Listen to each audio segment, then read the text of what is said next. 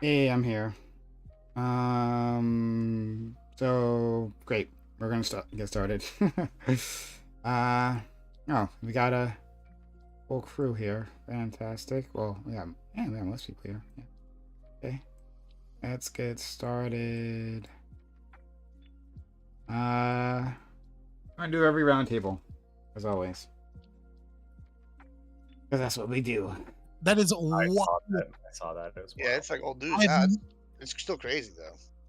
okay. So for whoever didn't see it, because for the people that didn't get the joke, long story short, a police officer was arresting a guy for some like domestic issues with like possibly stealing his girlfriend's car or whatever, right? Him and other officers not strip search, but they pat down the guy. They determine that he's unarmed. They handcuff him and they put him in the back of his cruiser. Now, as he's walking past, an acorn falls on top of this person's vehicle. So he does a triple fucking front roll, like I forget what the term is in gymnastics, Somersault? but like somersault. Yeah, he does triple somersaults while going shots fired, shots fired, shots fired. Pulls out his firearm and then just unloads an entire mag into his own vehicle into the back seat. Apparently magically doesn't hurt the the person that is that they're arresting, and then is like screaming that he's been hit. And then people are like, hey, are you okay? And he's like, oh, I feel kind of weird. Like after he starts to realize that like he just fired a gun because he heard an acorn fall. Did you watch the video from his partner? Because his partner also like starts randomly shooting, as in when she hears like, oh, it's like in this general direction, she just like also starts shooting the car as well. Yeah, well, I mean, without seeing like anything at all, just like going on faith, like, yeah, there's a threat there. Yeah, I agree that that's a problem, but it's way less of a problem when a police officer hears the term shots fired and sees one of their fellow officers pointing a firearm in a specific direction. And as far as they know from previous interaction, there's nothing behind their line of fire that's a potential issue. And so they assume the threat to be where that person is shooting, and they're laying down either suppressing fire or attempting to stop whatever is firing at their party. Like, I agree that that's probably still not the appropriate way to handle the situation, but it's way more understandable than hearing a fucking acorn hit a roof and freaking out and trying to John Wick somersault while screaming that you've been hit and then just unloading your gun. I think they're about equal in terms of ridiculousness. At least there was an audible sound. There was an audible sound. I don't know what. I would have to give one caveat to the guy, which it doesn't really help him because the car was stationary. But if you've ever driven under an acorn tree and it hits your car, it does sound like a bullet being in a ricochet. But the guy has no excuse. He's over here thought he was like maybe literally John Wick over here. Like it looked ridiculous. It like there's really no excuse for this. How can I look it up? What's it called? Just look at the cops shooting at the acorn. Literally, just go to YouTube and type acorn cops, and you'll see 1,000. I'm sure you'll get millions of same hits. video. Every cop and like on high alert. Like, no, literally, no. It's just the same video from like every news outlet or whatever reporting on it, etc. Anyways, it's ridiculous. Based off of the study that I posted, if you happen to glance at it. How do y'all feel about a voting test? Oh my God, we're not fucking doing this again. Do you want to dream? Oh yeah, I love it. The last two panels with Lactoid have fucking devolved at some point into him being like, "We need an IQ test for voting." You should know that. Not an IQ test. Lactoid was saying upgraded, not devolved. As much testing as possible. That's what they want. Whether with Lactoid and Corey get together, they're sitting here plotting, testing. That's all they want. So I'm a little bit confused. I want to let you know that at the beginning of every one of these debates, I have you turned down to like 80% because, and I have to cut you up. And then throughout the night, as the debate goes on, you get more and more sick of everybody's shit, and you start screaming more and more, and I have to turn you down. And then like it's the next time, and it's like, why is he so quiet? And I'm like, oh yeah. Yeah, I know my strength is my oratory, so at least loud is funny kind of thing. That's kind of we got to play to our strengths. I also want to say I've really enjoyed yours and Rob Noor and Tiberius and Connor going back and forth all week. It's been really But just entertaining. shitting on these fake fucking conservatives I that are wanna taking say- money from leftist organizations I want to to say that this is push proof progressivism. that Fuck don't them. get. I'm the only true conservative on Twitch. I feel real satisfied in that. Is the only true conservative Republican here on Twitch. Well, Maybe Rob's pretty kind of up there too, right? I don't know Rob, so I can't speak to that. But at least I feel my point has been proven. No, Conservative, I haven't heard Rob's really pretty anything conservative insane from too. I And just know I that actually you don't have like to worry him, about me but taking like money he's pretty because fucking I'm making him not insane take it. as well. I wanted to I about wanted election to like say something to you, Scott, about that, because we were communicating in our DMs about this situation, and it just seems like you have you have made it very clear that you dislike progressivism, right, and socialism. Yeah, like, obviously. you've made that very clear. But like, to be fair, other people don't have that like same reaction, right? Like, Yeah, that's fine. yeah. So like, some people are indoctrinated to the point that they don't hate socialism. Sure. Yeah, genocide. Yeah, sure. But I think it could just be You fair personally that don't like Nazis. these other. You're on the fence. It could be, I had to. I'm true. sorry. Go ahead. It could be that these other individuals, they were simply working with Progressive Victory, which I have worked with as well. Like full disclosure. And like they, for that event, they just happened to agree with like the message you're pushing, which is probably, I didn't see the event, but probably something about getting money out of politics. And so like, I think isn't it better when we can like move past our individual tribes and work with others to collaborate on? So for example, white nationalists and white supremacists tend to be anti-capitalist. And they're very, very much focused on getting foreign money out of elections.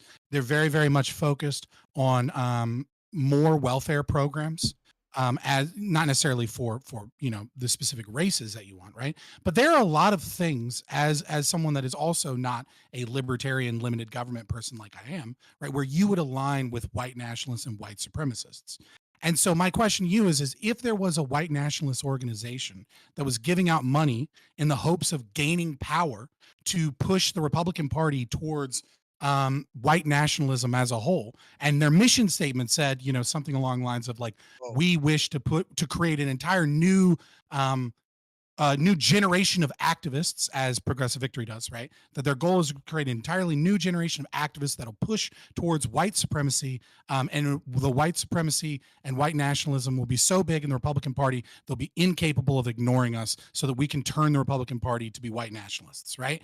If that group existed, but they did an event where you kind of agreed with some of their things and you used your clout to help bring them popularity and help push forward their ability to grow in the space and gain power, do you not think it would be appropriate for like your fellow lefties to look at you and go, hey, why the fuck are you working with white nationalists and intentionally saying they're doing good work to help them gain power? Yeah, so what is that's hold on one second. Here's the problem. Is that you believe that this is a parallel, like an acceptable parallel to the situation, right? Like when you are looking at a organization that's pushing for progressive ideals, you're like, oh yeah, on the other side, right? That would be like a white nationalist group, and that's just and because you have that feeling, and I understand that you comparable. Hold on, I'm not saying that I think Progressive Victory and white supremacist organizations are necessarily one-to-one. What I'm saying is that if you are a presumed conservative and a right-winger, you're very likely to have similar ire for a socialist organization that's entire goal is to push the Overton window of the left-leaning party even further left, as would, let's say, a left-winger that is looking at a right-wing organization that's their full goal is to push them further into fascism. Oh, no. Those aren't the same. Those aren't the same. What you just did there, right? Pushing it further left, right, can be pushing the party into moving into anything that doesn't equivocate to like the death of millions of people, right? Doesn't mean Well, that we're going to socialism, pushing for progressivism. leftists. Yeah, of course. Again, this is what you is how Does you look at it, equivocate right? to the death of Sure. hundreds of millions. Okay, great. But on the other side, right? Like that's why I wouldn't equivocate that, right? Because I could work with an organization that's right leaning, that's trying to push over to window a right for more policies there. Can I Let jump me in on try and be this? as fair. No, I think you're being silly here, but let me clean it up and steelman as much as possible. Okay. Let's assume, right, it is a civic nationalist group, right, that wants to restrict immigration to zero, right? That wants a border that says no more immigrants, right? That is so right wing, for example. Well, fuck it. Maybe it's a libertarian, an ANCAP organization, right? Since you don't like me saying fascism, right? Because it's disanalogous. What if it's an ANCAP organization? Their full fucking goal is the complete dissolution of the state. It can be any of these things. The problem is that at a certain point, if you're working with a group that's goal is to push your enemy's political party even further away from the center, away from you, and to gain power towards the very ideals that you stand against. But you're not. What does you're that gonna say? get shit from the left. What does that deserve it. say? No. What does that say about politicians, like within Congress, who work together, people on the other side of the aisle, to get legislation through that works for their specific goals, right? Like you can come together and either find compromise or not even compromise. It's just that like your goals just happen to align on this specific issue. Is that wrong? They're disanalogous. They're disanalogous. And the reason they're disanalogous is that by one senator working with another senator, he's not giving clout and power to the other senator. They're both fucking senators. Can I course jump he is. in on They might be this? getting them some slight praise or something, but it's not the Of same course thing he as is. taking money Hold on. from an organization that is specifically Trump, against your goals. hold on, wait a minute, hold on. Like right now, being right, silly. no. That's not how that works, right? Okay. And It is how right it now, works. hold on. Right now, like the Senate had like passed a bill for immigration reform that was right wing, that gave them everything they wanted, right? didn't. But that got sure, whatever. Okay, whatever. All right, whatever. Yeah, sorry. No, that's Deeply right. left-wing. It didn't mow down immigrants. Sorry, I apologize. We didn't We can go back up. literally- It Hold on, didn't but road it doesn't strike matter. them. Doesn't Hold on, hold on. I know No, hey, You're no, I'm lying. going to talk. Whoa, I'm going to talk. I am You're definitely lying. going to. I am. Sorry. So let me finish it. Right. So they put out this bill, and it's written by a Republican, and they don't pass it. Republicans don't pass it. The Republicans tank it because Thank God. Trump says Because this it has will poison give pills. credit to Biden. Right? Like, this will give credit to the Democrats. I'm going to run against this thing. And so, because I don't want to give them any shine, right? Don't work with them. When you work with the other party and you give them a victory, right? They go Talking back about to their 2015? constituents and they say, hey, I just passed this thing, right? So how could Hold you on, help pause. them? I might need to apologize. Are you talking about 2015? No, I'm talking about this year. Can I just gotta jump Okay. in Well, on if you're this. talking about this year, then yeah, you're full of shit because that bill had poison pills in it that were just specifically designed Shit. to increase immigration and to increase taxes towards their legal funds and to give immigrants more, to give them Sure. legal rights to Sure. counsel that would be provided by taxpayers. So all kinds of things in it that were poison pills to anyone that would call themselves a conservative. Okay. Yeah. Sure. Like, so, whatever. I But just wanna no. push But the back- point was, hold on. That wasn't. Hold on. Wait. But that was the point why they stopped it, right? They could pretend that was the point.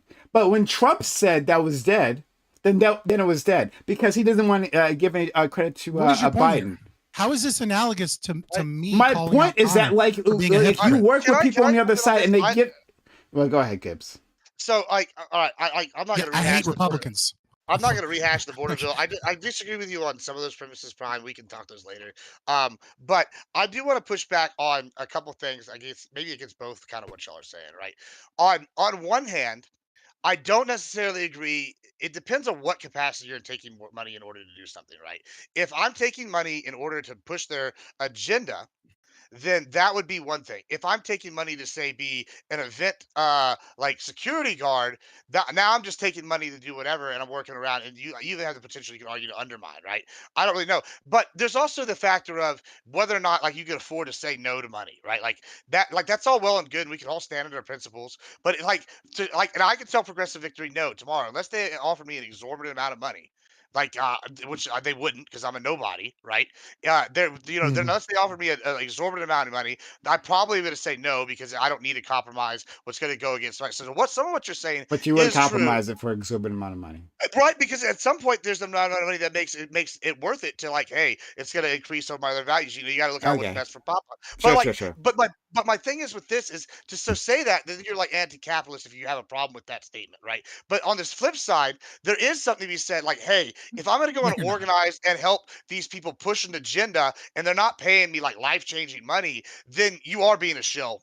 Like, and that's really the bottom line on that. Like, I mean, I don't know. It's So, just further evidence that these but fucking right wingers in the Twitch YouTube politics space are anything but. They're I, they're centrists that love fucking all their They're all lefty socialists, BGG that's for friends sure. that fucking supposedly have one or two fucking values that magically makes them a right winger. And then they Scott, get on these fucking panels as like Scott, the right wing. you And the can right wing's start never fucking yourself represented. an ANCAP organization, right? If I agree ANCAPs with do a lot of that, right? I don't know, right? For they It's might not not wrong. because of liberty. But you can start yourself an organization, and you and I have had moments of agreement many times, right? Where we find a similar perspective on a topic, and if you want to push a stream. You want to push a stream that advocates for one of those issues where we have common ground. I would be happy to be on that stream with you, and take your money, certainly. I would be happy to do all that. Because yes, I actually would work with an ANCAP organization. I would work with a libertarian organization or some other brand of conservatism, right? Like I'm sure, yes, if we're talking about white nationalism, There's a couple, no, there's a maybe couple issues not. here. But There's a I couple don't think issues here. ANCAPs are white nationalists.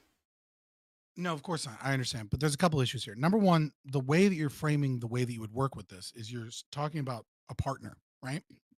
Which is obviously I would think I wouldn't need to like maybe bring up power dynamics to lefties, right?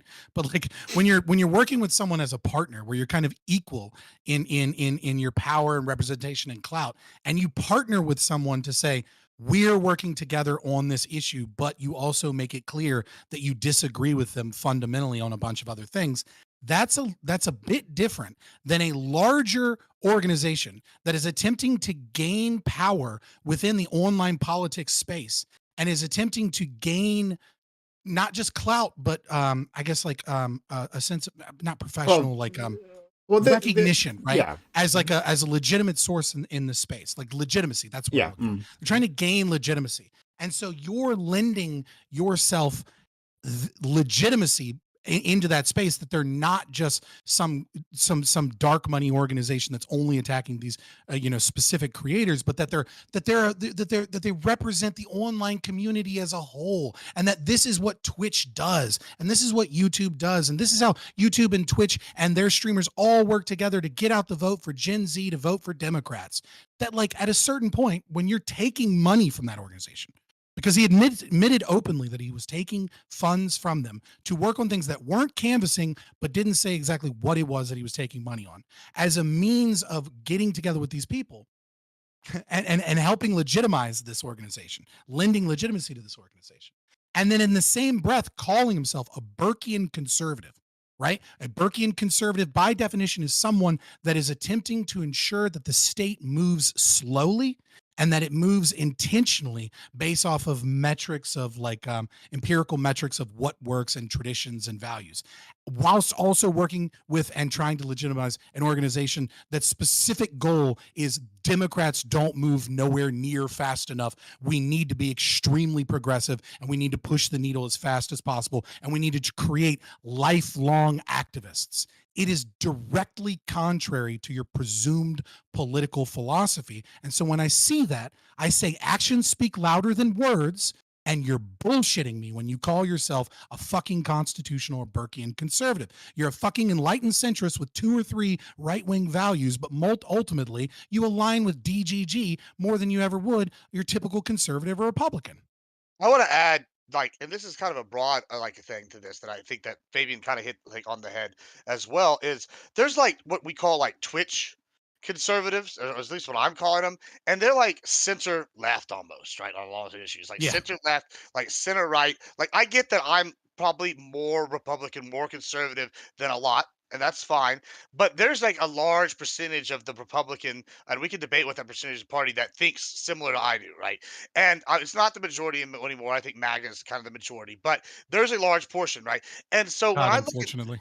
yeah, right. I mean, that's a whole different topic. But when I look at like some like what Fabian kind of pointed out is that on Twitch, a lot of these people represent conservatism to the like the Twitch audience, right? And they could represent republicanism, right? And then when you get somebody on there, and the argument would be, okay, say I wanted to host a panel, right? And I was getting money from a dark money group, right? And I have certain conservatives on, and then we're having these talking points. That leads into a whole nother issue of like what you're representing to your public, because you know you're going to add this into like the like you're going to know you're going to use this for your media campaign of, oh look, I'm networking with these other people within this group. Like, look, this is the message that conservatives are pushing out. You're like willingly being used to push a narrative. It sounds like y'all have bad media literacy, and you're like No, I figuring don't it think out live. what. What are you talking You are about? your volume is You super made a low. claim, back it up. Yeah, I don't know.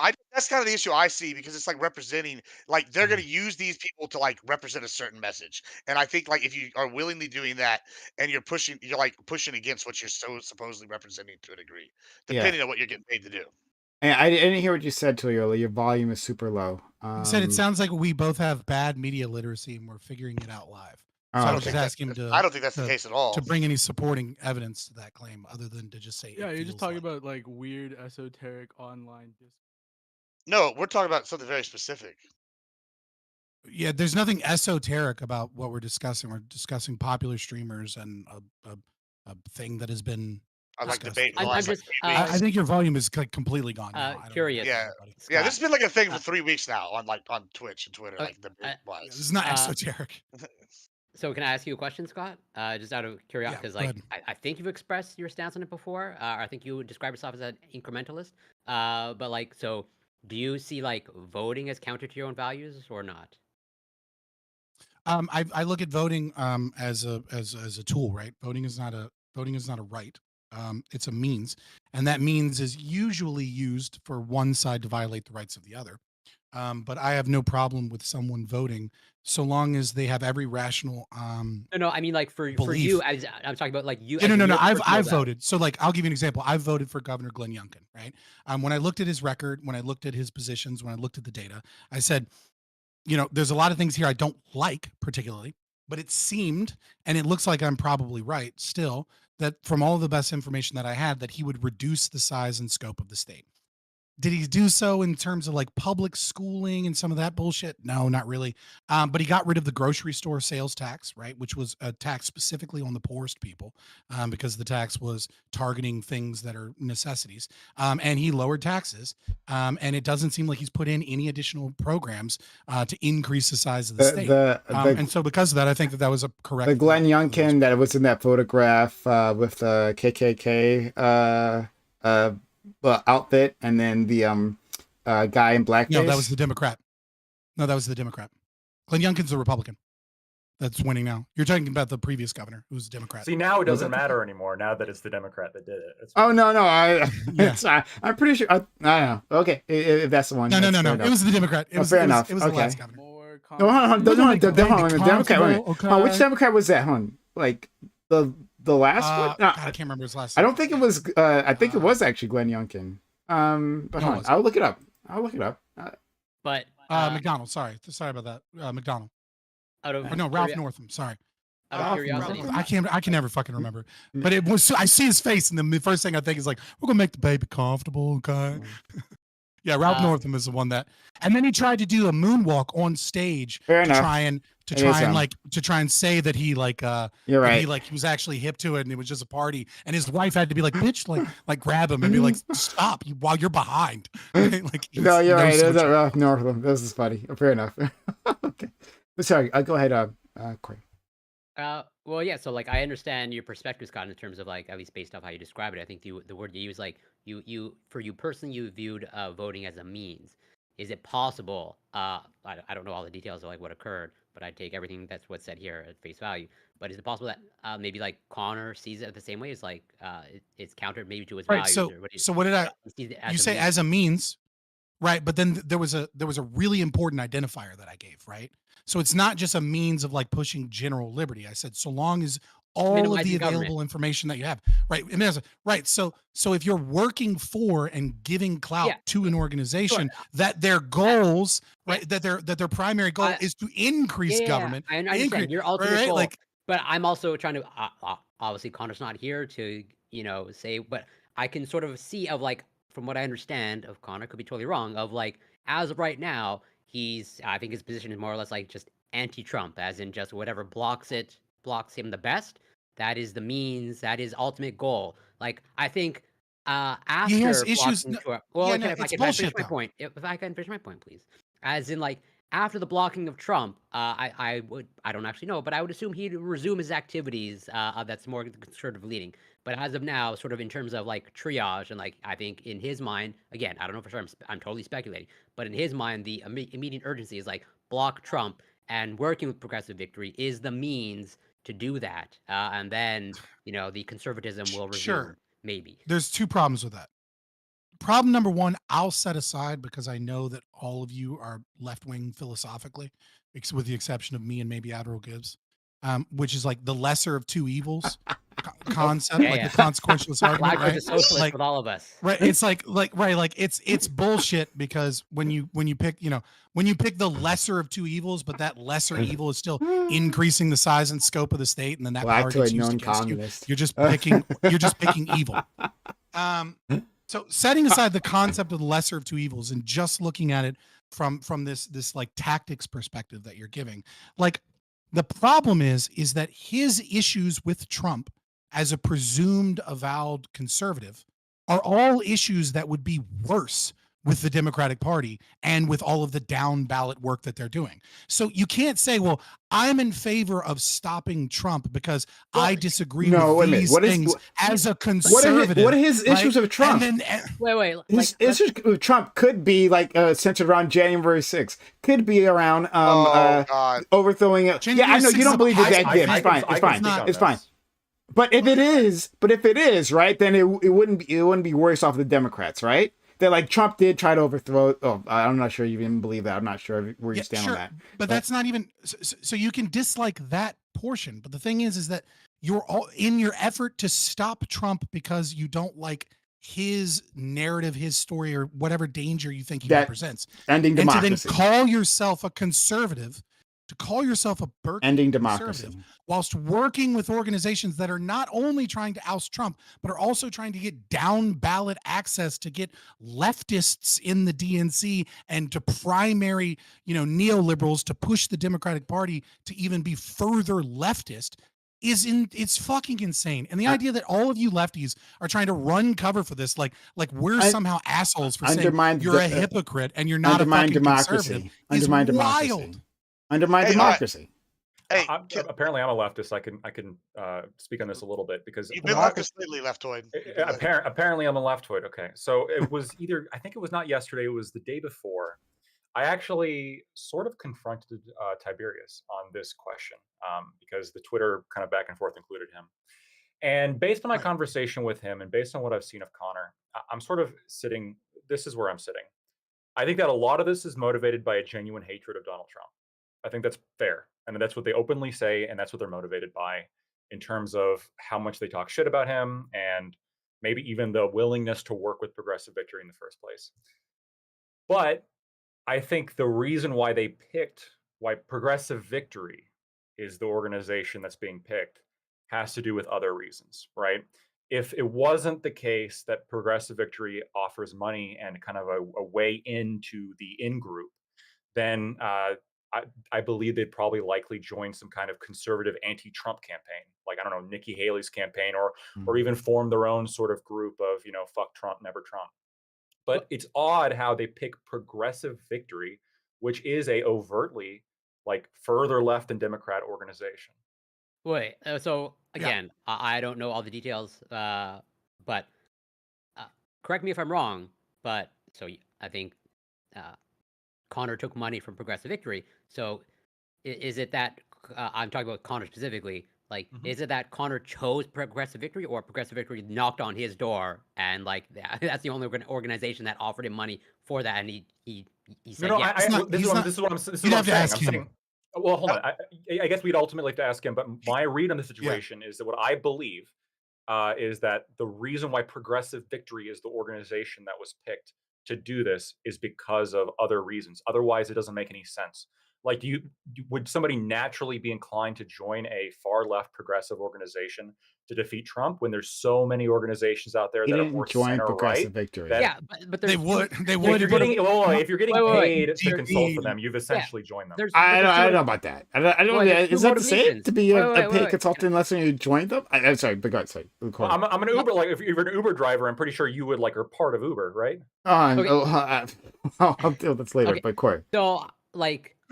And we can't spend too long on this because we actually do have topics. Controlling for two things of like I can grant you again, this is all speculation, but like, yes, joining an explicitly anti-Trump organization would like make more sense, but like assuming this is the scenario that played out of like Progressive Victory approach Connor, like if two organizations approach you, they're both anti-Trump and Progressive Victory pays you, which one would you choose? Well, I would start my own group if I had severe disagreement. Like, if a far left organization approached me. You're changing the hypothetical. Like, if two organizations come knocking on your door, they're both he doesn't have to serve your purpose. No, he doesn't have to take the money and then pretend like he's still a conservative while working for radical leftists. I agree with you, but I can't necessarily. Corey, let me ask you a question. Taking money in terms of like, because you're framing it as like I don't actually know unless you actually know that he sought it out. Do you have any sort of like? I never framed it. I never framed it that he sought it out. Okay, but you're saying he joined. Well, I would say the question is, if a far leftist organization approaches you, why would you join that one when there's all these other organizations that you could go out and seek, or you could start your own? Why would you even say, hold on, why would you even say yes and dedicate the time to doing so unless there's something else going on? Well, what is that something else? An already built-in group of streamers? Money? I mean, follow the incentives. Well, yes, money. Like, if any presumed center leftist was doing this in the entire YouTube, Twitch politics space, if any fucking center left person was working with a right-wing organization that said that the Republicans were all rhinos and our primary goal was to make the Republican Party as right-wing as possible so that we can get away from these people that do things like working with Democrats in any way, shape, or capacity, or that like, the destruction of like, all, like, if anybody was working in any similar organization on the right, is it the case? Wait a minute. Did the Democrat, right? Are we facing an election where there is a Democrat who was previously in office, right, and instigated an insurrection against our republic? Is that the case? If that's the case, right, and they are trying to stop that Democrat from getting back in office, well then, I think it would actually make sense. It would actually make a lot of sense. On the other side, there's a Republican who you don't like. There's a Republican that you don't like. There's a Republican that you don't like. I keep saying it. There's a Republican that you don't like on the other side. But like among the choices that you have, like that happens to be the better option. In that case, then I'm the leftist there. Then I'm the one doing it because I'm the one there assisting. I'm assisting. Too mentally deficient to be able to be prosecuted for crimes that he committed that are the same crimes that we're trying to get Trump for.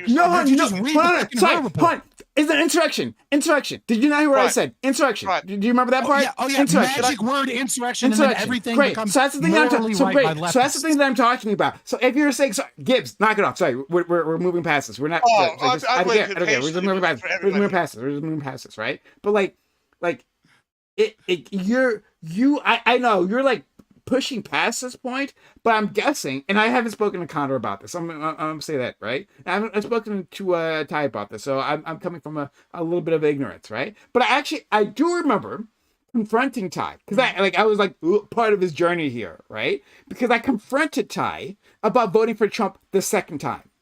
And I talked about the disastrous things that he had done in his previous run, and I confronted him on this, and I saw him change his mind on the spot. So I have a little bit inkling into how Ty is thinking about this. And if you think that this person is a danger to democracy, then yes, it actually does make sense, 100%. But you look at it differently. So we'll just have to leave it there. I get it. You look at it differently. But just push past my point of your own hypocrisy, and you just painted it with Trump derangement syndrome. Sure. You said, I can be a hypocrite because Trump derangement syndrome. It's a terrible fucking argument. I look okay, sure. If that's how you interpret that, that's okay. We can just move past this. All right. Hello all. This is Reverie Roundtable, which you have Mondays 8 p.m. Eastern. We've got a great group of guests here. Thanks all for coming through. And Zonia, I'm not sure if you're still here, but thank you for resubbing for it was your Prime Gaming for 13 months. She said where is our GB? We demand frog. Well, he's right there. We deliver, of course. And with TV, thank you. I'm guessing you rated maybe. I don't know if I might have missed your raid, but thank you so much for being here. And then if you haven't checked out Wick's channel already, what are you doing? You're out of your mind. Check him out. He's a great guy. We are we'll get started. We'll do why don't we combine we'll combine our personal intros with topic intros to get into it. Topic. Okay, so I wasn't sure which one. I always save the most interesting one for the second topic, right? Do you guys think the Trans one's gonna be the more interesting one. All right. Then we'll do the Cash App one first. People always get way more emotional about that. Yeah. Sure. Fair enough. A whistleblower report accuses Cash App of skirting financial regulations, specifically as they pertain to identifying customers. According to the report, this allows a whole list of legal activities to occur on the app. At the same time, Cash App has been a boon to working class and marginalized communities. These populations have higher rates of being unbanked. For those who cannot open a traditional bank account, Cash App's low barrier of entry provides access to financial tools they would otherwise be denied. But many of the laws Cash App is dodging were put in place after the 9/11 attacks, for good reason. Are you in favor of cracking down on Cash App? Does it matter that it could hurt innocent people?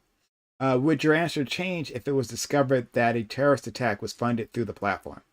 So yeah, Cash App, you guys are all aware of it. I remember getting a Cash App account, and it was super easy, surprisingly easy to do so. I think at the time it was because I had worked at a bank for a very short amount of time. I got fired. Don't worry about it. But anyway, I had worked one, right, and there was a whole list of they gave you the history, right, when you're joining your onboarding program, right, about the current state of the regulations, and I had to get fingerprinted by the fucking FBI and shit, that kind of stuff. And opening a bank account is a process. In fact, I helped someone else open a bank account. It's a whole process. But for this, it was super goddamn easy, right? And I remember thinking, that's weird, but I mean, great, because it's super convenient, I guess. Sure.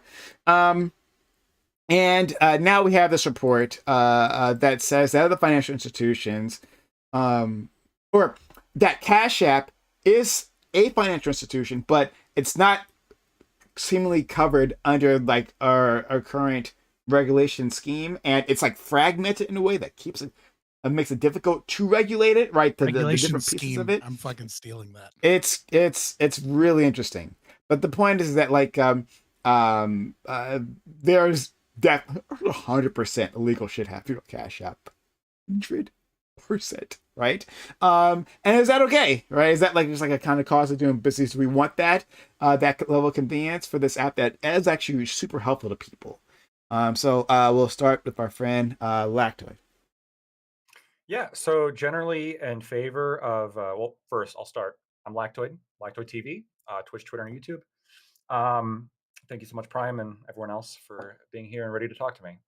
For the Cash App topic, I also downloaded Cash App and found it to be incredibly easy to use. It feels almost like a toy how simplistic it actually is compared to other money transfer services. Generally speaking, I'm opposed to this concept of guilty until proven innocent, or I think that there's some concerns with Fourth Amendment when we're talking about just constantly maintaining surveillance on everyone's transactions. If I go and use cash to buy a product, there's not a record of that. And so if Cash App allows purchases of products using their app, I don't think that that's automatically should be treated as suspicious. I think that if there's reason the government has to believe that you're using finances for illegal activities, then of course they should comply with all subpoenas and they should comply with the government. But look, as long as Cash App is able to keep doing what they're doing, I'm rooting for them. Could there be a terrorist attack that's financed through this? It's a potential. It's a potential that a terrorist attack could be financed through regular cash or other forms of untraceable assets. But sometimes a little bit of risk is the price of freedom. And so I'm in favor of Cash App doing what it does. You're a Second Amendment guy, so of course you'd say that. But thank you so much, Lactoid. Let's go to our friend Scott. Yeah, I'm Scott from Fabian Liberty, and weirdly enough, tonight is I think the first time in almost a year that I decided I think I'm going to stream on YouTube. So if you want to check me out on YouTube, Fabian Liberty, go ahead. Just because I think some of these conversations are better live as opposed to breaking down into pieces for videos. In terms of so yeah, check me out, Fabian Liberty, everywhere. In terms of this topic, forgive me if I don't buy the bullshit that the government is selling.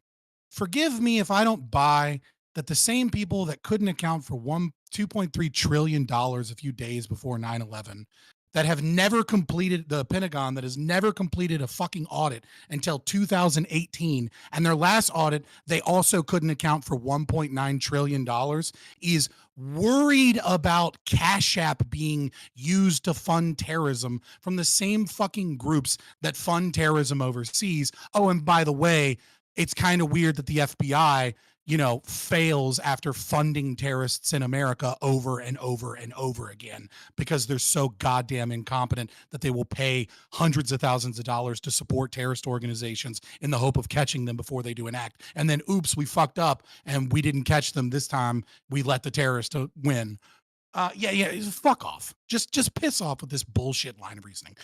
The reason that people want to go after Cash App is because Cash App makes it easy for people to avoid taxes. Because when you set up a business license and you do everything through a bank and you do everything through credit card transfers, everything gets recorded in the same place, and it's really fucking easy for the government to ensure and audit and know exactly how much money your business is making. But when you're doing Etsy and you're hustling out of the back of your vehicle and you're selling roses on Valentine's Day because you're trying to make a side hustle to make a little bit more money, and you get everybody to Cash App you, the government doesn't get their cut. And because the government takes 50% of all wealth generated in the United States of America, they really don't fucking like it when they don't get their 50%.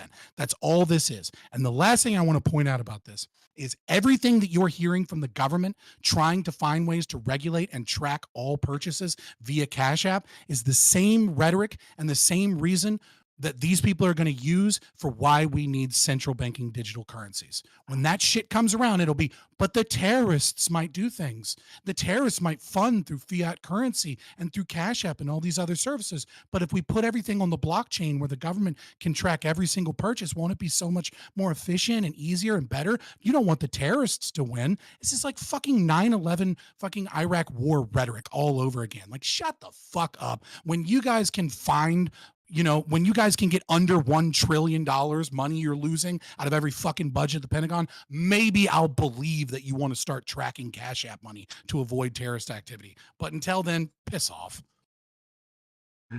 Thank you so much, Scott. Let's go to our friend Corey. Yeah, I'll try to be brief. But yeah, brief sort of opening statement and commentary on the opening, where I just tried to pose a question to Lactoid, and I didn't actually get that answer. But I'm really glad we avoided the toxic IQ discourse and went down the rabbit hole that we did. Equally productive. But yeah. But on this topic, so I'm Canadian, and I don't believe I could be wrong. I haven't really actually checked, but I'm pretty sure we don't have access to Cash App. At least I don't think. So I don't know all the details of how it works. So I'm just going on based off like what's said here and a little bit of research on my own. But yeah, even granting everything in terms of like all the problems of whatever funding, as far as I can tell, there's no reason to believe, or I don't think there's any good reason to believe that whatever, if all the regulations that they want come into play, that'll somehow, stop terrorism. I don't think that's really getting to the sort of like root cause of whatever nefarious stuff that occurs as a result of Cash App. So yeah, I'm pretty much, as of now, in favor of pretty much leaving it as is, how it functions. And there's probably other better ways to fighting terrorism and crime than regulating Cash App. I'll leave it there for now. Two things. First, that's Corey. This case, Corey's cool. And two, yes, Canadians can use Cash App. I just Googled it. Yeah, there you go. Well, then I am incorrect. I was spreading misinformation and disinformation, and I apologize. Thank you. And you're muted, Scott, but maybe that they might have meant to be muted. I'm not sure. Yeah, I was meant to mute. I was just letting my chat know that Wealth Simple is probably the equivalent for Canada, because it's not Cash App is not designed for Canada to America back and forth transfers, right?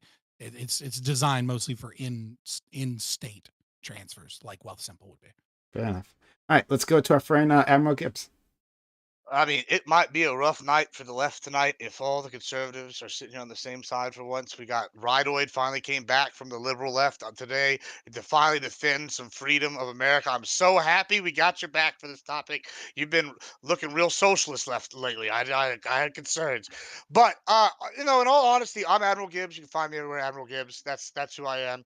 I'm the only true conservative on Twitch. I don't really need to know what Fabian is at this point. He wild, so I don't lump him in. Lactoid, he's been leftoid. I don't know. Hopefully, we can convert him back. But yeah, I'm your resident conservative. Now, as for this topic here specifically, I agree with pretty much what they both said. Government bad. I don't understand. Like, what is this argument they're making? Oh, it's illegal. We're going to be more illegal stuff. We already have Bitcoin. We got cash. Cash is king. I don't see cartels using Cash App to transport large amounts of money. No, what they're doing is they're rolling up the cash and they're shipping it back. I mean, that's been day one. Like I just have big doubts about all this. Sounds like bullshit. Sounds like more government overreach and regulations bad. Why are we going to hurt all? This is another example of big government hurting minorities and lower class people, right? The same thing like lower. What they're doing is they're trying to make it, you pay all your money that you've earned on your hard-earned time to the government and then make sure that you need them to survive and then give you a welfare check. It's just part one of their system. I don't know why Prime is acting like this is surprising as a topic. It's typical big government as usual overreach and just planning for enslavement of the American people to them. Enslave American people. Throwing That's exactly shade on right. Prime, He's making a topic, copacetic No, to what's going on today. We love Prime. I love Prime. He's the Prime. boss. Relax. We love Prime, but talking points. You gotta have something to sound good. Thank you. Specific Amazon Prime is what I'm talking about, not Yeah. Prime. Fuck you. Prime Case, Amazon just Prime, kidding, very I'm looking good. at you. Fair enough. Get my packages. So Few fair. Africans have to die for it, but whatever. Let's go to our Just friend. a few. Just a few. Y'all don't know about that? Oh, y'all need to Google Amazon a little more. Oh boy! All right, another crime. D10 Dream, please. What's up, guys? It's D10 Dream. I'm in the scene. I pull up. You know what I mean? I like toy nodding. Anyways, about this, I live in a neighborhood where there's a lot of like street, like sidewalk people selling stuff, and they have access to Cash App. So I imagine, and they don't speak really good English. So I imagine they might be undocumented. Just an assumption, and I imagine they're able to use Cash App because banks require like a social security pin and address, whatever. And so it's probably easier to open an account with Cash App. That being said, if Cash App were to strengthen its procedure and identification policies, then they probably wouldn't be able to open it still. Because maybe they'll require some type of maybe they'll become a bank type of situation where they require that kind of high level documentation. Then it'll harm, that segment of the poorest of the poor population. So I do see the argument where it's like, hey, don't do that because it'll harm those type of people. But I also see listen, we're not trying to stop terrorism, but we do not want to make it super easy for them. So let us do this thing where it won't fix terrorism, but it'll hinder or make it at least a little bit more difficult. And I've actually been scammed on using Cash App. So I'm actually pro find a scammer that scam me using Cash App. And it would have been easier to call the cops or have an auto report feature. Because you can almost be like super anonymous using Cash App. So I have not yet found this person as scamming. Okay. All right. Sure. Okay. Let's go to our. Oh yes, let's go to our new friend. A new participant here, Toyola, who is having a whole lot of trouble, staying in frame. That'll be their struggle for tonight. We wish them well on the fight. Toyola, we'd love to hear from you. Hear me, Prime? Uh-huh. I'm just speak when You're cutting in and out, I think. Sorry. I could hear you for a second. Yeah, go ahead. Try it again.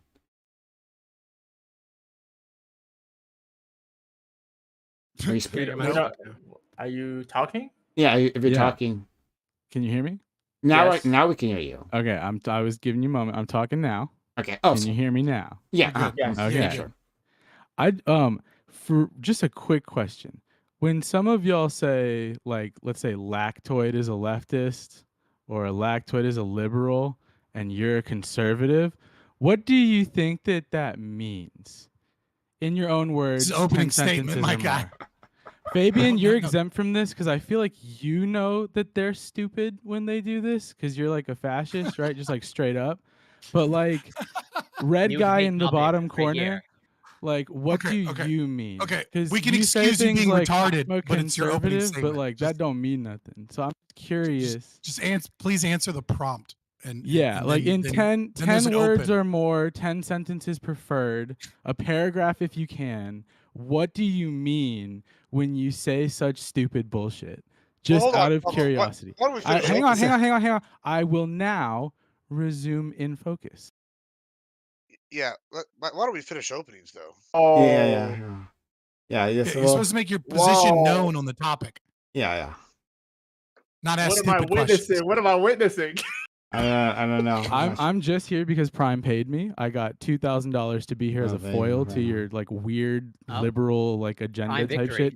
Fabian's not a liberal. If I ever call you guys a liberal, Fabian is exempt from that. Lactoid, I don't know I'm the if you're only exempt liberal from here, that. you dumb fuck. Like, No, No, I'm you're- with you. I'm with you. You're a little fashy, brother. Cool. Great. Can you give your Opening opening statement on the topic? That's it, dude. As That's my opening. Are you giving me Okay. more time? All right. Okay. Yeah. All right. Well, then we'll pass it. We're just gonna. So Toyola is a coward that can't put forward a positive position. Got it. We will move past this.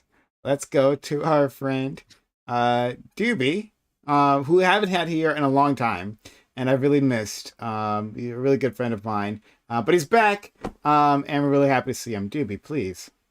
Hi. So first off, Taylor, that was really weird. So thank you. I want to predict the future. Okay, I'm a psychic now.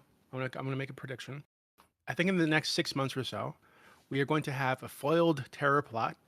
That the FBI is going to come forward, huge press release. They caught the guy. He's in jail, and we're going to find out that they groomed some dude, some mentally ill loner, got him to send money through Cash App to fund the terrorist activity that they came up with, and then they're going to use this to try to put pressure on Cash App to track people's identities and shit.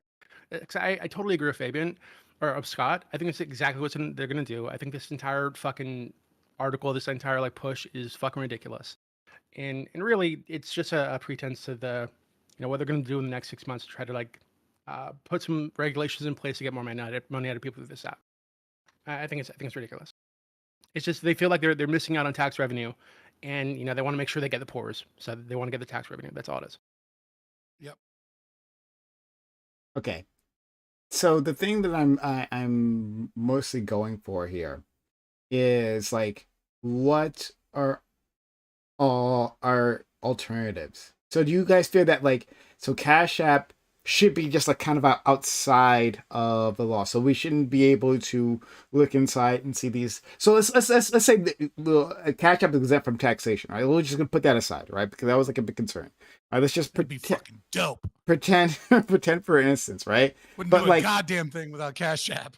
okay, well, then if that was the case, then would you be for regulations, within that space, right? That you had to at least be able to identify that individual, and yeah, well, we'll start there. Well, I'm curious. I could be again misinformed, and also whatever sort of point of fact or point of order.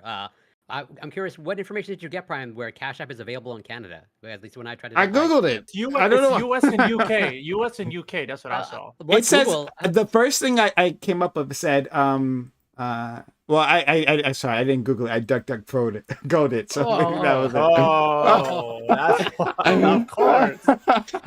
No, I put a screenshot in the Discord. I It just put it on says, my phone, and from it's not New available Canadian Life, it says can Canadians use Cash App? And it says the short answer is yes. Canadians can use the Cash App. While the app is primarily marketed towards users in the United States, it's also available in Canada and a number of other countries. That's what it says. I can't even. It might be a Quebec thing, but I can't even download it on my phone. Like I literally not available. Look, I don't want you on it. You're a Canadian. You're gonna fill it with maple sauce or whatever, right? When I googled it, maple sauce is hilarious. Maple syrup. When I use you the guys use proper francs, right? But when I use the to actually answer the prompt or whatever the question, like from what I understand, at least what I'm gathering, it's like since it doesn't follow the definition of a bank, it can't be regulated by standard banking like whatever rules and regulations. So I'm curious if anybody can tell me what makes this outside of a bank, or what is the difference between this and a bank that allows it to not be in the banking regulations, or maybe Lactoid maybe knows. I don't know. So yeah, it's really. Hold on, can you? Yeah, sorry. So the major difference between this and a banking regulation is that banks have all of these FDIC regulations about how much cash they have to have at any given moment at the closing of banks. Right? I'm aware. And so that's the reason why the regulations are different on services such as PayPal and Cash App. Well, PayPal not, because PayPal actually. But what makes what makes PayPal special because bank? So my understanding is that Cash App doesn't hold your money, and when you hold people's money and then invest it, that's how banks make their money, right? There's all these regulations that come with you can invest on Cash App, privilege of doing so, right? But Cash App, what they store the money that's stored in the app in partner banks. It's a little bit similar to how Robinhood does it. And so those banks are FDIC and regulated and tracked or whatever, but the app itself is not, because it when you transfer money or whatever, the company just moves money around and it's different. Yeah. So it'd be the best, it's pretty much like a virtual piggy bank that's tied to an actual bank. basically. Yeah, I think a Yeah. better It's analogy. essentially a UI. It really is what it is. Yeah. It's just a Yeah. user So- interface for moving money. That's all it is. So I yeah, mean- you know what it is though. Let me give you a better analogy. I think that's a little bit more accurate. I think it's very similar to a credit card processing company, right? Like there's only like 5 actual credit processing companies, right? And then you pay for the services. So like this is kind of the same thing. They're paying for you're basically using them for their transactions, right? Like between people. I think that's a comparable term. I think the most accurate analogy. Yeah, it's more like a prepaid card, really. It's more like going to Walmart and buying a $100 prepaid card that has $100 on it, Visa, right? And then like giving that to somebody or using that for, right? Because it's not like you have like a contractual obligation where you're getting a loan from them, et cetera. Because that would put them under banking regulations. Well, and what's crazy is we're having this debate about this, but we're not having this debate about credit card processing, right? Because there's like almost zero regulation there, and nobody's saying they could fund terrorist attacks. Like I'll use Bro, Square. there's so many regulations You say on credit well, cards. there's- What are you well, talking it's, about? Hold on, it's like the Wild It's West one right of the now. most regulated Hold industries on, beyond like insurance this and is an industry healthcare. I work with every day in this industry, right? And the reason I'm saying that is when it comes to like the way pricing is structured, right? So if I go and I had Square, you're gonna be at 2.27% standard, right? And that's what you're gonna pay for each transaction fee. But I could come in and offer you some crazy shit like 0.01 percentage per and point like a penny per transaction fee or something. And like you can do all sorts of stuff. And it's basically the Wild West kind of thing when it comes to these transactions and stuff. And it's kind of interesting that how like Cash App is relating to this.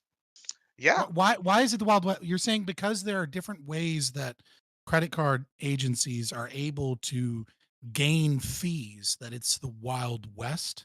Yeah, because because there's some of the- limited some of it- regulation. It's but the two are because not it's the too same hard thing. for him to get. It's too hard for him to understand simply, so it's the Wild West. Yeah, that's what it is, Papa. Toil is being a dick, but I kind of agree. I mean, but I literally That feel it. I'm not sitting there seems trying to to. The point is like you could be. So there's like okay, I don't know how to explain it. It's not completely applicable. Thank you. Are you done? He's Yeah, about anyway, like 20 seconds late. Yeah, the analogy I'm making is all right. So basically, you have a percentages increase on when you do each like fund, right? When you do each credit card processing transaction, right?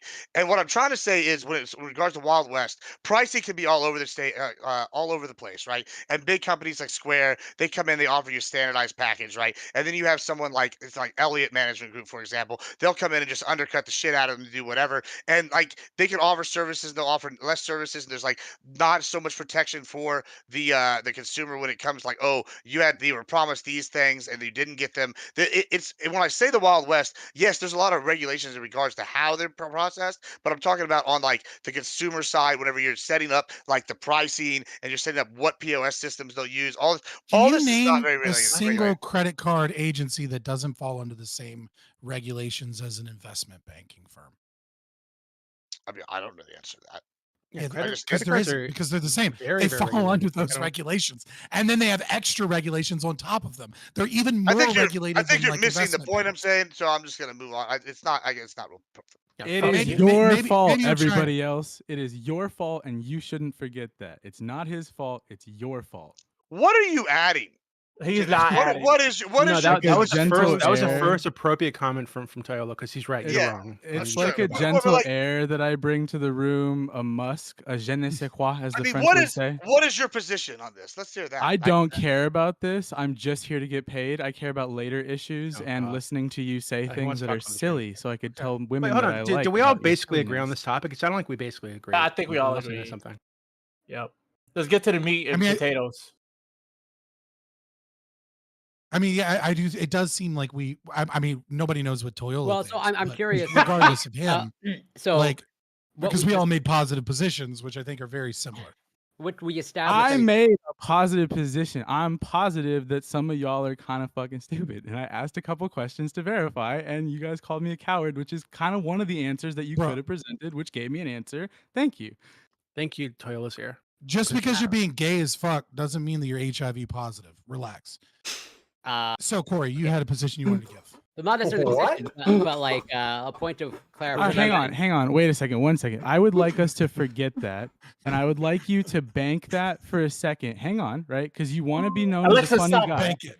hang on. No. Bank it. Hold on Let's to it bank and it. try And it when I again. think Crazy Liberty, I think funny guy. Try it again when it seems like it's appropriate, right? Don't just say things you think might be funny sounding because they're funny coded, right? Try it again when it's appropriate later. We'll all forget you did that. I think the joke Just went try over it your again. head. I think so Toilet Toilet, thinks that's a dump. I'm but good on that was taking the most- advice from you on comedic timing. All right, like relax. That was like the Corey, most weak, limp dick advice I've ever heard from anybody ever. Really, it was just awful. Well, yeah, Oh, I sorry, told him Corey. to follow his dreams and try again. He made a mistake. So okay, probably. so let's move past this. Corey, if you want to say I don't something, care. and if you want to say something, but like, what I wanted to talk about is basically, and I was going to use this to move this conversation along, is to like our options on like assisting the unbanked.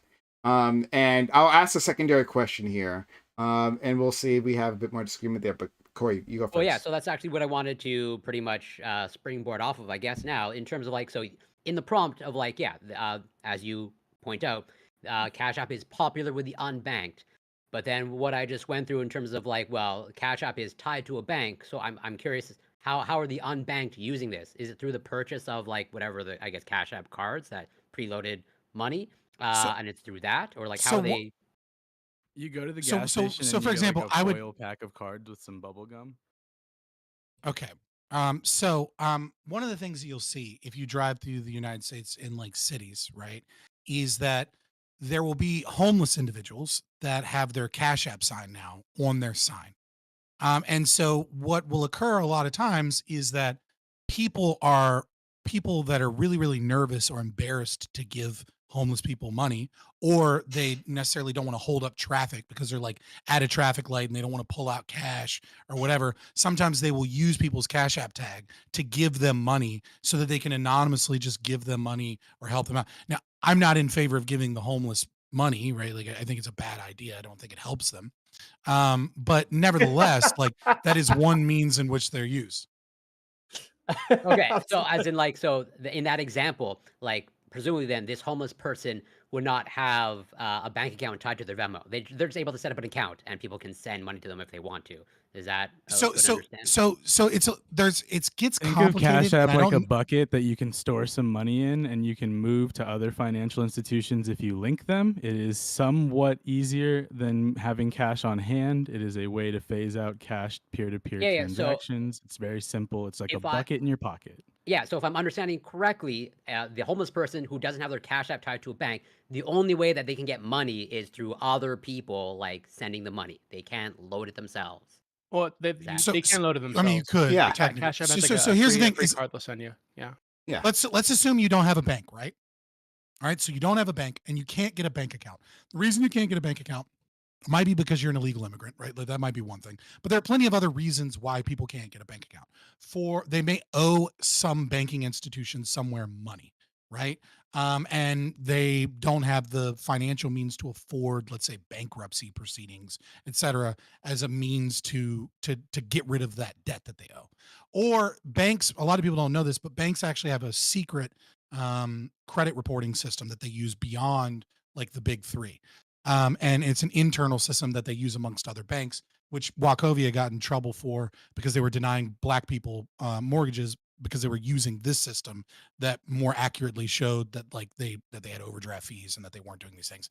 And Wachovia would rather admit they were racist than admit that they were using these secret systems, which is hilarious. But nevertheless, and so you can't actually get a bank account. But what you can get is you can get a Cash App, and you can get any other form of prepaid service that is less strict, that isn't a bank, that holds on to money. And you can use the Cash App as a means of doing transactions from person to person if you want to buy drugs, or if you want to get money, or if you want to like go to certain places to certain places that accept Cash App, which isn't a ton of places, but often you do kind of the same thing where you do kind of informal exchange rate where you might Cash App somebody else and they'll give you cash, but they'll give you less cash. And so basically you can kind of mimic the things with these two systems. You can kind of mimic the things that you would be able to do with a bank account.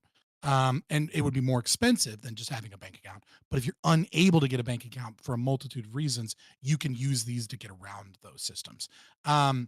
Is this terrorism? No, it's fucking stupid because terrorists just money launder through banks and they do it all the fucking time anyways. And it's like Cash App is mostly used by people buying drugs and small transactions. It's not used to support terrorism unless you're talking about the drug dealer who's using Cash App to more easily buy drugs and then is using cash from that to fucking buy larger quantities. So like technically it's helping them, but it's Like, at least in my Um, mind, it's either like you expand the definition of a bank that includes Cash App, okay, or like you make it easier for people to get an actual bank account. Like that's pretty much, but everything that, but what I'm gathering how Cash App works, like that's the only way forward that I sort of see now. uh, so Peacecraft 2 is here for reasons. Says I don't want to hear bargain basement Mike from P Gay. Okay. Half these dipshits are on the spectrum, and he takes it to full downs. Spectrum. I love Peacecraft and hate him so much. Mute paid. Oh, hello again, Peacecraft. Oh boy.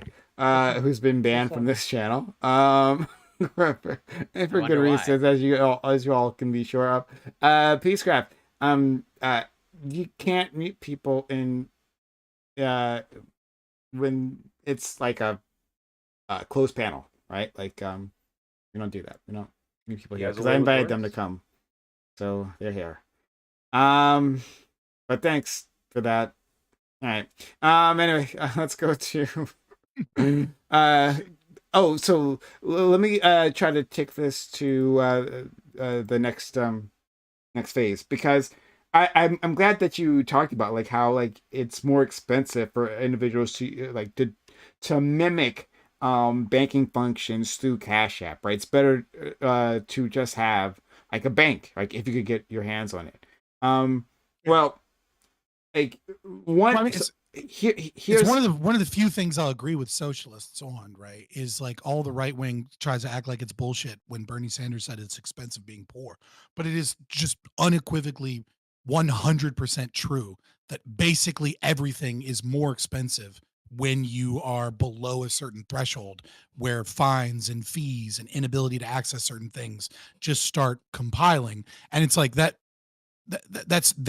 isn't necessarily the fault of the individual in that specific financial circumstance. There can be reasons for it, et cetera, that are exacerbated by like policies, and I won't, not to turn this into like shitting on socialists, but like it is something that is just true. And this is just one of many examples. Like food deserts are an example, or like licensing and uninsured motorist fees and all this other shit is an example. Transportation, like there's plenty of examples of why being poor is expensive. And this is another example where you have to do things and give other people money kind of unwillingly, or I wouldn't say unwillingly, it's willing, but like because you don't have other opportunities, you end up spending more money just to be able to mimic services that are available to everybody else. So Scott, I'll give you a reason to shit on socialists, right? So incoming, right?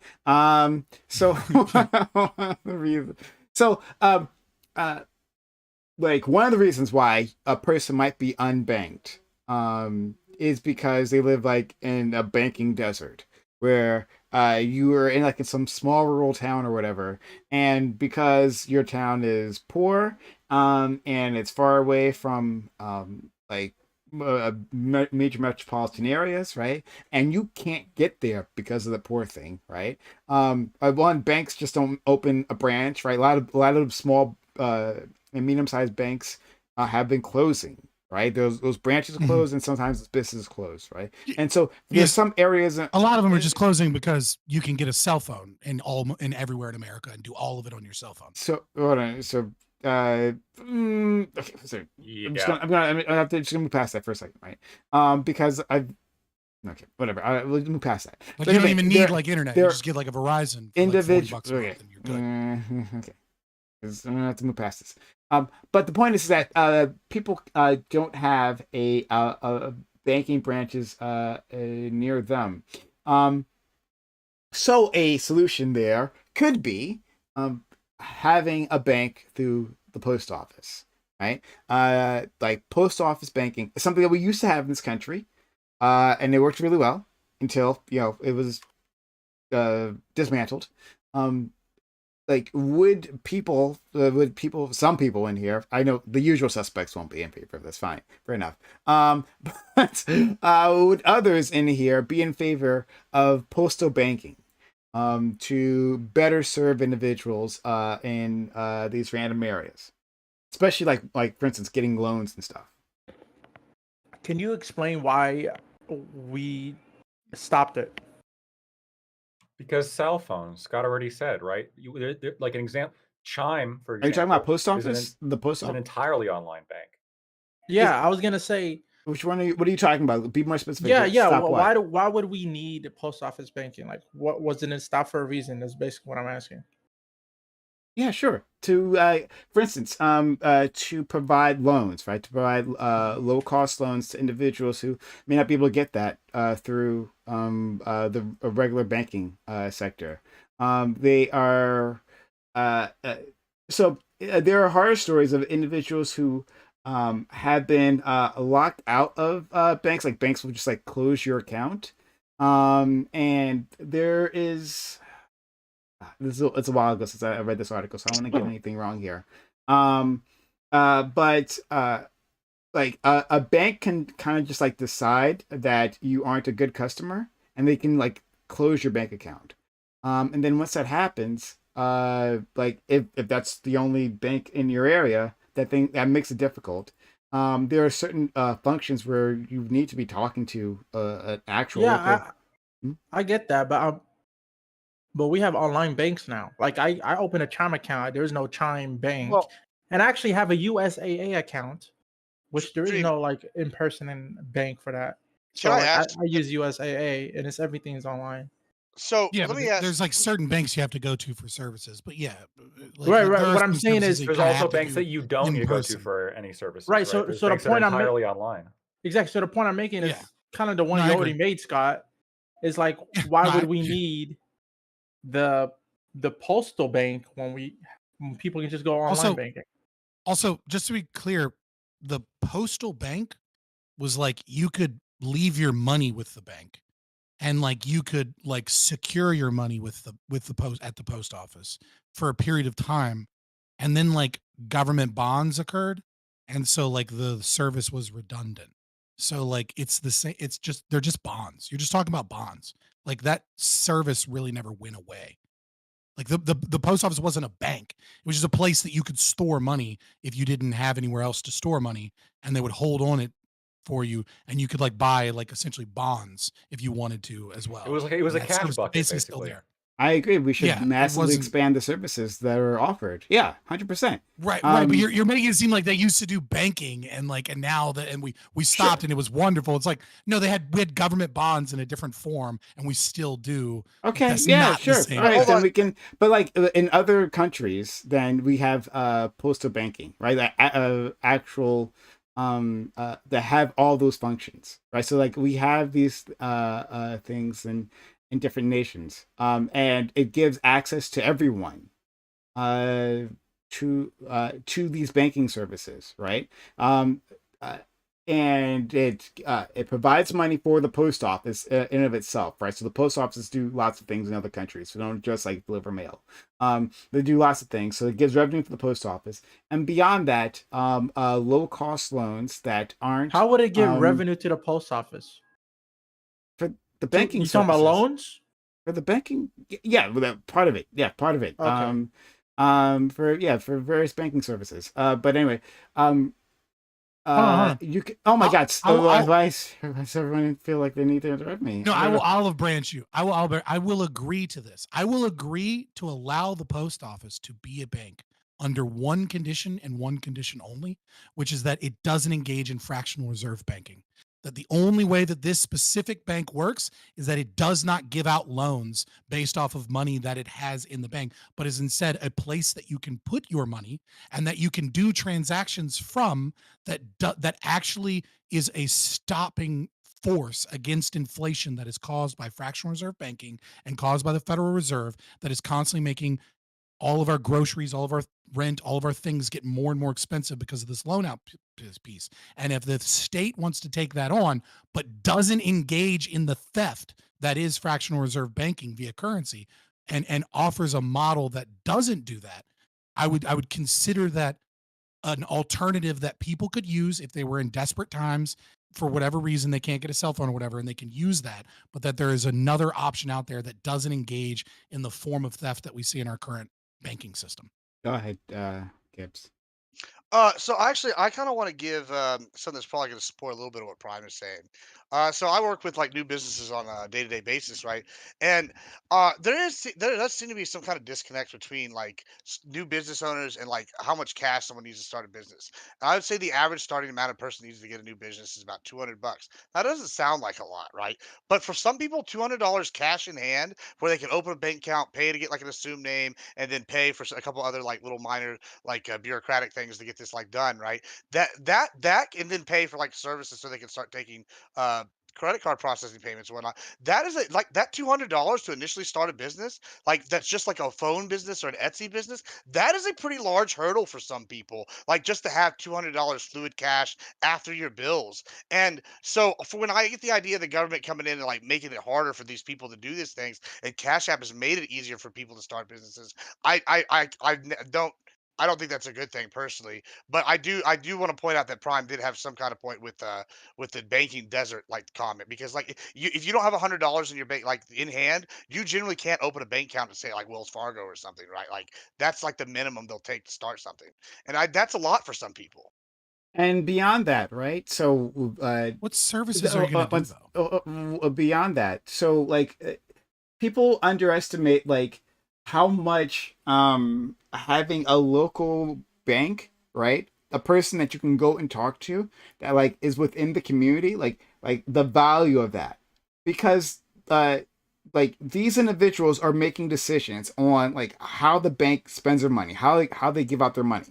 And if they are part of the community, they can see a person who may or may not fit their typical profile. But hey, I know you're part of our community, and I'm going to take a chance on you. And like, here's an investment. Like having a bank that invests within that local community. That's what the funds are for. Like that strengthens those communities. And to say to like, well, we'll just replace this with an app. That's sure. Maybe you can also get some loans through, but like, if these people aren't actually part of the community, that affects like the level of investment that these communities get, especially when we're talking about people who are on the lower economic scale, right? Like people who have more money can always get more money, right? That's just how that works. But for people with lower lower down that ladder, it's actually quite difficult.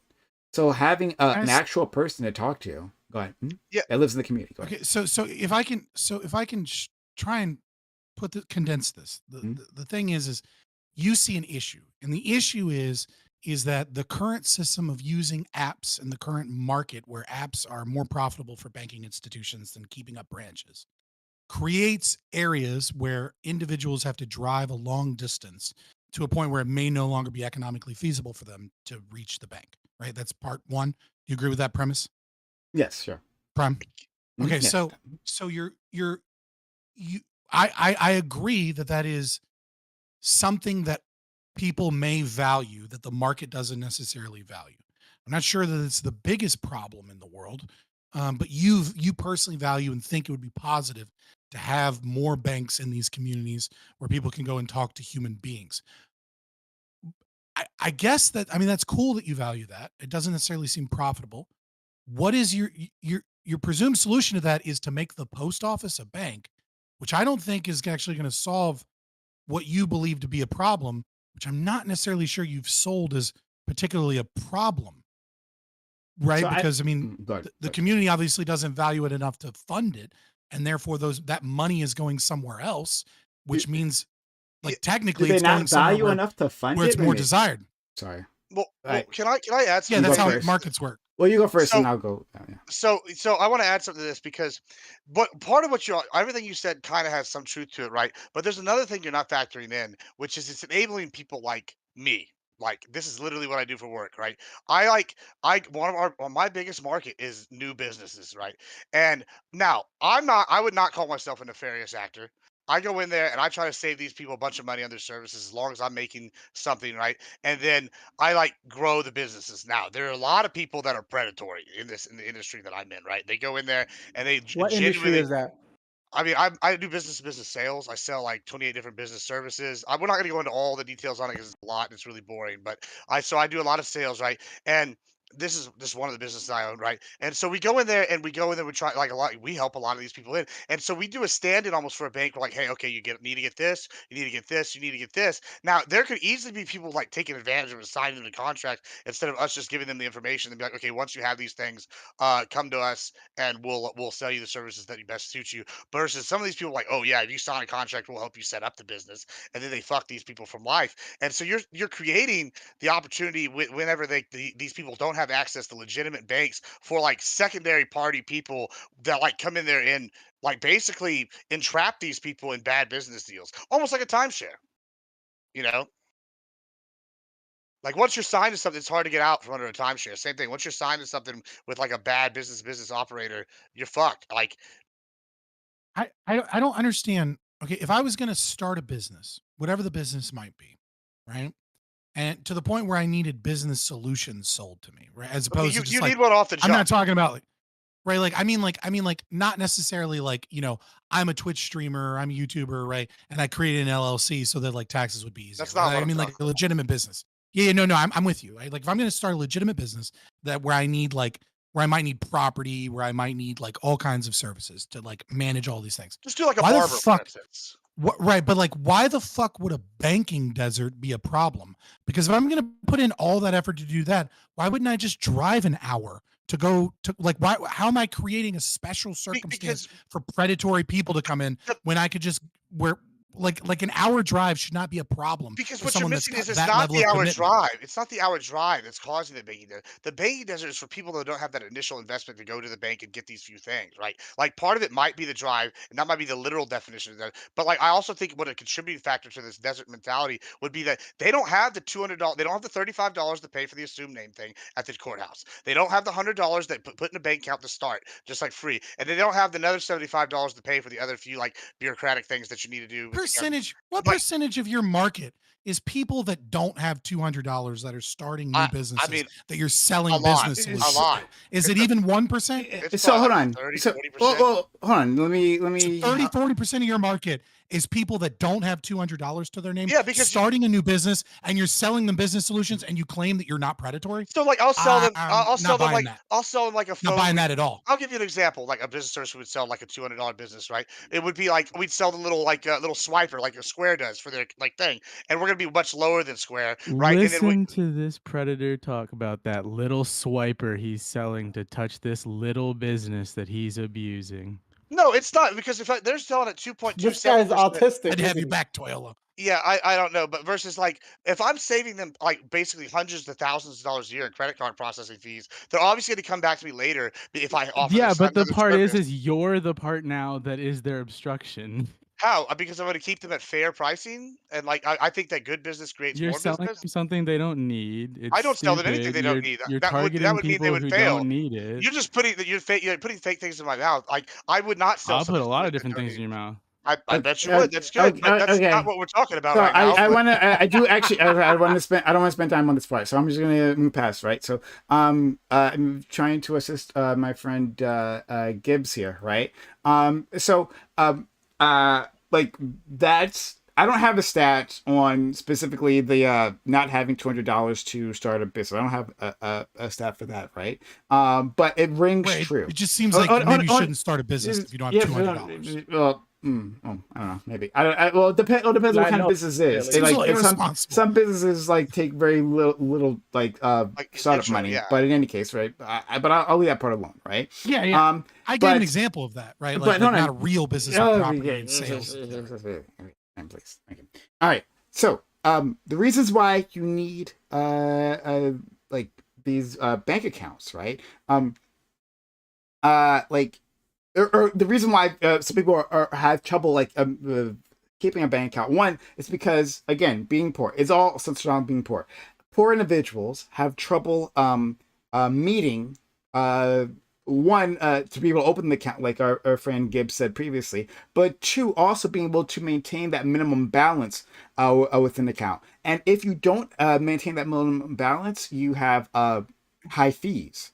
Or if you overdraft, of course, then there's another fee, right? Like these banks make it so that being poor means that you just end up losing money into the account, right? Money that you don't have to put there is lost, right? So like according to FDIC, right, like don't have enough money to meet minimum balance requirements was cited by 21.7% of unbanked households as the main reason for not having an account.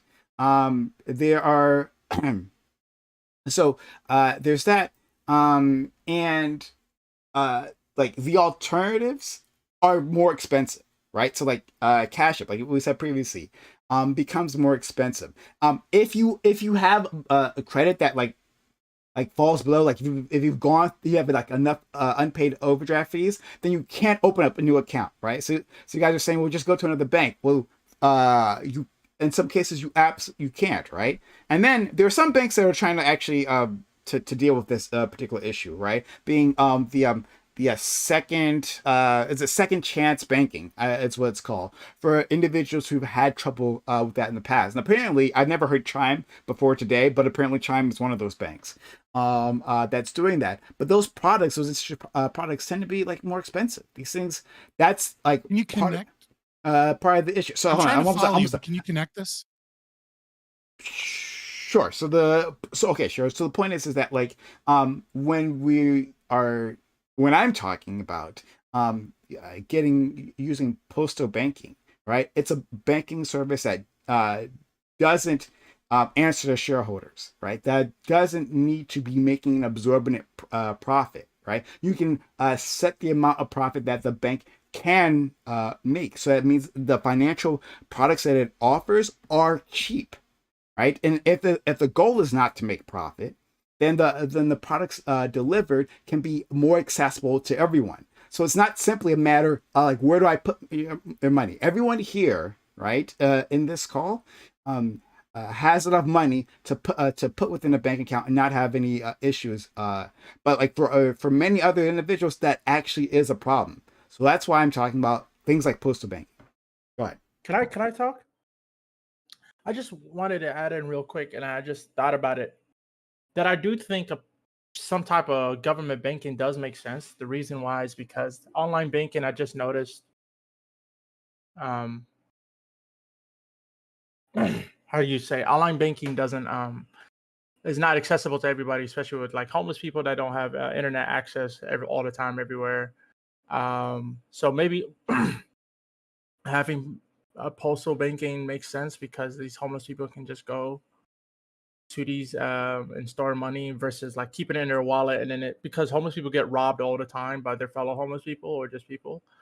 I think it's beneficial for those people not to get all their money taken at once because they keep it all in their big wads of cash in their wallet or wherever, whatever. Just Big wads good of way to, big wads of cash, all ones, 10 stacks. I'm just curious, like what is the solution to help these homeless people like that have banking problems, right? I'm sorry. Did you ask a question?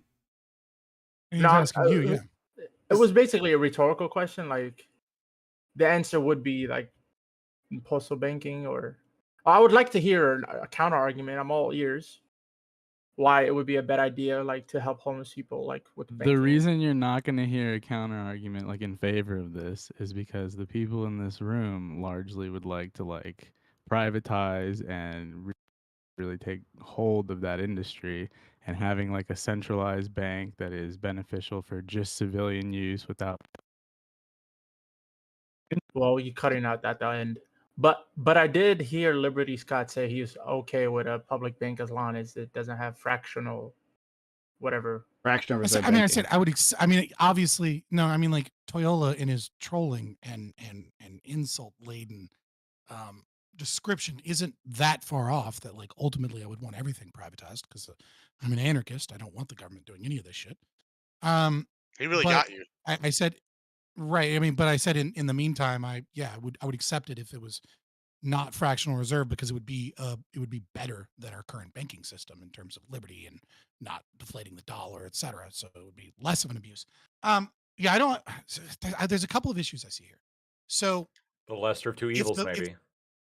right, there's a couple of issues. Well, no, it's not a lesser of two evils situation. It's not an increase in state power to have a non-fractional reserve banking deposit To system. have a postal bank, to give the post office a bank, that's not increasing government power. I don't think it's an increase of government power to have a system where people can store money. Yeah, the And thing that that they was can it's called store Cash money. App. is not a way of enhancing power for someone over you, right? Like Right, it's just a so, like- collective bank with no speculative performance, just a place for you to dump your cash. We can barely hear you, dude. Why Like, are you you're becoming so far away quieter from when your you're still mic. the same amount of I distance don't- from your mic? Yeah, I don't know what's going on. Like non-threateningly, I'm trying to figure out how to non-threateningly present to you guys. You guys are a big group of big burly men. You're all Just threaten us. Oh, you're really making assumptions masculine. there. I've never claimed to be such a You're thing. you're Don't not lie, Corey. counted We- just we because of hear like you like the Canadian gym. racism, but you know. We know you like the gym, Corey. Don't lie. You over here getting thrown up all the weights. I just like watching. Mm. Okay, so what I'm trying to say is like, first, I don't know why you would do the post office. I mean, like, I get it. I get that you're just kind of like throwing stuff out there, right? Like, I mean, like Fannie Mae already exists. They already like handle mortgage. They already handle, government sponsored enterprise in banking. So like you wouldn't do it with the post office. You probably do it through Fannie Mae.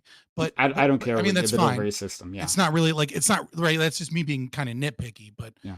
right. But like, assuming that you wanted a government bank, I don't see that it's solving any problems. And here's why.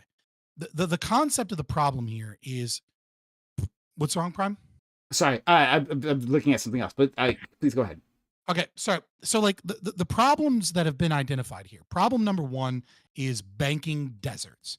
Banking deserts are kind of already solved by the reason why they're occurring, which is that people prefer to do things on their phone, right? Like especially like Gen Z, they don't want to fucking go to a goddamn bank and talk to anybody. They don't want a sense of community. They want to go on their phone and get their shit done without having to deal with standing in a giant fucking line waiting because they don't have time to stand in. Like, if you ever gone to a fucking bank on payday, you know how fucking annoying it is to physically go to a bank. And so banking services sell these things online because they're more convenient and they're easier and you can do the exact same transactions.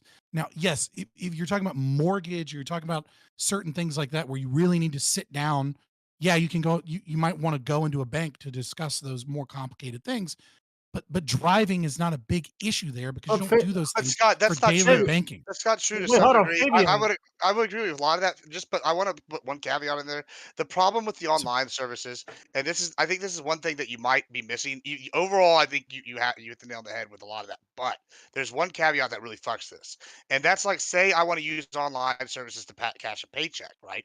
And it's not direct deposit for whatever reason. I have to do like a physical screenshot pay. That'll take up to 2 to 3 Right. days for that money to get in there sometimes. And if you're living paycheck to paycheck, you can't wait 2 to 3 days.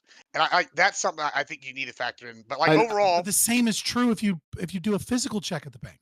The same is true even if you do a physical check no, at the they bank. give you the They cash say it needs that are there. Wait. no, most You're bank accounts are going to give you recognizing either that a $200 or public service $500 needs to be changed based and upon your improved. type of account. Wait, Scott, I'm confused because you weren't really addressing what I was talking about, like homeless people that can't really use online services, right? Right. Okay. So this An is avenue problem to one. I succeed don't would be think this like solves. helping homeless people get that, right? You don't have to solely focus on one aspect of this. You're identifying a need for I'm public going infrastructure. piece You by can piece. do multiple things. Did with they it, all get right? Obama No, I'm phones not. anyway? Yeah, No. exactly. You could give Right, them you're- Obama phones 2, the new class. You can give them Biden phones 3. You can give them You're- like the next iPhone that 14,000 migrant Sure. people are going to die for some Go- reason. Dog, you're not making an argument. You're just saying that I'm recognizing a need for public Does service. the No, I'm world fucking not. operate in solely arguments, sir, or can people posit things differently? Are you so Cartesian that these things must be presented in a combat? How- if Is that why you're in like Okay. a little hobbit hole? Because you're like belittling Let's- yourself to let's- this. It's hard to Let's- take you seriously when you're using words like Cartesian, but we can only see the back of your head. This You is can't the fucking side of angle my your head. camera. That's Does- generous. You Why wanna see, does like, why does hair. that make it harder for you to take me seriously? What about that makes Okay, it sorry. harder for you to I don't want take me to. We have limited amount of You're not- time. I do want to you're not- like work this you're out not with presenting anything seriously. so- Scott or anyone else who so- wants to so- join in. How do you So the spell first- Cartesian? I'm trying to. It's not. Descartes, right? Just take out the day. It doesn't so- matter how you spell it. I'm just kidding. So problem one doesn't actually seem to be solved by a post office, as far as I'm concerned, because I don't really see the problem elucidated there. The second problem, as far as I see, that people are discussing, is the concept that, which I agree does exist, which is that poor people sometimes lack the ability to gain a bank account because of debts that they've accrued from either bad behavior decisions or the very rare situation where circumstances are kind of put Or them in a maintaining position one. where they're just kind of fucked. Right. Or exactly. Yes. Maintaining one. Mhm. So this is the issue that the bank is going to solve at the post office, which is to say it's going to offer banking services to those people that are constantly having overdraft fees, or that have really absurdly bad credit, or that owe lots of money to banking institutions and they can't get out of the hole. And the problem that I have with that is that it's kind of the same situation where we look at healthcare costs, right? Where you have absurdly high surgeries. And one of the reasons you have absurdly high surgeries, one of many reasons, is that the poor people don't actually pay for the surgery. They get it and then they bankrupt themselves because they can't afford the surgery. And so the surgery cost goes up because some people are getting the surgery for free. And so the same thing is kind of true with overdrafts and a lot of these banking situations where, yes, banks make money off of overdraft fees, but it has been shown time and time again that banks are actually losing money on their poorest customers. They're not actually gaining money on their poor. These fees that they accrue, which I do agree can be destructive and can pile up and can be a problem, is the banks attempting to try and break even on poor customers. And they sometimes offer services such as overdraft, where you can literally spend money you don't have, right? Which in a way is a loan. It's just a loan done with a very, very high fee rate. They can also turn Which I this don't on think is without good your for people. permission. They can enable overdraft without your permission, and they can like randomly rack you up with multiple overdraft charges if you don't have the money to cover that overdraft that you weren't prepared for. And you can sink up to like $1,000, $2,000 in like the think they bank just tried to fixed run that. your I thing. think they and just then they okay. canned Yeah, it. I think they just changed that sounds like an extreme limit case specific thing. It's not. I don't think that's a typical problem that we're dealing with. If that is true and it's done in a predatory way, I think I think we can find ways to solve that specific thing. That sounds like an extremely unlikely scenario in terms of what I'm talking about, broad problems. And so my question is if the post office does this, well, there's only one. The post office is not going to make money. If poor people are the only are expensive for the banks, and the way they try and recoup some of that money is with all of these practices that we recognize as not necessarily good for those people in those situations, then what that means is the post office is going to be a banking institution that can't recoup costs on the poorest people, and also is very unlikely to gain the financial kind of means that the private market does. And so what you're going to have is a banking institution that loses money. And so when the banking institution loses money, where's that money going to come from?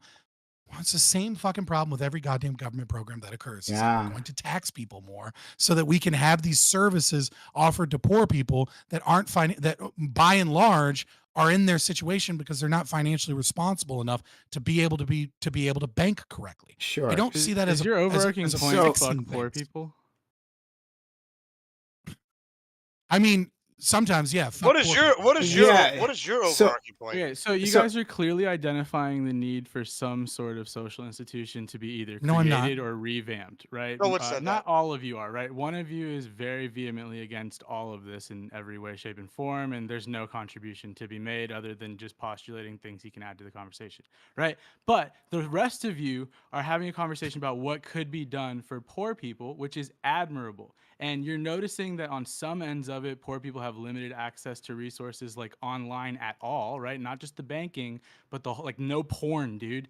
So like if you want to solve that end of it, there is another avenue you can go besides talking about post office banks that you don't understand, right? None of us are equipped to create a new banking structure out of the post office on the spot here, but you're identifying multiple avenues for some form of social aid to be administered. And the question is, why isn't it happening? What Fabian is getting around to saying with so many words that it makes it really weird is he doesn't care, D10 Dream, about any of these poor people. He doesn't care about any of these detractors from any of these like institutions' profits, because they are just a distraction from why more money is coming out of his paycheck in his imagination.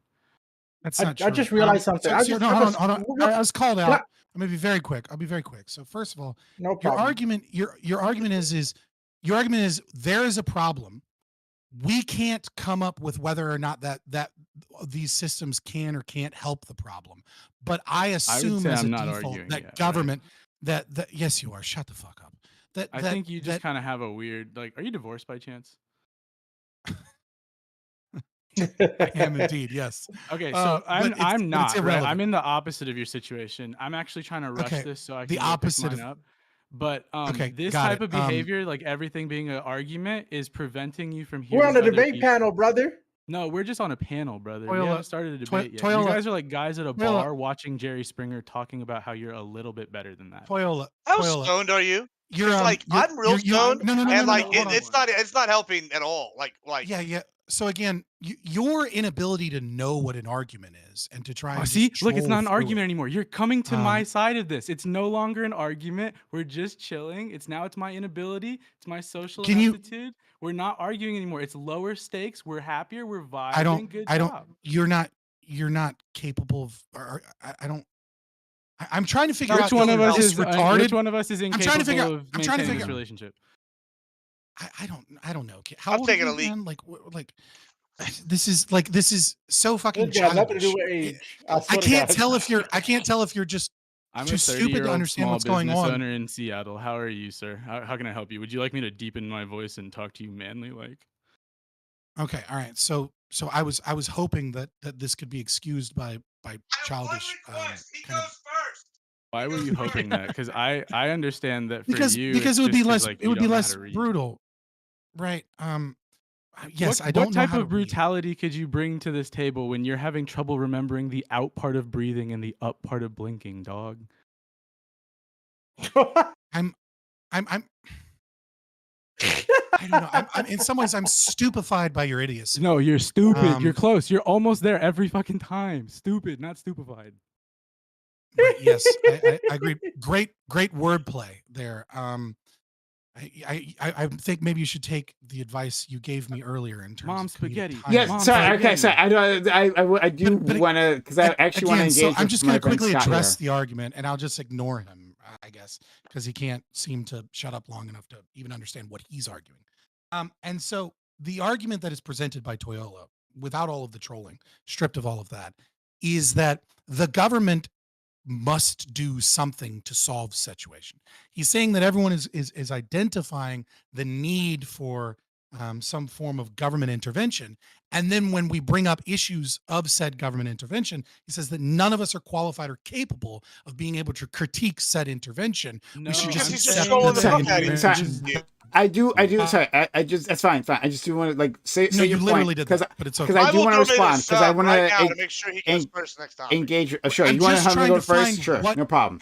Go ahead. I'm trying to figure out what problems this are actually solving. And I'm not seeing any of these problems actually be solved. Sure. What I'm seeing is Band-Aid solutions that require more wealth redistribution and more. You're right. I want to be socialist. We should do socialism. Fabian's right. Let's do socialism to the new class. I absolutely want to do wealth redistribution. So, you're already aware of that. So, that's great. Right.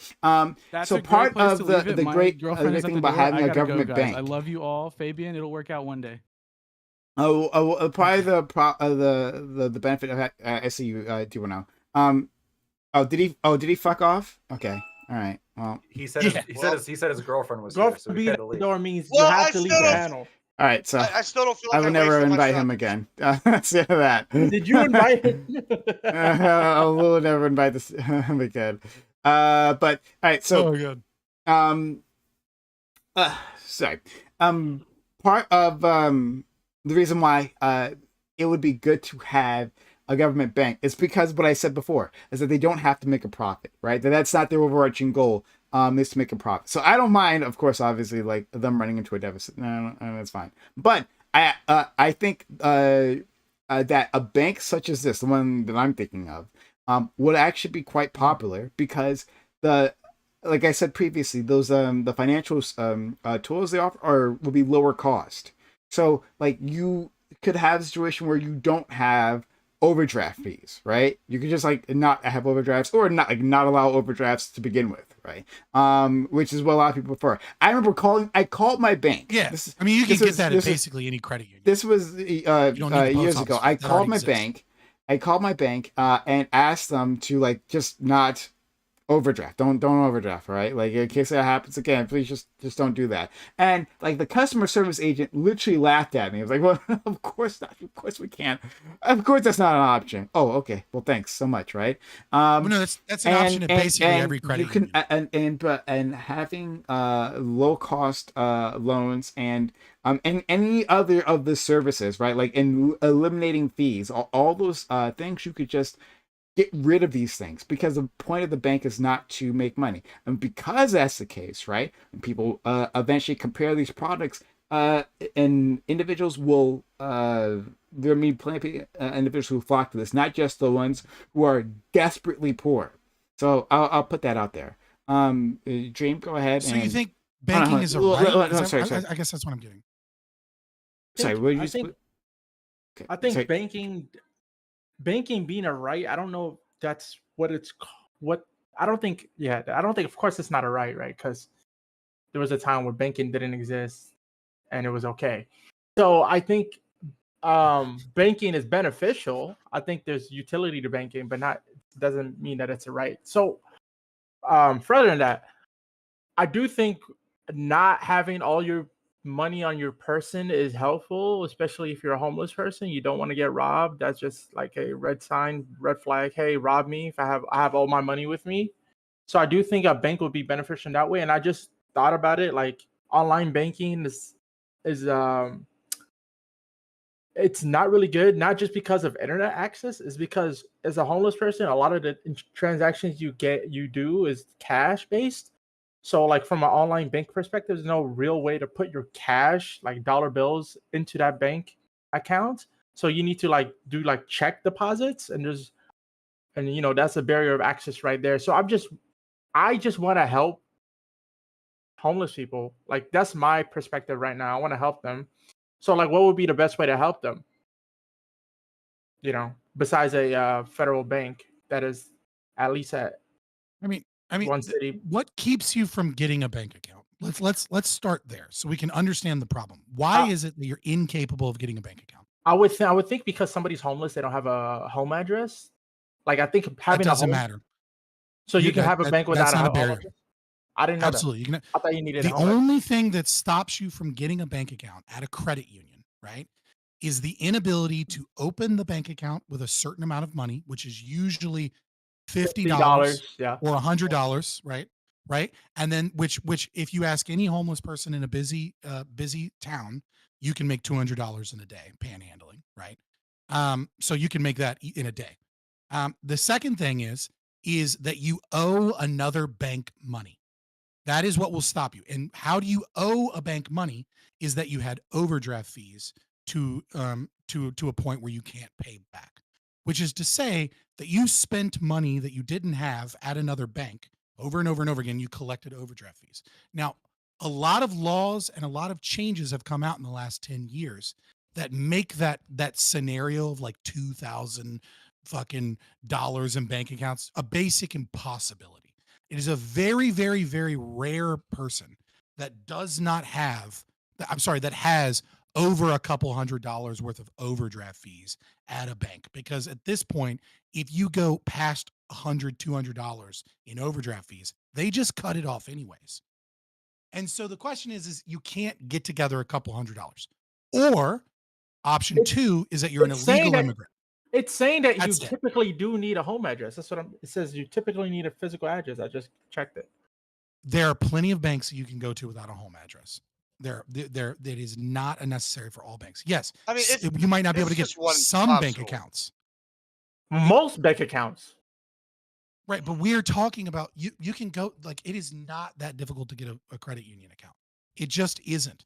There is a mythology that is being promulgated by the left that it is like this massive barrier to entry to gain a bank account. And it's the same it's the same shit where something is true, but it is blown out of proportion as like black people don't have IDs. That's why voter IDs are super racist. I think it's a little the same different than shit. It's voter like, ID yeah, thing. It is a little it's different. kind of true, but it's blown way out of proportion to be way bigger of a problem than it actually fucking is. I think it is a little harder. I think it's a little bit different than the voter ID It thing. says there's a KYC, know your customer, and anti-money laundering rules where like even every financial What does institution. it says? What are you talking about? I'm asking Chat GPT. I said which banks don't require physical addresses. They said as of my last Corey, do you update. accept ChatGPT as a source in your class? I can ask for a source. Do you accept them as a source, Corey, when you teach your students? As of now, not really. No. I would never cite Chat GPT. Also, it's good to see you joining the bearded side, by the way. Well, that's mostly laziness on my part, to be transparent. Sure, you can go with that. Yeah, I mean, Let's join the winning team. 4.5% of households according to FDIC are unbanked. So that's like a huge amount of individuals. And that happens for all kinds of reasons. But again, my point here isn't, so to be clear, my point here isn't resting on the unbanked, like at all. I didn't to be clear. So like I'm for offering low cost financial options. I'm for being able to put more loans out within a community for people who need it, because to start a business you need for many people they need that level of investment. I'm for an institution that is not necessarily trying to make a profit, and so that affects how they do their entire business, right? And so like and the reason why like people talk about post office banking, right? Specifically post office banking, is because post offices are already everywhere, right? And so if they're everywhere, they have those branches that already exist. This is not building out additional infrastructure. It's expanding on that additional infrastructure. Just because some people don't know that. You'd have to build some stuff, but you're right. My problem is like you're like, wouldn't the post office be so convenient to creating a new state bank? And I'm like, sure, if I wanted a fucking state bank. Well, and the arguments I'm hearing in favor of a state bank are pretty easily dismissible. You will never agree to. Sorry, Scott. You are not my audience for this. You are not my audience for this. You would never agree to.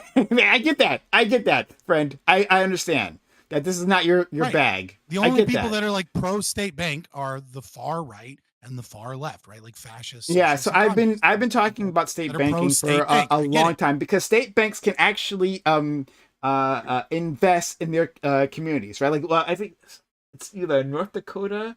I'm pretty sure it's North Dakota. Maybe it's South Dakota. Why can't a private bank invest in their community? Has like a state bank, and that state bank has been investing in local projects and like within the territory, has been a boon to that community. When that money is not being used necessarily to enrich the bank, right, to enrich their portfolio, to enrich the shareholders, when it's instead the point of the bank, if it's is not to enriching, hold on, what does that mean? Oh my God, you don't have to interrupt me when I'm talking. You're talking nonsense. When the point of the hold on, no, I'm not. When the point of the this bank is like kindergarten logic. Oh my God, Scott, why, Scott, why, Scott, because you're being silly. Why? No, Scott, hold on. I listened to you. What does it mean? Talking. Hold what on. does it mean? No, Scott. I'm not going to answer any of your fucking questions. I'm not going to answer any of your fucking questions until I'm done talking. You're going on a diatribe of like no, Scott. Don't lecture me about going on about rambling. Okay, I won't ever accept that from you. So I'm going to fucking finish my point, and then after that, Actually, not after that. Mhm. Actually, I'm going to get the last one because we're past the time. And we'll just leave it at that. But in any case, my point is that when the mission statements of these banks are to invest in the community rather than increase the value of shareholders, that changes their behavior. It changes who they lend to. It changes their fee structures. It changes who they'll even allow, because again, banks will have a no account list for individuals who couldn't maintain an account otherwise, right? Those fees involved, they actually added up and they couldn't maintain it, so they close those accounts and then you can't get an account afterwards. So that's why I'm in favor of government banking. So I'll leave it there then. All right. Thanks all. All right, so we're going on to the next topic. All,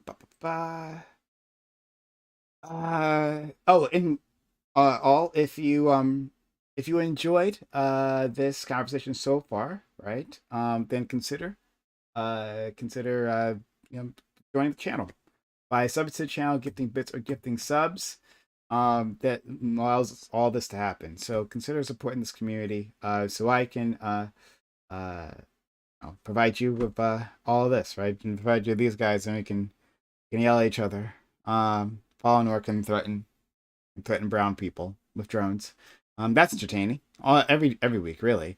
So if if that interests you, please do consider helping out the channel by subs to the channel, giving bits, giving subs, or if you want to have a super chat or a hype chat read. Let me check the YouTube. Oh man, I hate when I don't check the YouTube. Let me check the YouTube.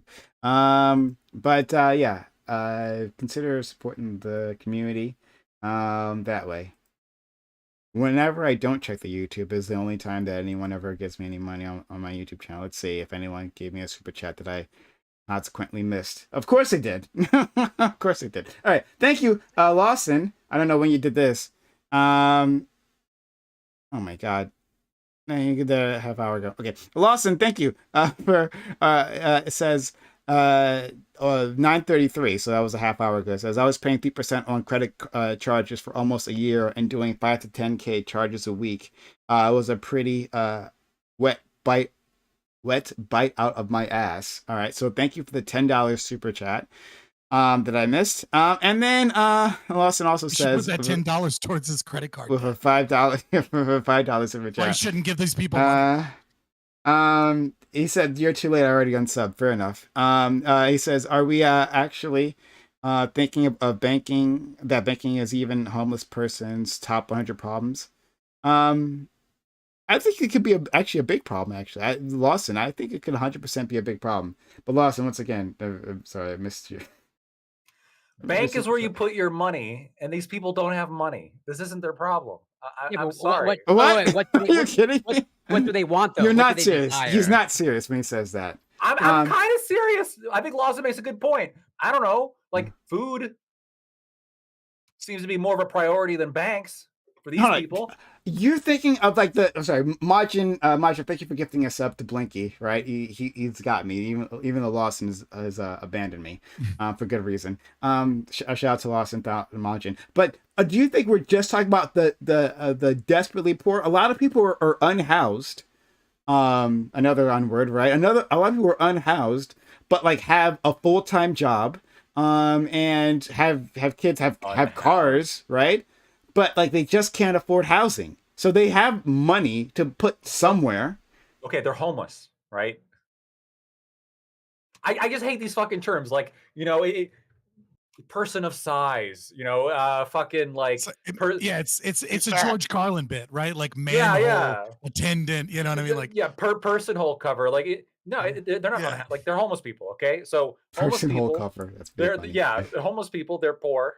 I'm assuming. It's an old George Carlin bit, making fun. They don't have enough to have housing, or no, sorry, not even not enough to have housing. They just don't have housing. So that could mean a whole list of things, right? You're right. It could be like a hippie chick, It could be a woman who is thrown out of her house by her abusive husband. Right, like it could be that. I understand. She is still homeless, but like it could be a famous YouTuber that lives van life. Oh God, He's unhoused person, poor girl.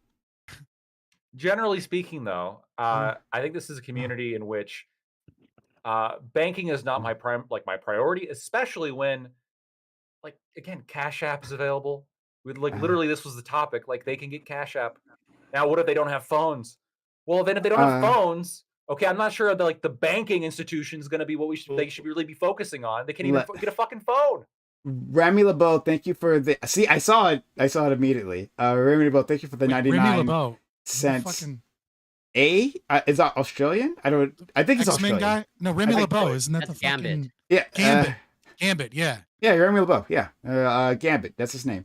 Thank you for the 99 cents, and he puts the like symbol, so I like it too. Thank you so much. Again, I am so sorry, Lawson. Like I'm really I do apologize. Okay. But yeah, like there's all kinds of reasons why a person is unhoused. You understand this, Lactor. Don't pretend like you don't understand this, right? Like I never made the claim that people. You've evicted enough single mothers in your life to understand there's all kinds of reasons why a person would be unhoused, right? I have not litigated against that many homeless people in my life. Okay, first of all. Second of all, this is not the discussion. I don't disagree. There's plenty of reasons why people become homeless. I'm just saying that, like, in a world where there's Cash App and like entirely online banking, and I don't know if like the people that are unhoused and you're homeless people, right? I don't know if a postal bank is going to be anything. Sure. For these Was people. my solution focused on unhoused individuals in the first place? Was that ever my argument? I just want to be clear. That was mine. That was his argument. Yeah. It was never my argument, though. Right? Also, to be clear, right? It doesn't matter if it's not their first problem. The question is it a problem, and what are the solutions? I would prefer market-based solutions, and you would prefer market-based solutions. And I think there are market-based solutions, such as Cash App. That is a market-based solution that has helped alleviate many of the problems. What's the market-based? Says that there are better market. That there are better market solutions, which would require taxing us by creating banking institutions that give out unprofitable loans to people that will fucking make unprofitable businesses. And you got to hire the tellers and replicating. I'm answering your question. What's the market-based solution for people that can't access Cash App via internet? What, sorry? You know, like there's literally nobody that can't get Cash App. You can just literally just go walk into like except apparently people from Quebec or gas for some reason. Well, undocumented people. Canada. Scott, well, I'm sorry. If people keep talking while you're talking, I didn't hear that last part. If you don't have a social security number now, you can't get a Cash App. That's part of the article that I sent to you all, guys. Yeah. But that means you're a criminal. You're here illegally, right? Yeah, criminal. Yeah, criminal. Undocumented individuals, for instance, can't use Cash App. All right, so wait, hold on. Would the illegal immigrants be able to use the postal bank? They should be able to. Yeah, I think they should. Absolutely, I would. 100% forced integration, my friend. I would 100%. So wouldn't a way around this then, instead of implementing a postal bank, just like remove the requirement that financial institutions check social security numbers? No, but then the terrorists win. There you go. So he said it. But they don't win if they're using the postal bank? They don't win. No. I think that, you can positively identify a person. You can positively identify a person from the postal banking, but and if that person is like a prescribed individual, right? Like if they're on like a list, then no, they don't get to bank there, or they're like if it's like the Iran Revolutionary Army or whatever, right? Then you can't use the postal service. So there you go, right? But with Cash App, I don't know. Anyway, this is a Rube Goldberg of a political position. No, it's not at all. It's really not at all. You're making it way more complicated than it is. And we have to have like this XYZ things in place in case this crazily rare event happens. No. That's not. That's never what my argument was centered on. To be clear, right? That was my argument was not centered on the terrorists that have like winning. That wasn't it. No. It was centered on the group of people who are maybe homeless, but not necessarily homeless. Maybe they actually have a place. No, it wasn't centered on that either. We just got over it. I didn't bring up the unhoused. It was never my point about the unhoused. Okay, never used. housed, Sorry. homed to poor people. I'm guessing. Can we move on to the Okay. next topic? Yes, We don't have in much fact we time. will. In fact we will. Lactoid, I'd love to talk to you more about this later on, and you can This pretend to be combo went like trolling an me. hour Okay. too long. Okay, let's continue. Better. Topic 2. Two Virginia students are suing their state over anti-trans legislation. One lawsuit deals with a ban on trans girls in female sports, and the other involves a ban on teachers using a student's preferred name and pronouns without the express permission of the parents. Many similar laws were passed at the height of the anti-trans sentiment in America. This seemed like a political winner for Republicans at the time, but their losses during the midterm elections seem to have slowed their pace. Are you in favor of dismantling the anti-trans laws that have been passed? Looking back, are we in a better world now after these laws have been put in place than we were before? And have we learned anything from this time period that could actually be useful in navigating these new social realities involving the LGBT community? So yeah, it's a simple story. Virginia, awful place full of awful people. Well, we've established that. They Semper Tyrannis, motherfucker. But yeah, the Glenn Youngkin, who an awful person voted for, put these laws in place, and they're just being challenged in court, right? And we'll see how far that gets. But the main thing I really want to talk about is like the whole history of this all, right? The hundreds of laws have been passed in the past few years, right? Before, like, no one talked about trans individuals, and then they were suddenly a huge threat that needed legislation to protect us from, right? And looking back on this, assuming we're moving away from this moment, right? Like this moment in political history, assuming we're coming out on the other end of it, hopefully. Like, has this actually been useful? And have we learned anything that What is this? the things that I was just talking about, that the laws, like putting Okay. Postal banks. post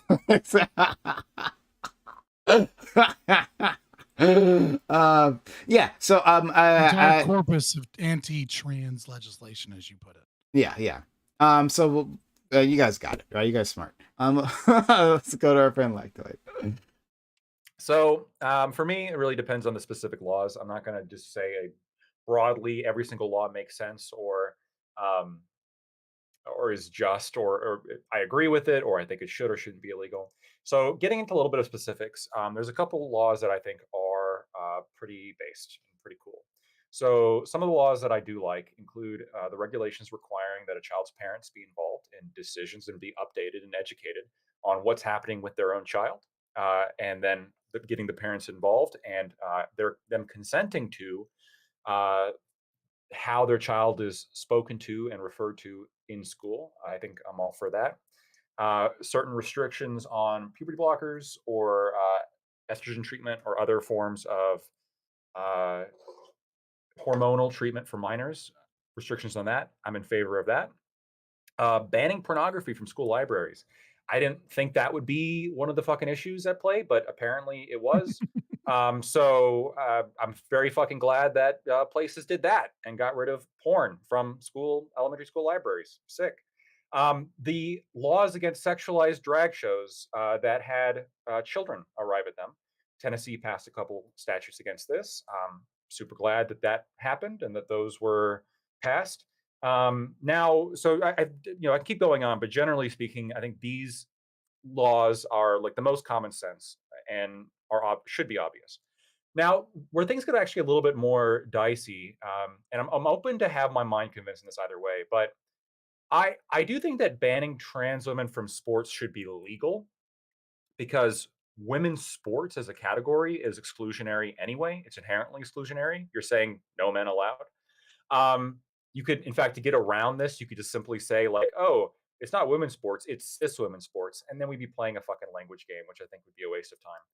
But I'm also sort of the idea that all sports should be co-ed.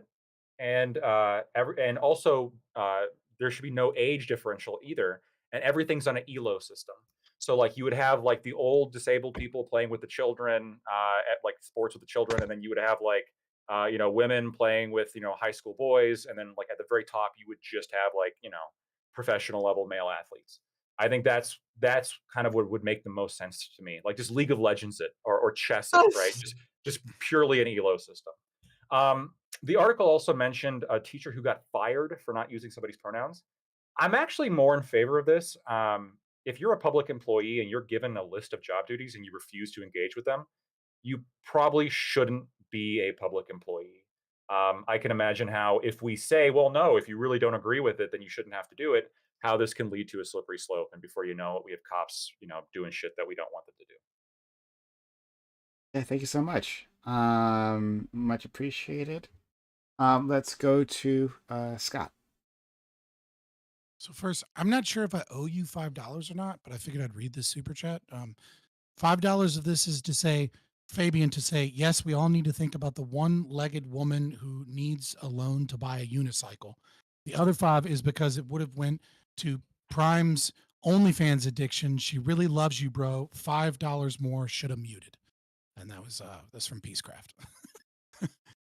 So for this topic, yeah, I find this when we're talking about the entire corpus of the kind of trans legislation and what the trans rights activists have been fighting against. I think most of them have been done in fairly good faith. I don't think all of them are necessarily effective. I think most of them are going to be ineffective in the long run. I think they are band-aids for a problem that conservatives don't understand. And so I see like kind of 3 possible ways out of this problem. Possibility number 1, I think, is the one most people are hoping for, which is that the left once again eats itself and destroys itself in such a degree that their ability to consistently capture the institutions such as education and engage in all this grooming behavior that they are doing en masse to a majority of our children kind of just collapses on its own, that they lack the power to be able to do it because there's just too much infighting. So that is one potential possibility. Possibility 2 is fascism. Fascism is kind of always been a typical way to get rid of communist threats. And it always works. I mean, so far, it's kind of like it usually works, right? If fascism can take over, you can weed out communists. And it's not a great solution. Obviously, fascism comes with all kinds of new problems, but it seems to be less destructive and better in the overall than communism. And the reason is because while fascism is horrible and authoritarian and has terrible things that destroy economies, destroy people, and engage often in genocidal acts, they don't promote values that are dysgenic to society. Whereas communism does. It does all of the things that fascism does, plus the worst things like the China's one-child policy or pushing things like equality above all else. Whereas fascism at least ostensibly recognizes hierarchical structures and they kind of pretend to like private property, etc. And so the damage of communism is always worse than the damage of fascism. Just look at any country that was ever fascist and any country that was ever communist, and you'll see that all the fascist countries are doing fine now, and all the communist countries still have massive problems. And so the third solution in this is the one that no one really wants to do, but it's the actual right solution, which is to stop funding public institutions like schools, to stop funding these things, to pull money out and to pull your kids out of these schools and to privatize education. And so I don't know which way we go when talking about the entire corpus. What I see with a lot of this legislation is way too little, way too late. And I think Republicans and conservatives are going to have to wake up to the fact that they either need to embrace fascism and use that power to completely weed these people out of the institutions, or they need to divest and they need to start homeschooling their kids, putting them in Montessori schools and putting them in group homeschool things where a parent takes one day out of the week to like watch 7 kids and teach them, et cetera, and engage more in the private market and try and defund these horrible institutions. Because I mean, depending on where you're from, in America, you're either spending $11,000 at the bottom end in Alabama or $25,000 in New York City a year for each kid. And when you think about that much money taken out of the market, what that money could do in the hands of a parent, $11,000 to $25,000 a year for each kid, you begin to see how horrible our education system is. Because I guarantee you, you give me $25,000 in New York for each kid I have, and my education will be way fucking better than anything a public school could offer. So yeah, I'm interested to talk about this topic in that range and see what people think about the appropriate solutions are to these problems. Are you muted, or did I mute myself? Thank you so much, Corey. Yep, there you go. Oh, okay. Well, first of all, I'm glad to hear that Lactoid adopted my position when it came to sports, and just I've made it explicitly clear: let people compete against people, and that's always been my position.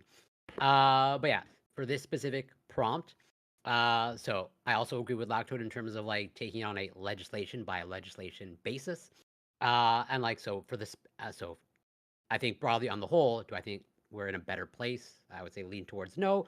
But for the specific legislation that was outlined in the article, in terms of, well, pretty much the sports issue, or banning trans girls in female sports, I'm pretty much not in favor of that. And also the ban on teachers using a student's preferred name and pronouns without the express permission of the parents. I'm also in favor of overturning that, or not in favor of that legislation. Then yeah, I'll leave it there for now. Gibbs. So, I'll make sure I'm good. Okay. So, listen, I sit here and I'm hearing all these things, and I just,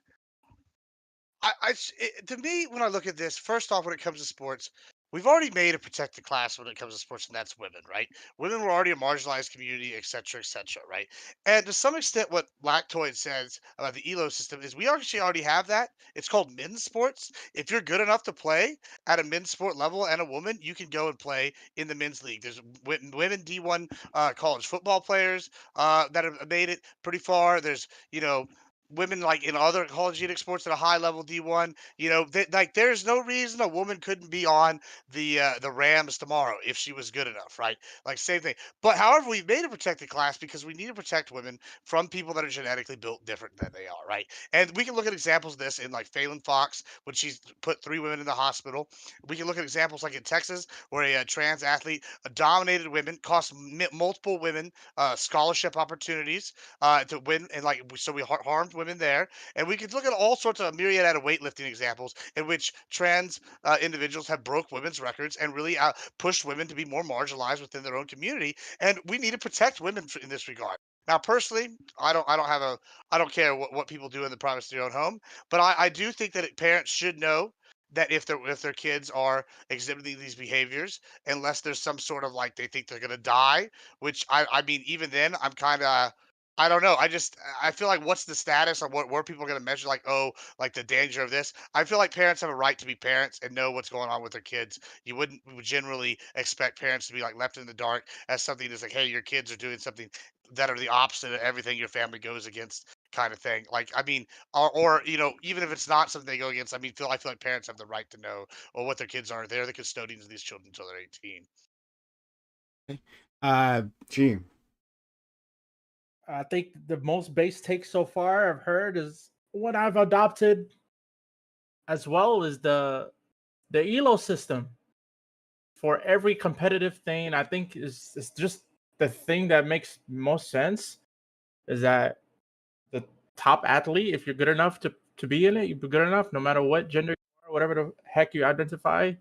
And I also think let me see the questions exactly. I want to be accurate in answering you, Mr. Prime. Okay, here we go. Am I in favor of dismantling the anti-trans laws that have been passed? It depends, of course, on what it is. Are we better now than before? I'm not sure. Depends on the metric you want to use. Overall, I do think we are trending better. Have we learned anything from this time period that could actually be useful in navigating these new social realities involved? Yes. And I think here's what it is. Especially with a lot of people's personal feelings about what they want to be called in terms of, what gender they are. Fine. And I do understand like the plight of somebody who's like, you know what? I don't even believe just because you feel a way doesn't mean you are a way. So to me, be adhering to whatever you want to be called would be like me lying to myself. So from that mentality, just use gender neutral terms. So if you're like this guy's a man, I know he's a man, I believe he's a man, and he wants me to call him Stephanie, and she her, and I don't want to do that because I'm like that's like lying to myself. Okay, then call him they them. That's just a gender neutral thing, and that's it. Like you don't, and with the name thing, I think name is us. I think names is different than like preferred pronouns because a name is like, hey, this is my nickname. Like I remember like all the time, nobody had a no nobody had anything against people like, hey, my name is Darian Jackson, but call me DJ. My name is Persephonus Jomeler, but call me PJ. So it's like there's no problem. Like my name is Hatim, but call me Team. So there's a lot of people that have nicknames. So I don't. To me, it's like, well, he's actually Steven, but he wants me to call him Stephanie. So what? That's his nickname. Just say, hey, my name's Steven, but Stephanie's my nickname, or whatever, preferred name. But in terms of like the gender thing, just say a gender neutral pronoun. That way you're not like lying to yourself and saying they're the opposite gender, but like a gender neutral, it's kind of like saying dudes towards everybody. Right. So you're not saying that they're she or her, like where or he, or depends on whatever. You're not lying to yourself in a way, but in one sense, you're adhering and also not offending a person. And it would be super strange to me if somebody was like, my preferred pronoun is she, her, and then they'd get offended by you calling them they, them, or just using gender neutral words to refer to them. So I think using gender neutral terms is something that I've definitely learned over the time, just to avoid offending anyone. Yeah. And finally, my friend Davey. Yeah, I think the I can't think of any laws that I disagree with in terms of like the anti-trans laws, quote unquote. I think they've all been pretty positive. I think the general pushback is actually a positive thing. And people tend to say that there's some kind of like hate wave against trans people, but I think the reality is that this is in like response to an advocacy wave from trans people and from trans activists and allies. So yeah, if you're making a big push in a direction and people disagree with the direction, you're gonna get a big push the other way. I don't think it's fair to characterize that as some kind of like random hate event or something.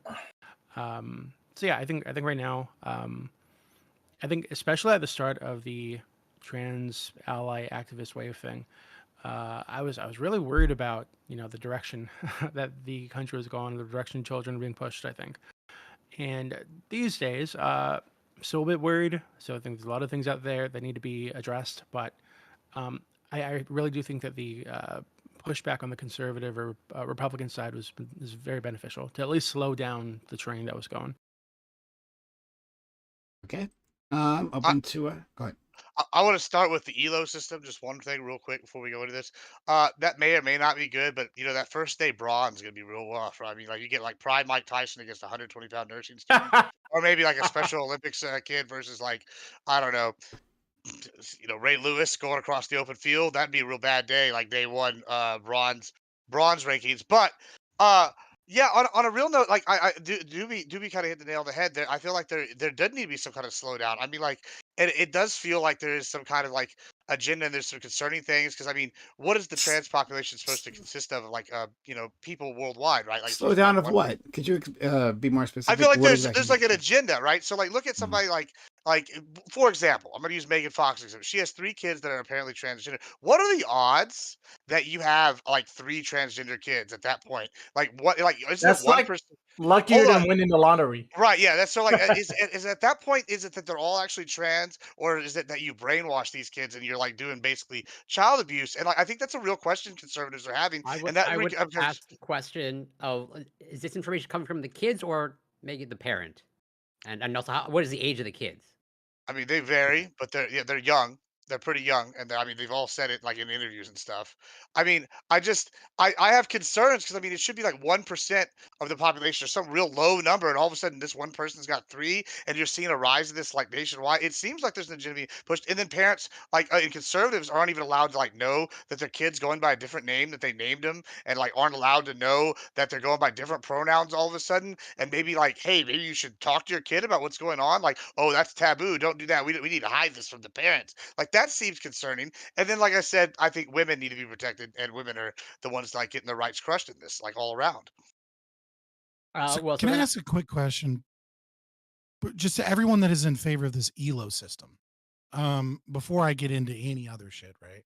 Because I have a lot to say, obviously, but I just one quick question, you guys that are in favor of the ELO system. Are you saying that you're okay to solve the issue of like of trans people in sports? What you're going to do is you're going to demolish all of Title IX, which is, you know, it's fine. If that's your opinion, that's cool.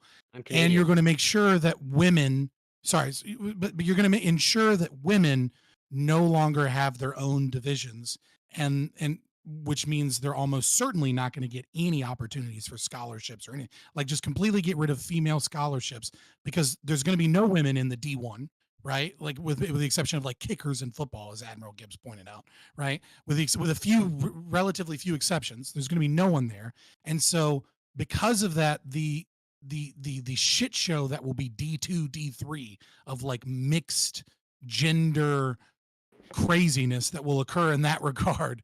Do you think that those people will still be getting, that women will really be getting any scholarship? Because it seems to be like you're kind of in favor of just destroying the entire concept. No, of I'm female in sports. favor. Well, I'm sure Lacto. This is where Lacto and I will differ in terms of like I'm in favor of free, accessible public education, and therefore not relying on scholarships, as in like, and even then, if you require great athletic ability just to go to education, then like yeah, I would that just reinforce my notion that Okay, it's largely pause. inaccessible. Pause. Okay, you're saying yes, the scholarships as an opportunity for education, sure, right? But specifically talking about the fact that there are female athletes that want to be female athletes. Not all female athletes are trying to just like do it so they can get 4 years of college, right? Like a lot of them want to be Olympic medalists and things like this. And are they going to really have any of those opportunities if we start breaking down everything into ELO systems? I'm pretty sure that I'm pretty sure Lacto's in favor of those people having access to Olympic medals. It's just like the competition is larger. The competition is the rest of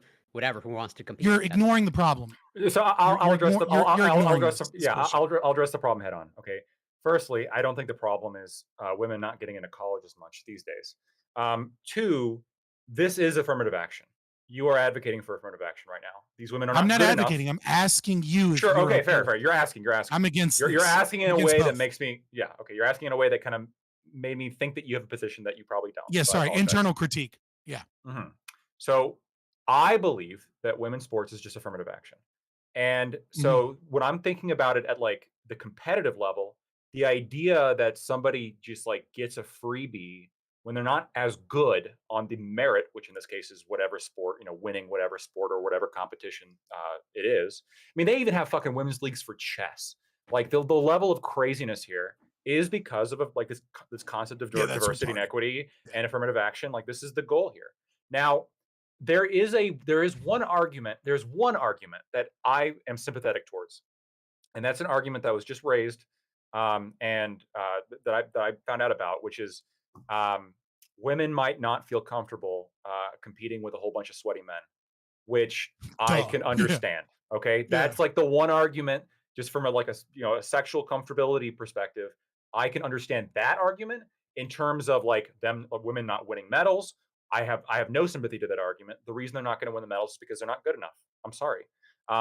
In terms of really any other argument I can think of, and having these leagues be exclusive does lead to this issue with, I mean, maybe some of you might not think it's an issue, but this sort of issue with trans exclusion, where you now have to at least contend with, where does this stop and where does it start? Somebody's been on HRT for the past 4 years. I don't know, like, where do they really fit in? This is a difficult question about what sports they should really be playing. Well, with the ELO system, where there's, platinum, gold, silver, bronze league, or whatever. Yeah, Challenger League. Like, they're just going to fit into wherever they can do, and then that's where they belong. This is not a serious thing. This is Hold not on, the same. this Lactoid, do you this not believe in like the concept of like separating it? Because I'm gonna be really inflammatory. Okay. So there are things like Special Olympics or sports for disabled people or whatever. Yeah, I'd get rid of those. Same Um, concept. The disabled really? people would Why? be I playing wouldn't with the get rid of children. those. Those are just silver. Those are just iron. Yeah, those would just be like bronze league tier people. Wait, hold on, but why would you get rid of those? People are gonna get No, hurt. so They're if not we said, getting hey, rid of. They're not getting rid of. Lactoid just So- said get rid of those. Go ahead, Doobie. No, yeah. he misspoke. He No, he No, didn't. he said No, he he said didn't. get rid of those. So hold on. and then I said bronze, and he said actually. they were- hey, we could just let Lactoid talk. So, like, Doobie, your question is, My why bad, would I'm they the get only one rid that of heard them? him. Well, the what I was gonna flesh out is I didn't think you would say just get rid of them. What I was thinking you would say No, is we not the should keep people. those. Not the people. Okay, Get rid of the I leagues. understand. So if somebody wants to participate in one of these leagues and they have a disability, quote unquote, they have like let's say they have like ADHD or something, so they just hopped up on fucking Adderall and Vyvanse or whatever all the time. Like this kind of person, I think should probably not be competing in a league with people that have like severe disabilities, mental or physical, right? Now that is, I guess, a type of affirmative action, quote unquote, or we're keeping people out because they'd be too competitive or they'd outcompete the people that are there. But what's really the issue with that? What's the issue with having leagues or separations or in categories so that hey, this category is for people who have this kind of body type or this kind of disability, and because we want them to be able to have a place where they can compete without being pushed out of the competition by people who don't have these issues, we're gonna make sure to keep those people out. Like what's the issue with that equation? Would you abolish weight classes? I will answer the question. Can I go after Lactoid, please? Doobie, would you be okay with the implementation of a white NBA? Yeah, I think it's fine. If someone wanted to make a white NBA, I'd have no issue with it. Hold on. Would you let me be clear. I also would be okay with, I suppose, a white NBA, and I would also be okay with weight class, like legally speaking, weight classes, or because I want to abolish all these titles anyway, right? So you can make whatever exclusionary organization you want. That's fine. But for me, what I would like to see in an organization is one in which it's not based in affirmative action. It's not based in this, well, we're going to give this group, a leg up in their own league where now they qualify for scholarships just because they happen to have this disadvantage, but it's a specific disadvantage that we want to see more of or that we particularly like or whatever. That doesn't particularly interest me. I think that like the disabled person who can compete on par with someone with ADHD, like if the game is somewhat evenly matched, that's a more interesting game to me. So hold on, Lactoid. But there's one issue with this, and this is why I brought up the weight classes thing, right? So like, say I took Brock Lesnar and I had him fight Demetrius Johnson. Demetrius Johnson's the best, like pound for pound all time, or arguably in MMA, right? He's one of the best. Mighty Mouse. His record is just outrageous, right?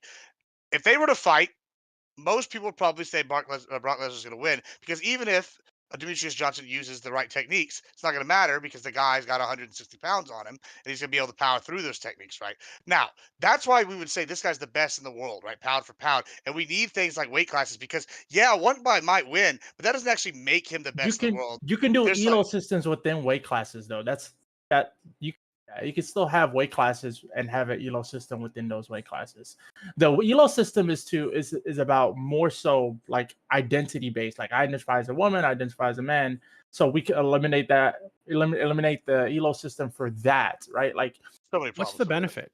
Like, what's the benefit we're reaching? For? Like, for me, like the whole like the benefit would be like to maximize competition, and the benefit would be to increase accessibility for competition.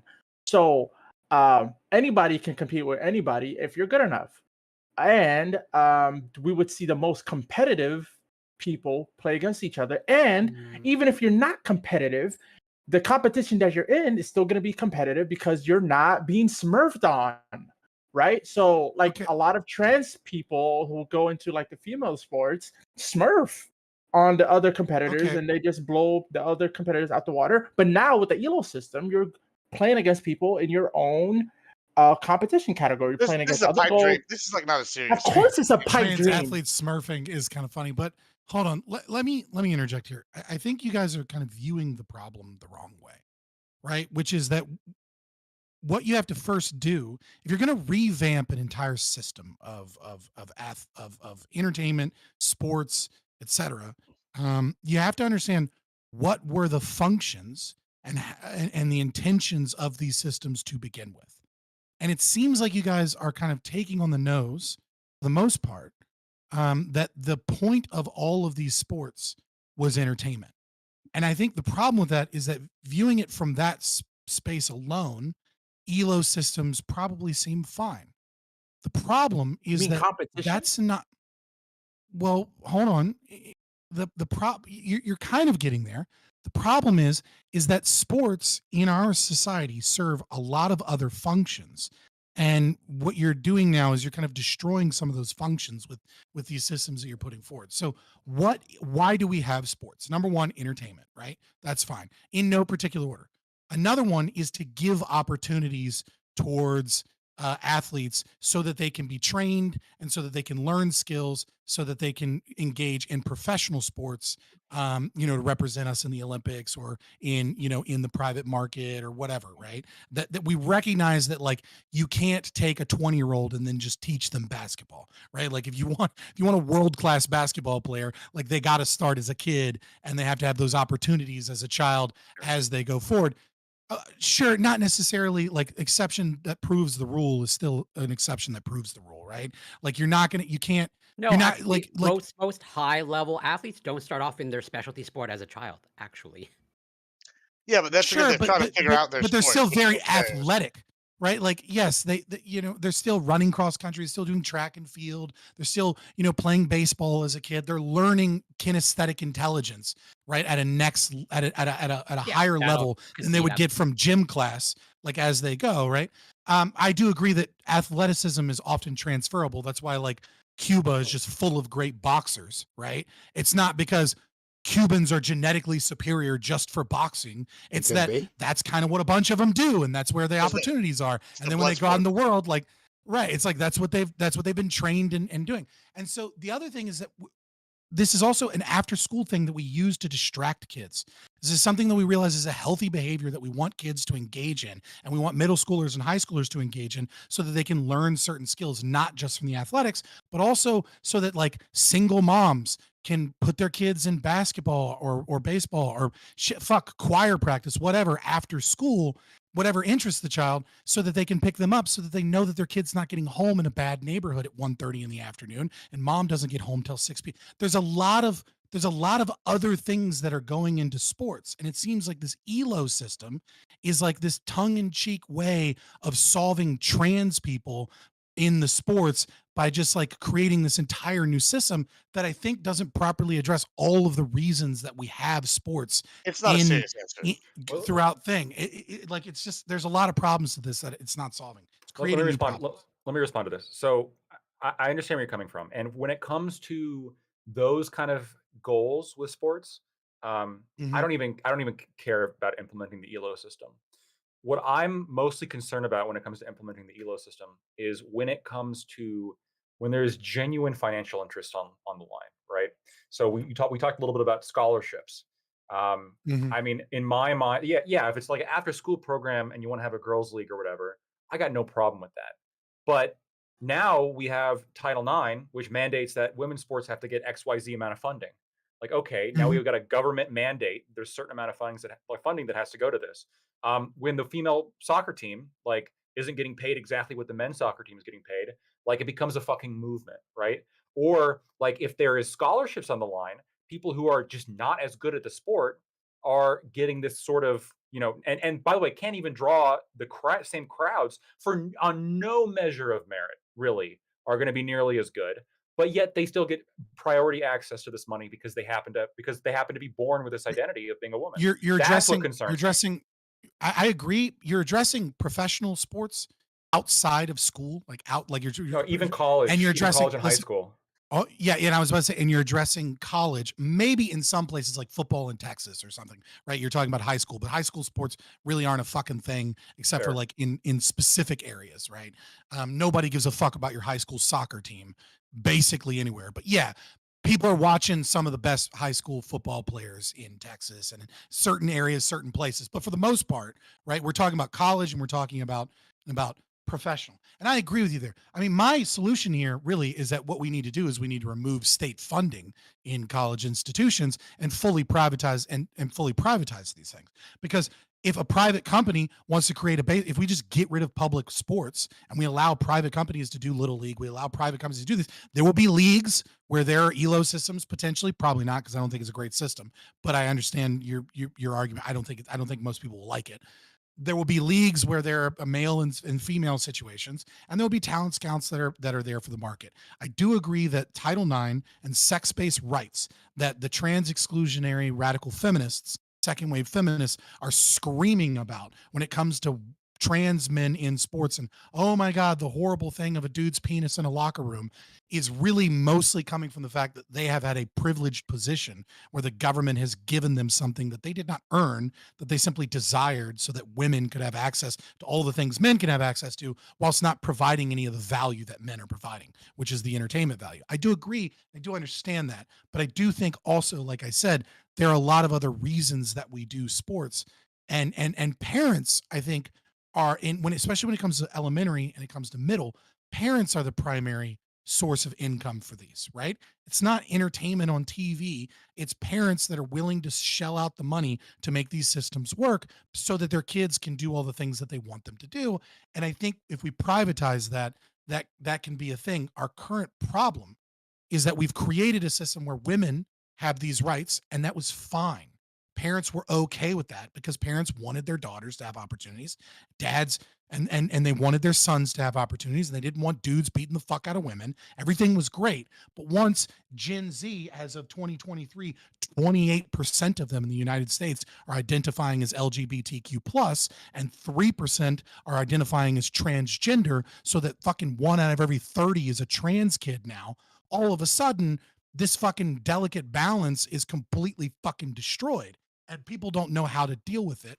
And I don't know that there is a perfect answer other than the one that I'm providing. Well, can I build a bridge? So, Or fascism. Fascism will fix this too. No. Let's leave I don't like fascism. it, but Let's it leave will. it on the table. Yeah. So, building a bridge here. Let's say we can't privatize all this shit. Would you agree with me that maybe we can make it a rule that for things like college level or professional level or things where real money's on the line, that you have the ELO system, but for things like high school Just let the sports or no, elementary school, you can let just the let that. NFL no, let the NFL do whatever the fuck the NFL wants to do. If they want a ELO system, they do it. If they want a fucking non-ELO system, then Okay, where it's college. separated by gender, do it. Right? Like the Public problem colleges with then. college, the problem with college is that there's a contradiction here in terms of rights. And the contradiction is that colleges are offering scholarships to people. Title IX has come in and demanded that women be given the same opportunity to scholarships as the males are, despite the fact that women are not providing any value to the college. The college is losing money by providing these scholarships to women, but they're doing it in order to be compliant. The other problem is that the college is funded by your tax dollars massively.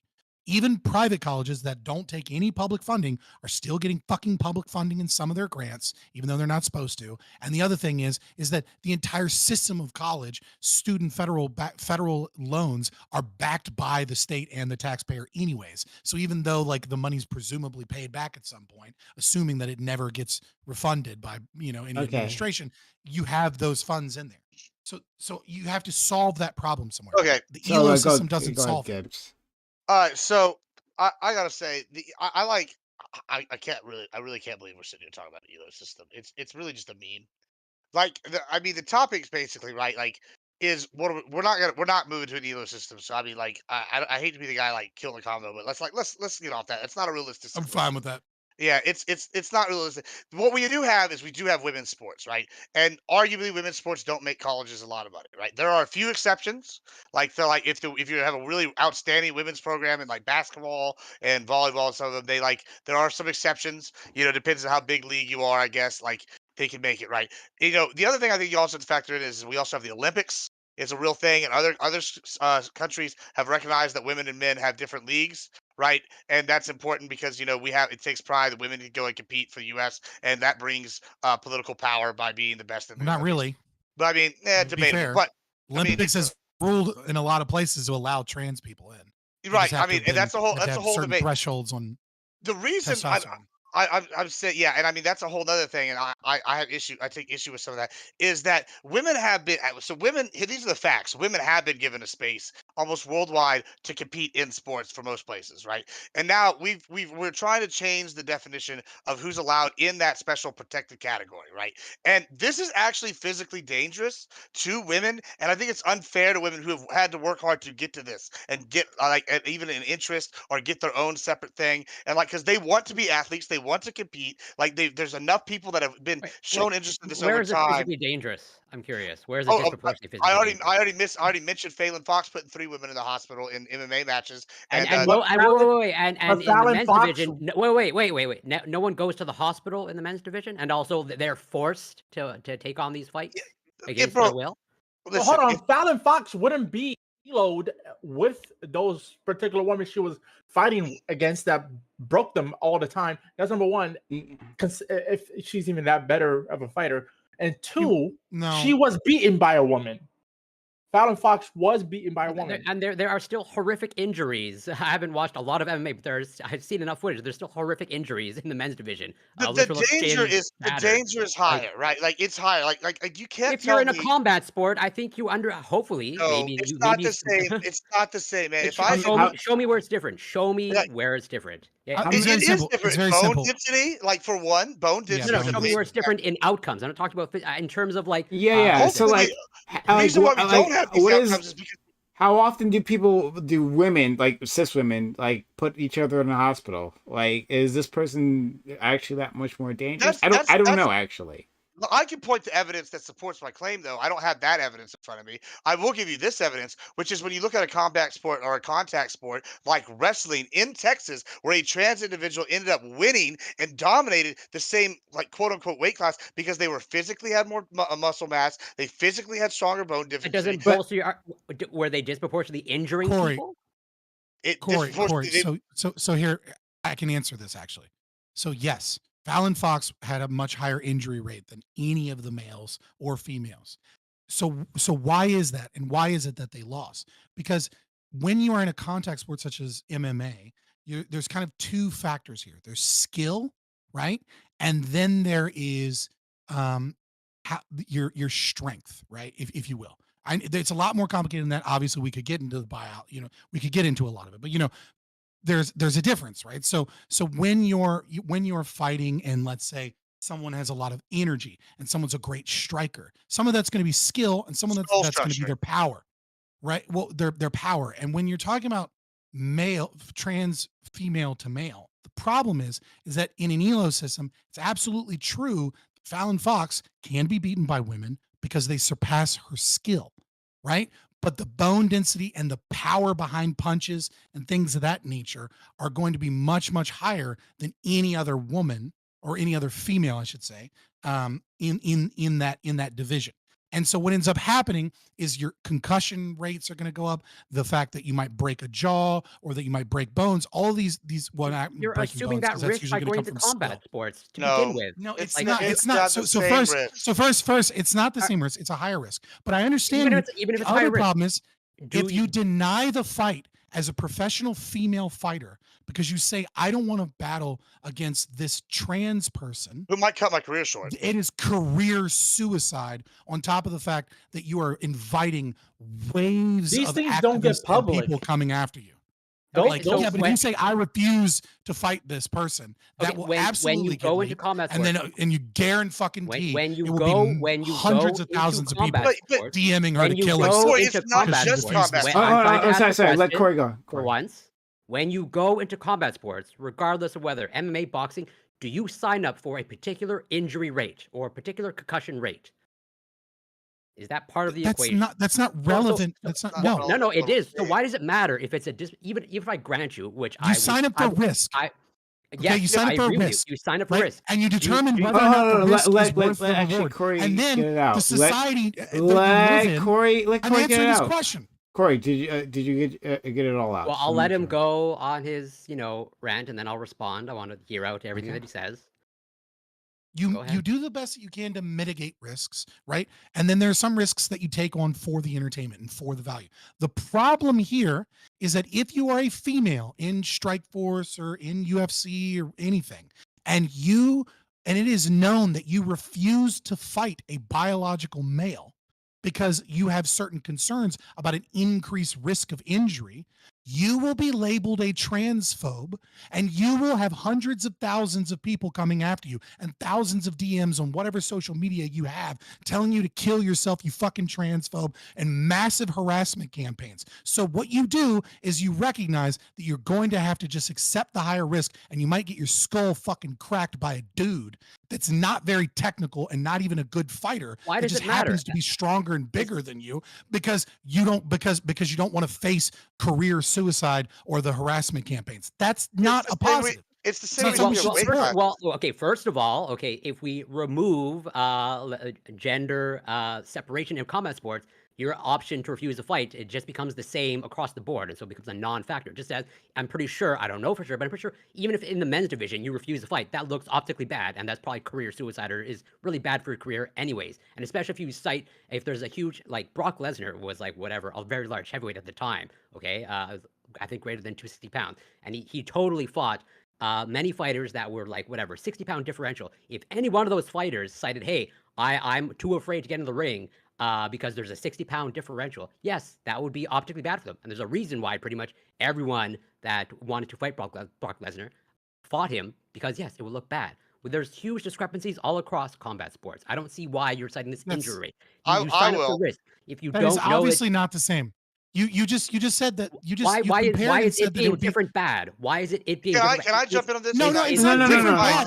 Wait, It's one second. you're being Just let me finish. hold on, real quick. You're comparing someone saying I don't want to fight Brock Lesnar because he's 60 pounds bigger than me, and the fact of the matter is that yes, we're in the same weight class, but they're basically an entirely different weight class. And you're saying that the hate and the harassment that they may or may not get from that is equal to a female in a sport that says I don't want to fight this male because of their bone density and because they lack skill, but that they fucking when they get Well, you're someone on calling the them ground and male, pound, first of all. it's over. Yeah, because they are. Well, first of all, So that the ground and pound will the- crush my fucking skull and hospitalize me from severe concussions. I don't want to do that. And the harassment campaign that would occur give me an example. Give me an example of a crushed completely skull in an MMA fight. In a Phelan Fox contemporary literally MMA did. fight. Phelan Fox literally did that in Literally, in that's what we're second talking fight. She like crushed the girl's orbital really badly. An like, orbit. The orbital is not the skull. Yeah, So and you're she had aware. skull fractures as well. Like it was like, it's a T. Okay, listen. This is kind of what you're not factoring in, right? When you mention that, this is why I brought up the Demetrius Johnson weight class thing. Demetrius Johnson, if they asked him to fight Brock Lesnar and he said absolutely fucking not, this takes out all of everything you just said because he obviously, why would I fight Brock Lesnar? I'm a featherweight. He's a heavyweight. He could And you fight can at still have superweight. weight classes when there's No, no it's gender divide. different. It's different. And then when we come back to the women's thing, Just we walking past that. no, it's not. It's not. Look, we've weight already. male and Hold on, female in the we've same al- weight class are totally different. Let him handle it. Come on, please. So, Right, like, and they wouldn't be in the same elo. So first, we Yes. already have this problem. Like here in Texas, right? We had a male wrestler compete at female weight classes. He had higher bone density, more muscle mass. He dominated, right? This cost us sponsorship, scholarship opportunities, right? This is a big deal, right? There's a big argument. We've seen this with like Leah Thomas and the people that are arguing with her about it. We've seen this in weightlifting, and the reason this is an issue is we've already established that. Genetic males, however we want to describe this, have inherent advantages when it comes to certain athletic abilities, right?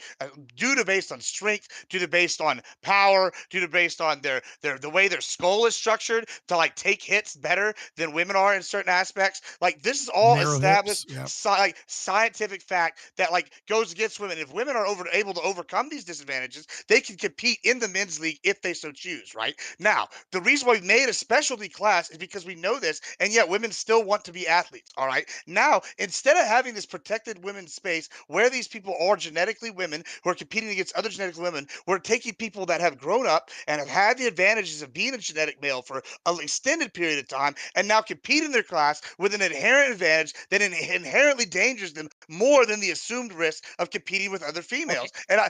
And the reason why we don't have this data can is I because we've been respond protecting the women now? from this for a long time, and now we're not. Okay, if you're And the going data to is cite, overwhelmingly supportive. okay, if you're going to cite inherent genetic advantages, would you allow someone with a myostatin deficiency to compete in sports?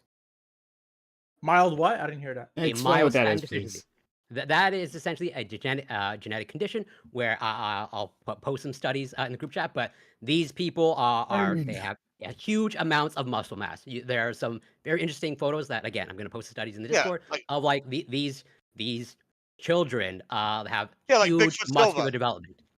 So would you ban a person with this condition from sports? Yeah, like Bigfoot Silva, who competed in MMA for many years.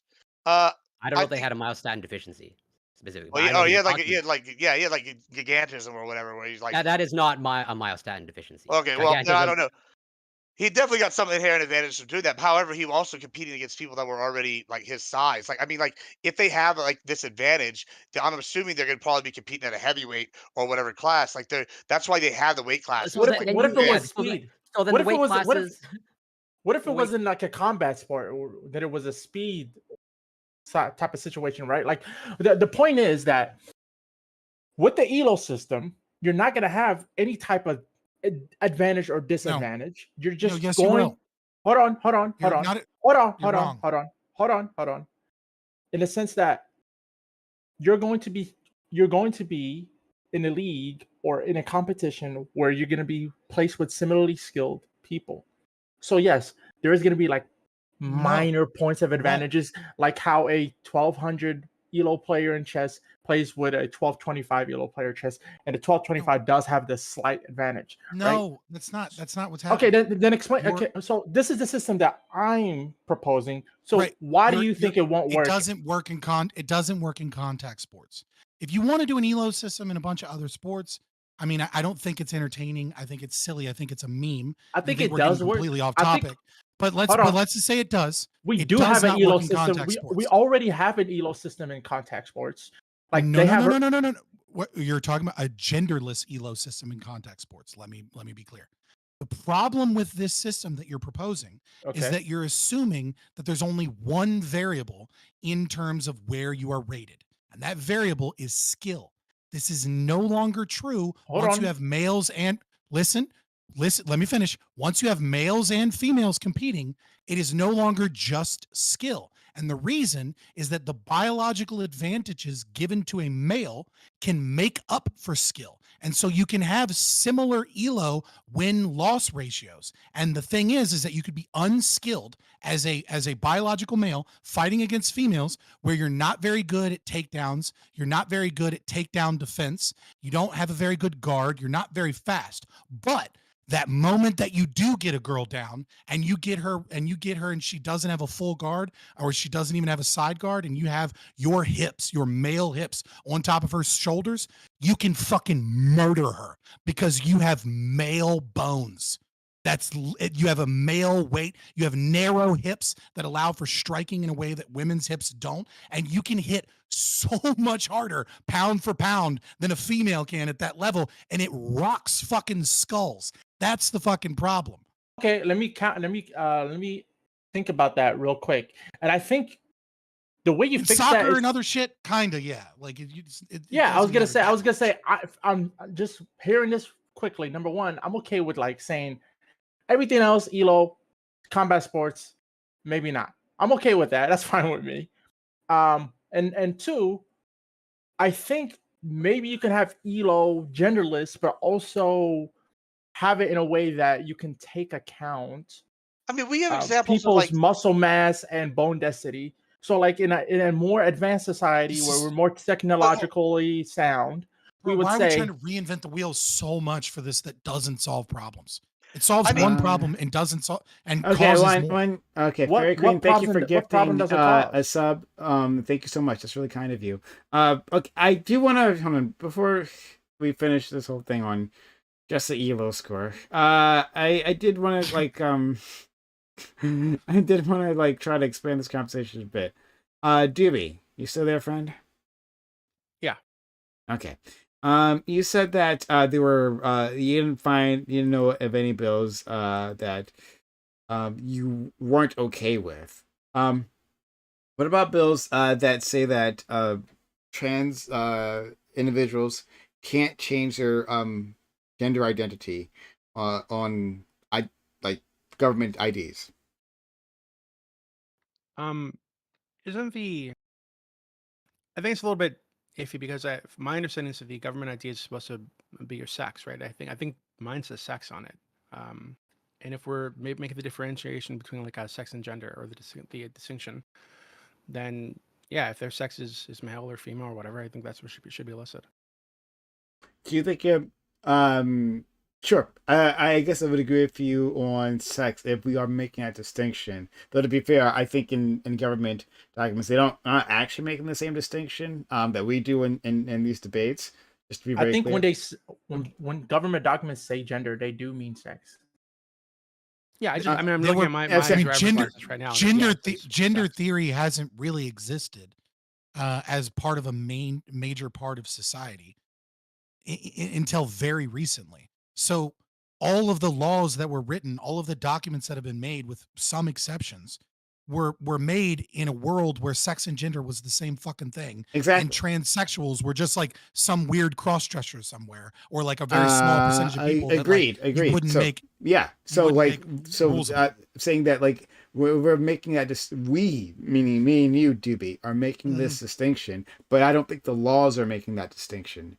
And would you think would it be a better world if trans people could change their IDs? No, I don't think so. Why? I Why really not? don't think there's a. Well, if the purpose of the idea is to keep track of your sex for whatever reason, right? I'm sure there's a reason they want your sex on there. It could even be, you know, if you get into a car accident, they want to be able to identify what sex you are, so they can make sure they're giving the right medication or some shit. Like whatever reason they have the sex on there listed.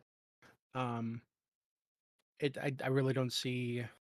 I mean, maybe a trans person might see it and experience some kind of dysphoria because there's an F on there or an M on there when they'd like it to be the other way. But um, I think I don't think pretending that a person's sex is changing because they're trans is helpful to anybody.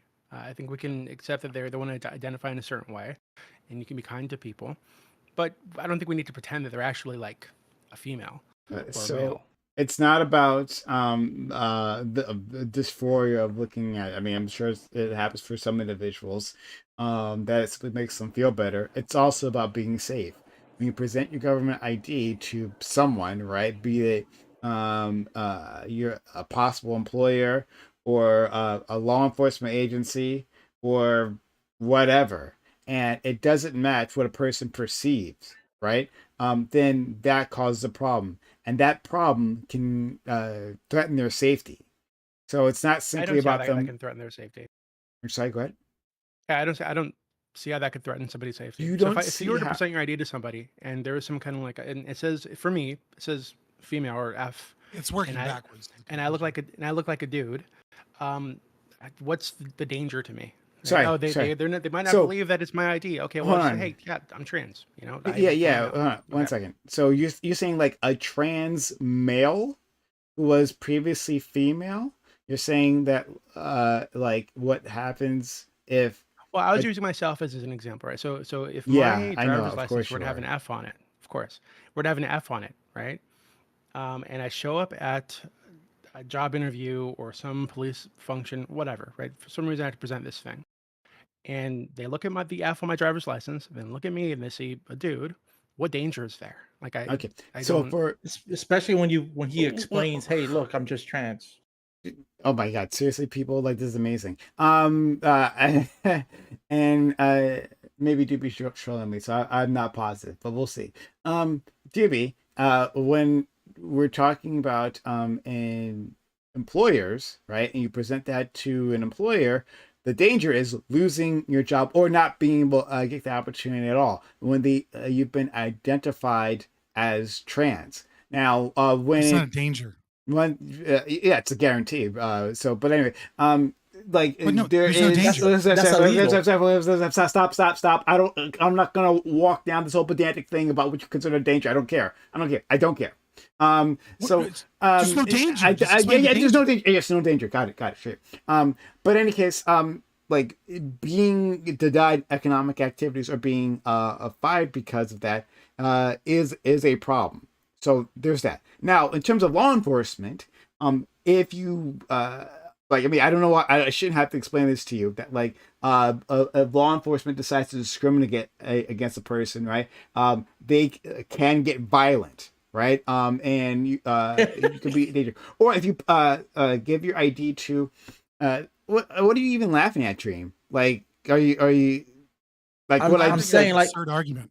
Dream, I'm what- laughing because police are just violent all the time, anyways. Indeed, they are And- violent. But hold on, but Yeah. we know that they're more violent against. Hold on, we know. Sorry, hold on. We point. know they're more violent against Didn't expect marginalized that individuals. answer. We know they're Ginger's more, acorn. We know Fuck. they're more violent against marginalized individuals. Correct. Correct. No, Dream? we don't know No, that. that's not true. Dream, There's you no don't know evidence that? to suggest Okay. that. All right. Good, Dream. I'm gonna let's clip I didn't that. say that. All right, There's literally no Trump, evidence to That's suggest not that. what I said. Oh, Giant- sorry. What did you say? They're Sorry, more sorry. violent towards Oh my white God. people. Maybe Scott was talking unnecessarily. Sorry. What did you say, Dream? Yeah, I was spitting the actual facts. Yeah, sure, whatever. Instead of socialist Dream, lies. Dream. What did you Whites say? are the most likely to be Dream, perpetrated. sorry, I'm negatively just against. ignoring you. Sorry. Dream, what did you say? I know you're ignoring me because I have the right answer. Dream, shut up! I want to ask you a question, Prime, after Dream, if you don't mind. Sure. Dream, and then I want to finish my thing with Doobie, then I'll go to think- you, Gibbs. Sure.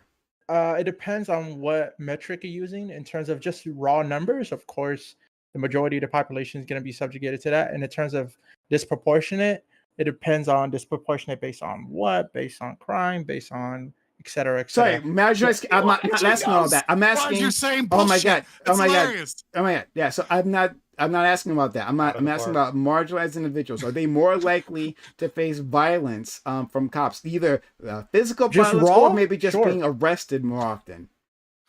Just raw? Yeah. Yeah. Yes. In Okay. on Great. critical lens, yes. Absolutely. Thank you. Great. So we can move on. So Wait, Doobie, which marginalized Well, people? no, he already defeated what you said, though. shut up. Like, it's You're unbelievable. not making an argument. You're just Yeah, yelling. You're okay, just- Scott. Oh my God, you haven't forced me to mute you in such a long time. We can do that when I get to you, not now. When I'm talking to Doobie, I'm talking to Doobie, not you. I can get to you later. Okay. Doobie. Yeah. Fuck. Oh yeah, you were asking me the danger. So yeah, if your gender identity doesn't match up, and in your case, Doobie, you are a male, and I don't know why you would have an F next to your name any which way. But like trans people usually do these things when they've actually made a transition, right? So you're not actually transitioning. Sure. You look very male, and so like you wouldn't actually do that at that point in time. But if you were convincingly female, all right, which would be interesting. If you were convincingly female, having that discrepancy, still having an M there, yeah, that puts you in danger. Okay, so if you're saying that the danger is I might get denied a job, Or sure. threatened by law enforcement, or attacked by other individuals that you hand your ID to. Yeah. Okay, well, We- okay, we so gotta I'll have do your I'll deal with the job thing. So first off, I think that you should be able, as an employer, to turn away somebody for any reason. And yeah, if a trans person came to my office and I had the ability to dismiss him for being trans, I would, because I don't want somebody there that is probably gonna have a ton of mental health problems. I just don't want to deal with that shit. Okay. Like, so yeah, I'm not going to hire them. And So I'd exactly like that, yeah. I like them to be upfront about that, right? So of There you course. go. So thank you for proving my point. Yeah, but Appreciate that's it. like that's just the consequence of having a ton of mental health problems. Yeah, and me not wanting but to hire be somebody clear, else but with you a just ton of proved mental my health problems. point. So I just want to be clear on that. Like you hey, if I could tell these people were trans, I would Well, actually if deny that's- them employment. I appreciate Of course I would. Like if somebody course you came up to my business like, oh yeah, But- I'm schizophrenic. but I'm Prime, the fucking question is- schizophrenic, sorry, I'm bipolar. Dream. I got fucking BPD. Yeah, I'm not gonna hire this person. Of course not. Yeah, Sure. You're just assuming they have all that, but all right, sure, okay. But Prime, the question is it a justified rejection? That's what Doobie's trying to say. Like, Is it? Yeah, because you're saying, oh my God, there is the risk of somebody's life getting worse because of a characteristic they have, and Doobie's saying this particular characteristic is something that he would personally reject. But so then you would have to then counter with, you are unjustified in doing that, Doobie, in order for you to have a good argument. Unjustified and blanket dismissing trans people, assuming that they must be mentally ill. No, actually, I won't bother. Yeah, if you can't figure that out, I'm not going to Like bother. what with you're it. It's essentially fine. saying is that rather than have the trans person, deal with the risk of danger, quote unquote, of not being hired or being turned away because they're trans, and the employer makes assumptions about their mental health. Like what you're essentially saying is that the employer should instead have to deal with hiring people on, or they have no idea if these people have huge mental health issues. Would Right? you So have you're with essentially any? That's the case of any hire. GB, you own a business. not You run into not people one. who have mental health issues. You run into people on Discord who have mental health issues. You have no idea. So in an interview process, it Not doesn't. always the case, actually. Sometimes you can tell in the interview process, Oh. but it's true that I mean, if can't, they're trans, definitely unfortunately- you can tell. Apparently, right? Unfortunately, Yeah. I can't justify getting to somebody's medical history to Okay. hire them. Yeah. Unfortunately.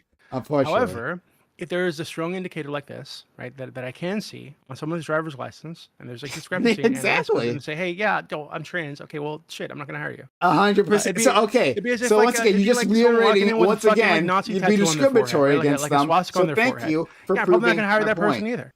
I appreciate it. Well, I now you're appreciate going too it. far, Doobie. No, I I'm not. appreciate it. No, I'm not. So let's go to Gibbs. Go ahead, Gibbs. So, Then Prime, we'll go to Scott and Dream.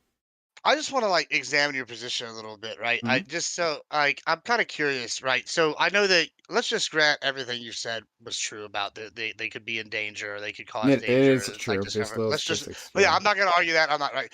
My question is, could you see how them interacting with government officials or like people in day-to-day life with the wrong information on their card or with the information that says their original gender or sex or whatever you want to define could also be a dangerous situation. I'll give you a couple examples. We talked about sports. If I'm a female police officer and I run somebody's ID and this person's passable and all of a sudden now they're physically overpowering me, that could be a danger to that individual. Is that correct? Like, right? Or say I look at somebody's ID, this person's passable. I don't know what they are, right? And like so I look at their ID and it says female, and I give them a drug that's not for genetic males, and now they die. Are we opening up all the hospital system to a lawsuit? Can you give me an example of that, please? I mean, I'm imagining scenarios that He's happen. just asking questions. He just asking questions. Yeah, could you could you at least admit there are situations The where having medical the scenario wrong, might be one, yeah.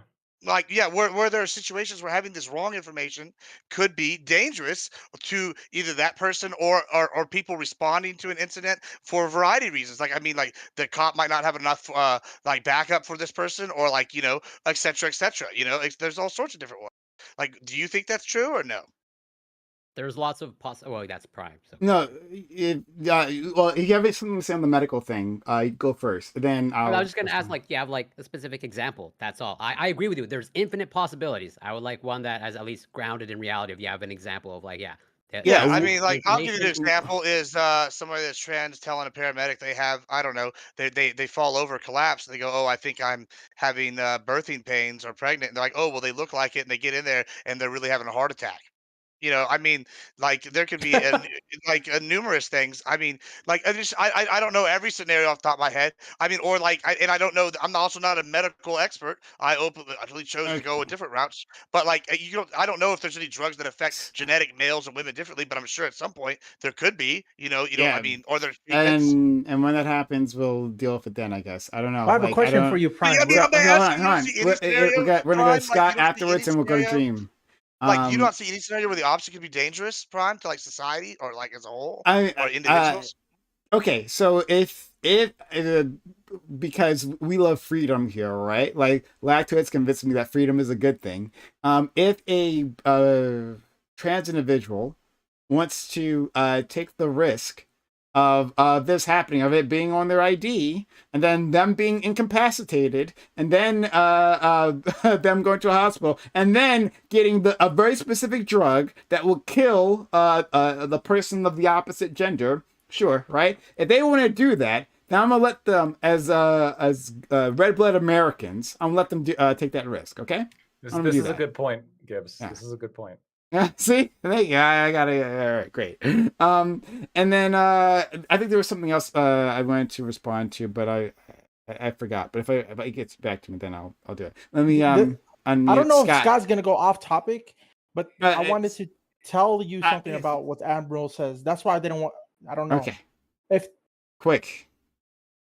yeah, so If it's So not my- quick, then I'm gonna go to Scott. So the question is like, are these people going to be able to do this on more than just their driver license or ID? Like on every single document that mentions their sex, are they going to be able to say that this is the sex that's going to identify what I want? And number two, if that's the case, if it is the case, what about like things like, hey, if they went to a criminal court system and they took their DNA sample, and then let's say there was a criminal case about a rape or something, and then they were trying to cross-examine DNAs, and then they say, hey, do all the male DNAs that we have for X, Y, and Z to make sure that they're not in the system in this woman's vaginal sample.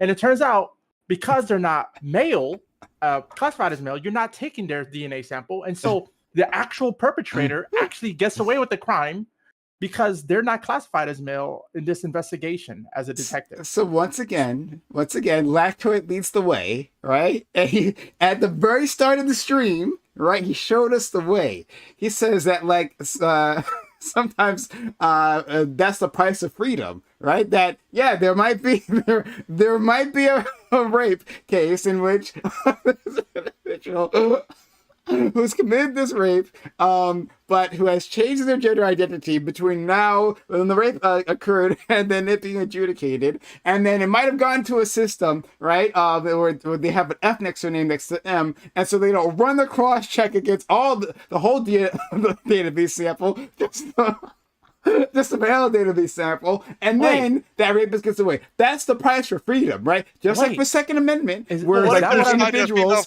where we let kids die, right? There's no way you believe that, Prime. You're literally lying to yourself. No. I say I'm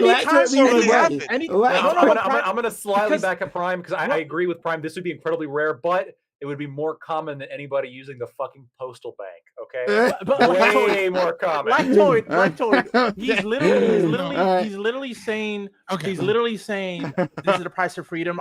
Ironically, because what if that's his honest opinion? This is the price of freedom. This should be crazy, Drew. No. You're telling me the cops Prime, like Prime. I mean, Lactoid. Hold on. I'm trying to. Okay, this is a new debate, I guess. I'm trying to say. I'm trying to say that Prime's counter argument for this is he didn't provide one. He just memed. Yeah, should mean that he's an anarcho-capitalist because whatever happens from anarcho-capitalism, it's a logical A to B progression. I agree, Prime. Literally. Lactoid's a leftist, and I'm a handicap. That's the price of freedom. That's what I'm going to tell Prime. And he said, "What about this? That's the price of freedom. What about that's the price of freedom." Why am I even here sometimes? Jesus Christ. This is stupid. D10 Dream's point originally wasn't actually that bad, right? Like, there obviously, if you have a database where you're searching all males, and there are people that are classified as female that are raping people, they could potentially get away with it if they don't run female DNA. But I assume if we live in a world where, for whatever reason, they just magically make men fucking females, that police would just have to run everybody's DNA. Like, that's how they would adapt to that. Or you can keep a record. You can keep a record if it's been changed, right? And then if the ones who've been changed, you can just run them too. There you go. There's no, you would just run everything. It would be way easier than trying. But hold on, if there's a record of that no, shut the fuck up. Wouldn't they have that record? No, shush. When you run it, just shut. The violent police would. Hold on. You are fucking getting into you are getting into the super specifics to try and defend this point. It's silly. Just let it go. Okay. So here's the problem.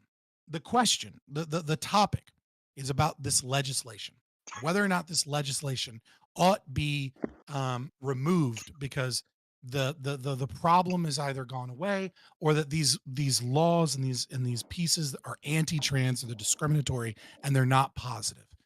I would put forward first that the problems that are going away is that as of 2023, 8% of Gen Z adults are identifying as either non-binary or trans. So 1 out of every 12 person that goes into the bathroom might be going into the wrong bathroom. Like, that's the level of that this is going. So I don't think this problem is going away. Obviously, it's not going away in schools. This legislation is nowhere near powerful enough And so when given an example of one piece, Primekai says, well, what about changing male and female on government documents? And you say that this creates danger. D1O Dream did a great job of expressing how that's simply not true. How when you try and equivocate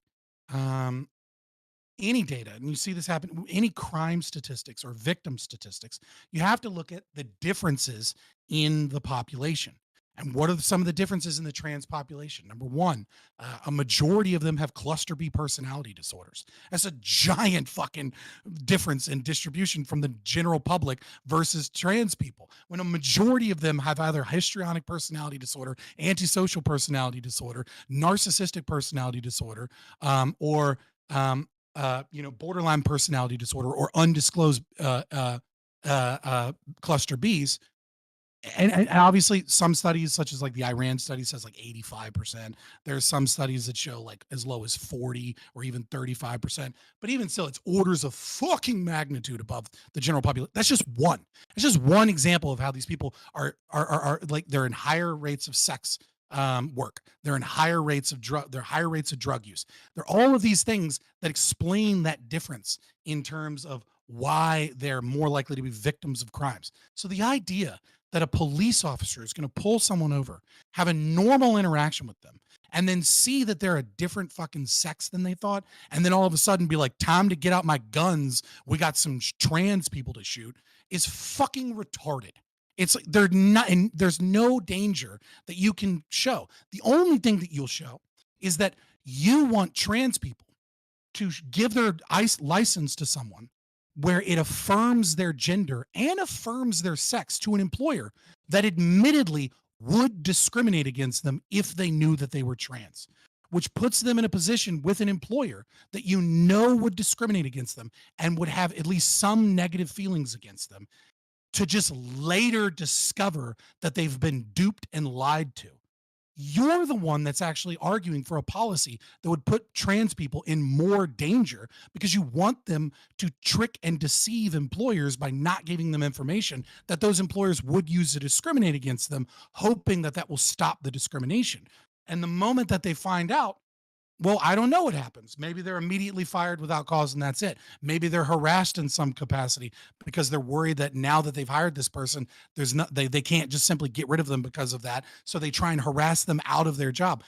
I don't know, but the concept that you want people to go work for people that would discriminate against them because they don't like them or they view them as bad is somehow protecting them from harm is absurd. And you're not, it's there's no safety issue here. Sure. Okay. So no, the law is good. So according to I believe this is from the State Department, nearly 1/3, 32% of, talking about trans individuals, of respondents who have shown an ID with a name or gender that did not match their gender presentation were verbally harassed, denied benefits or service, asked to leave, or assaulted.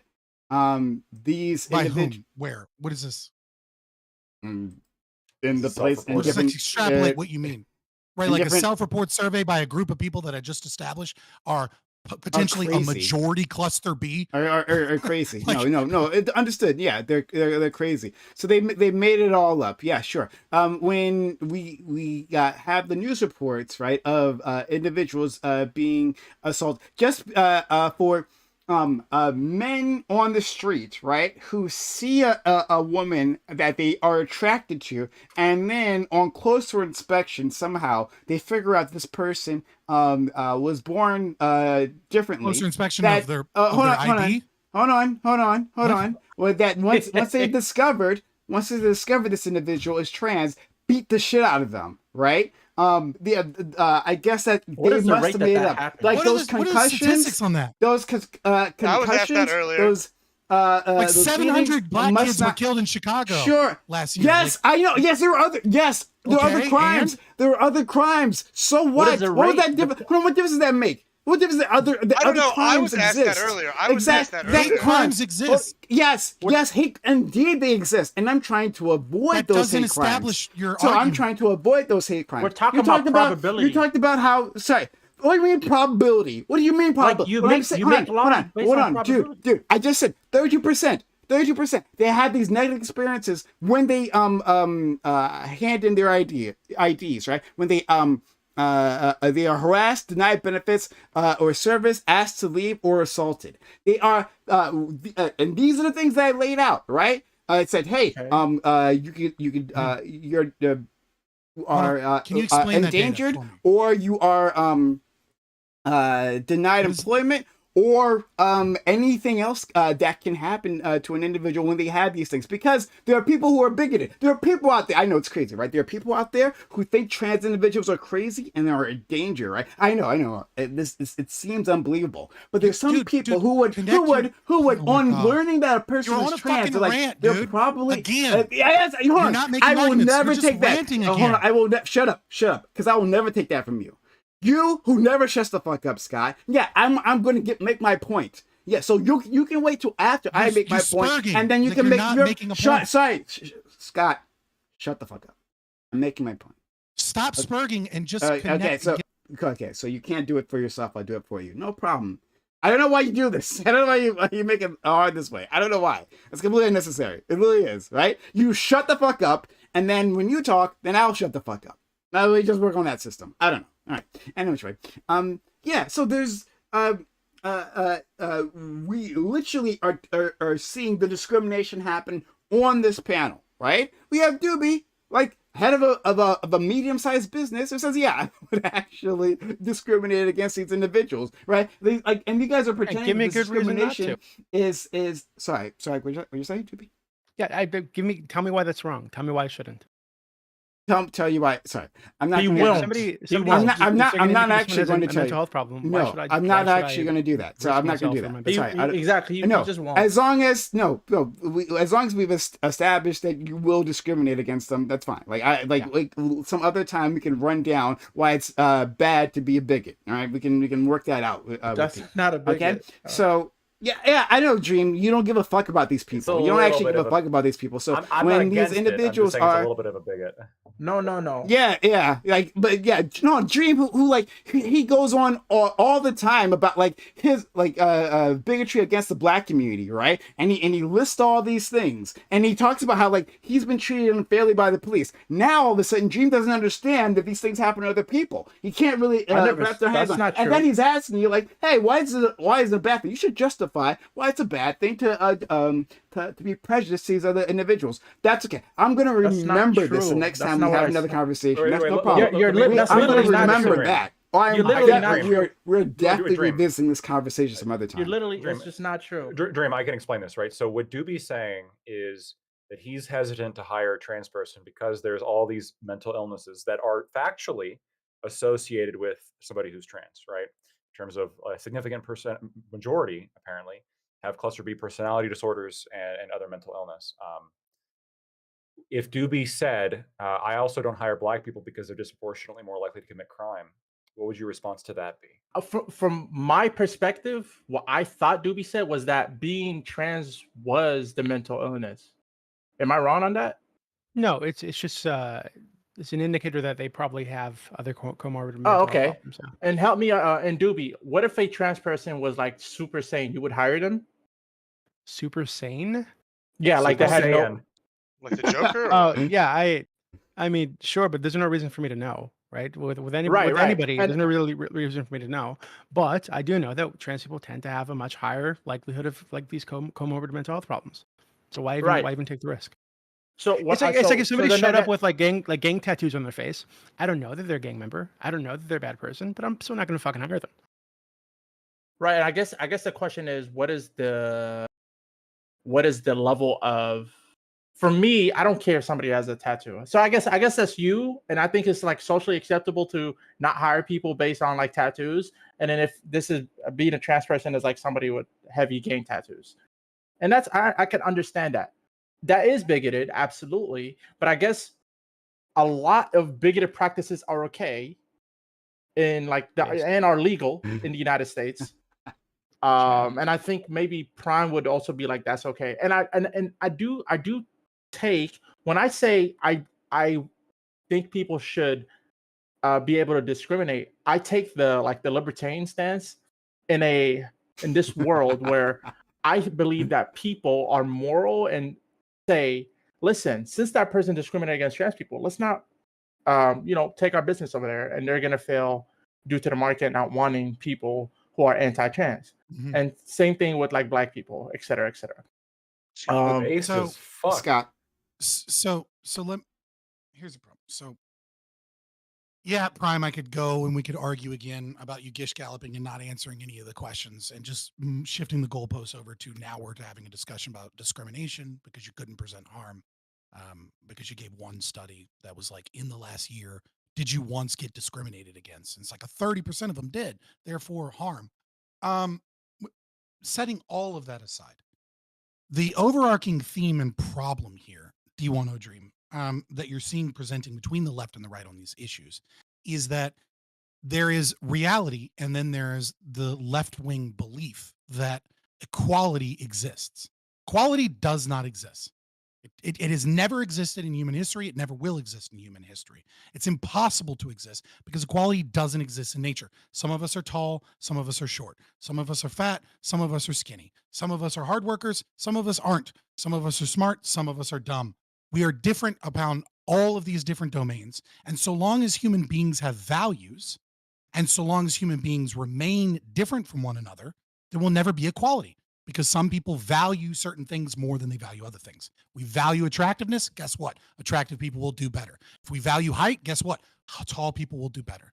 This concept then is that we dislike the idea of discrimination in certain domains because it is offensive to the ideas that we espouse of equality that don't exist. And one of them is discrimination against trans people. Yes, if you want to treat trans people fairly, treat them fairly. But part of treating them fairly is exactly as Doobie said. If I'm a business person, I'm trying to hire 100 people, I don't have the time to go through 100 people and determine whether or not they're a good fit for the company. I don't have a time to investigate every aspect of their life. And so if I have 1,000 applicants and fucking 100 of them are trans, more statistically speaking, if I get rid of the trans, I'm probably getting rid of a great employee.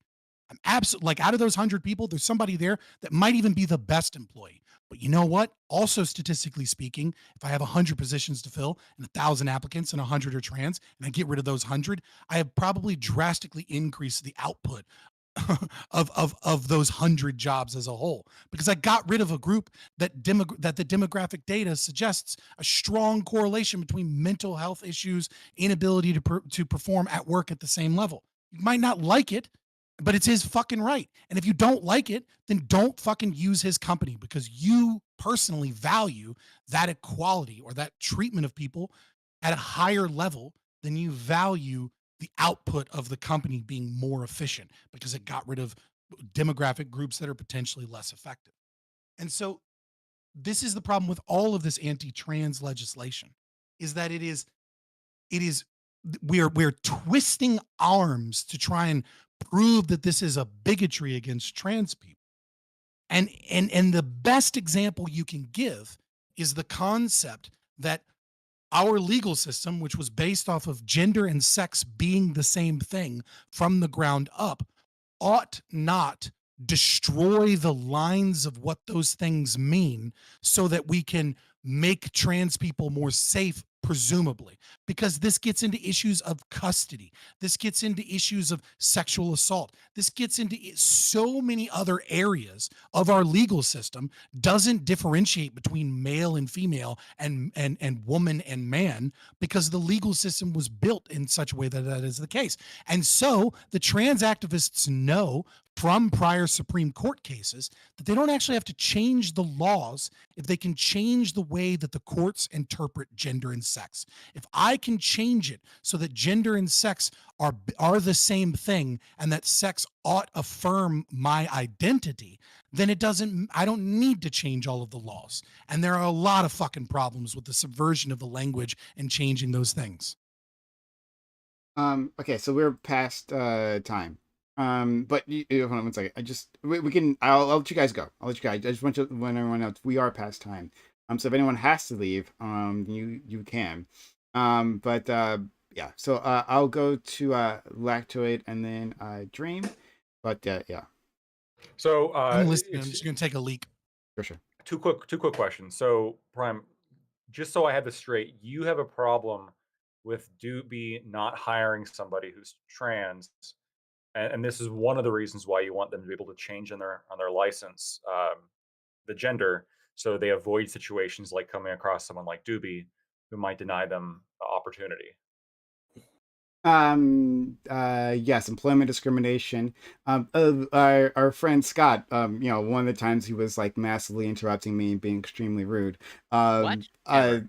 Yeah, I know, right? Yeah, that I must have made that up too. That was my impression, right? And once you're talking about oppression, you make it up in your head, and so I must have been delusional about that. But in any case, yeah. So, but he brought up though that a lot of them are involved in sex work, and in drugs, like trans individuals, right? The high percentage of them do that. Well, one of the reasons is because of employment discrimination, right? If you want less of them to be in sex work, or anything else that you don't want them to be doing crimes that they get up to, then allow them to have proper employment, and yeah, be part of society. In order to avoid discrimination from an employer, sure. If an Asian man applying to Harvard, should they be allowed to put black on their college applications to avoid the discrimination? To avoid the discrimination. Does that yeah, okay, sure.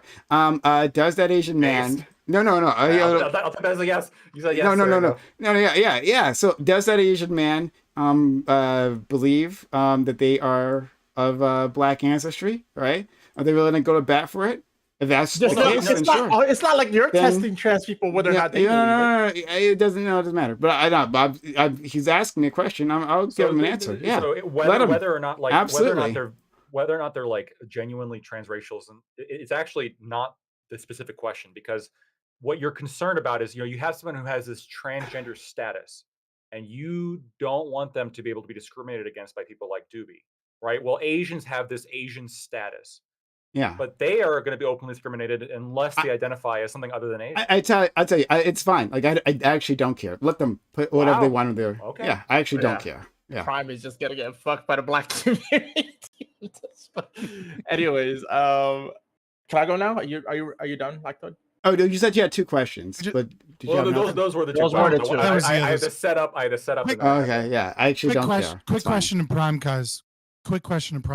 So you said that transgender people, in your opinion, are in sex work at a higher rate because of discrimination from employment. And despite what you put on your driver's license, there's still going to be probably a majority of trans people, regardless of whatever's on their driver's license. Their employer, once they interview them, is likely to know, unless they're really good at voice modding and they pass really well, that they are trans. Mm-hmm. So much of this discrimination will still occur, and they will be likely, because of we should argument, legislate against still that. in higher I'm sorry, levels. I shouldn't talk over you. Still in higher. Yeah, it's fine. So they'll be in higher levels. We don't have work. people talking over each other. So if they're in high levels of sex work, because of that, your solution, which likely for most people wouldn't actually fix the problem, would allow them in any forms of apps or any things like that to lie about their sex in their sex work via their documentation. Are you worried that lying might increase gay panic or trans panic defense, where people feel that they've been trapped because the transgender person lied about their sex, and then they found out when they went to go engage in the sex work that they were actually trans, and then that might increase trans murders? Sure. Well, there's two different things. One, the gay panic or trans panic defense shouldn't be allowed. Period. Right. So I would ban that outright. And and I believe states have been moving. Yeah, I agree. I'm just referencing it as a means of recognizing that there are people that will get legitimately violent if they feel that they've been tricked by a trans person online. This is true. Who had all of their documentation proving that they were a female, and then they show up, and lo and behold, they're actually not female. Wouldn't that be increasing the harm trans people go through? It would only happen if that trans person honestly is foolish enough to do such a thing. But it could, it might. Let me just give it to you. Like, no caveats, right? Yeah, sure. They might have within the context of sex work, right? They could present themselves as female, and a cis female, and they when they show up, a person suspects, right? And whether they are actually trans or not, that person can be murdered. So like that happens any which way, right? Like if you are simply perceived, Yeah, that happens. That's fair. yeah, Yeah. okay. So the problem here is I don't see any argument, and you've still yet to be able to coherently argue any danger. All that you've presented is potential increased risk of discrimination in hiring practices or in situations where you're presenting your ID for to be a customer in some regard. Now this is bigotry. Yes, it is discriminatory, though discrimination can be good, as Doobie has pointed out, even against trans people in certain regards. But it would be beneficial towards his wants and desires, and to be against that would be against his liberty. But again, will you just openly now, finally, just admit that what you're really concerned about is discrimination against these people, and you don't like the concept of people discriminating against them, so you're okay with government documents hiding information so that they're less likely to be discriminated against, as opposed to actually saying that they're susceptible to some they're susceptible to some statistically significant form of harm because their driver's license says F instead of M, or vice versa. Both. I don't know why I have to choose one or the other. I don't want discrimination, and I don't want anything that might increase their exposure to state violence or personal violence. So both. Right. But you haven't substantiated in any way, shape, or form the latter. Only the former, which got away from the original accusation, which was harm.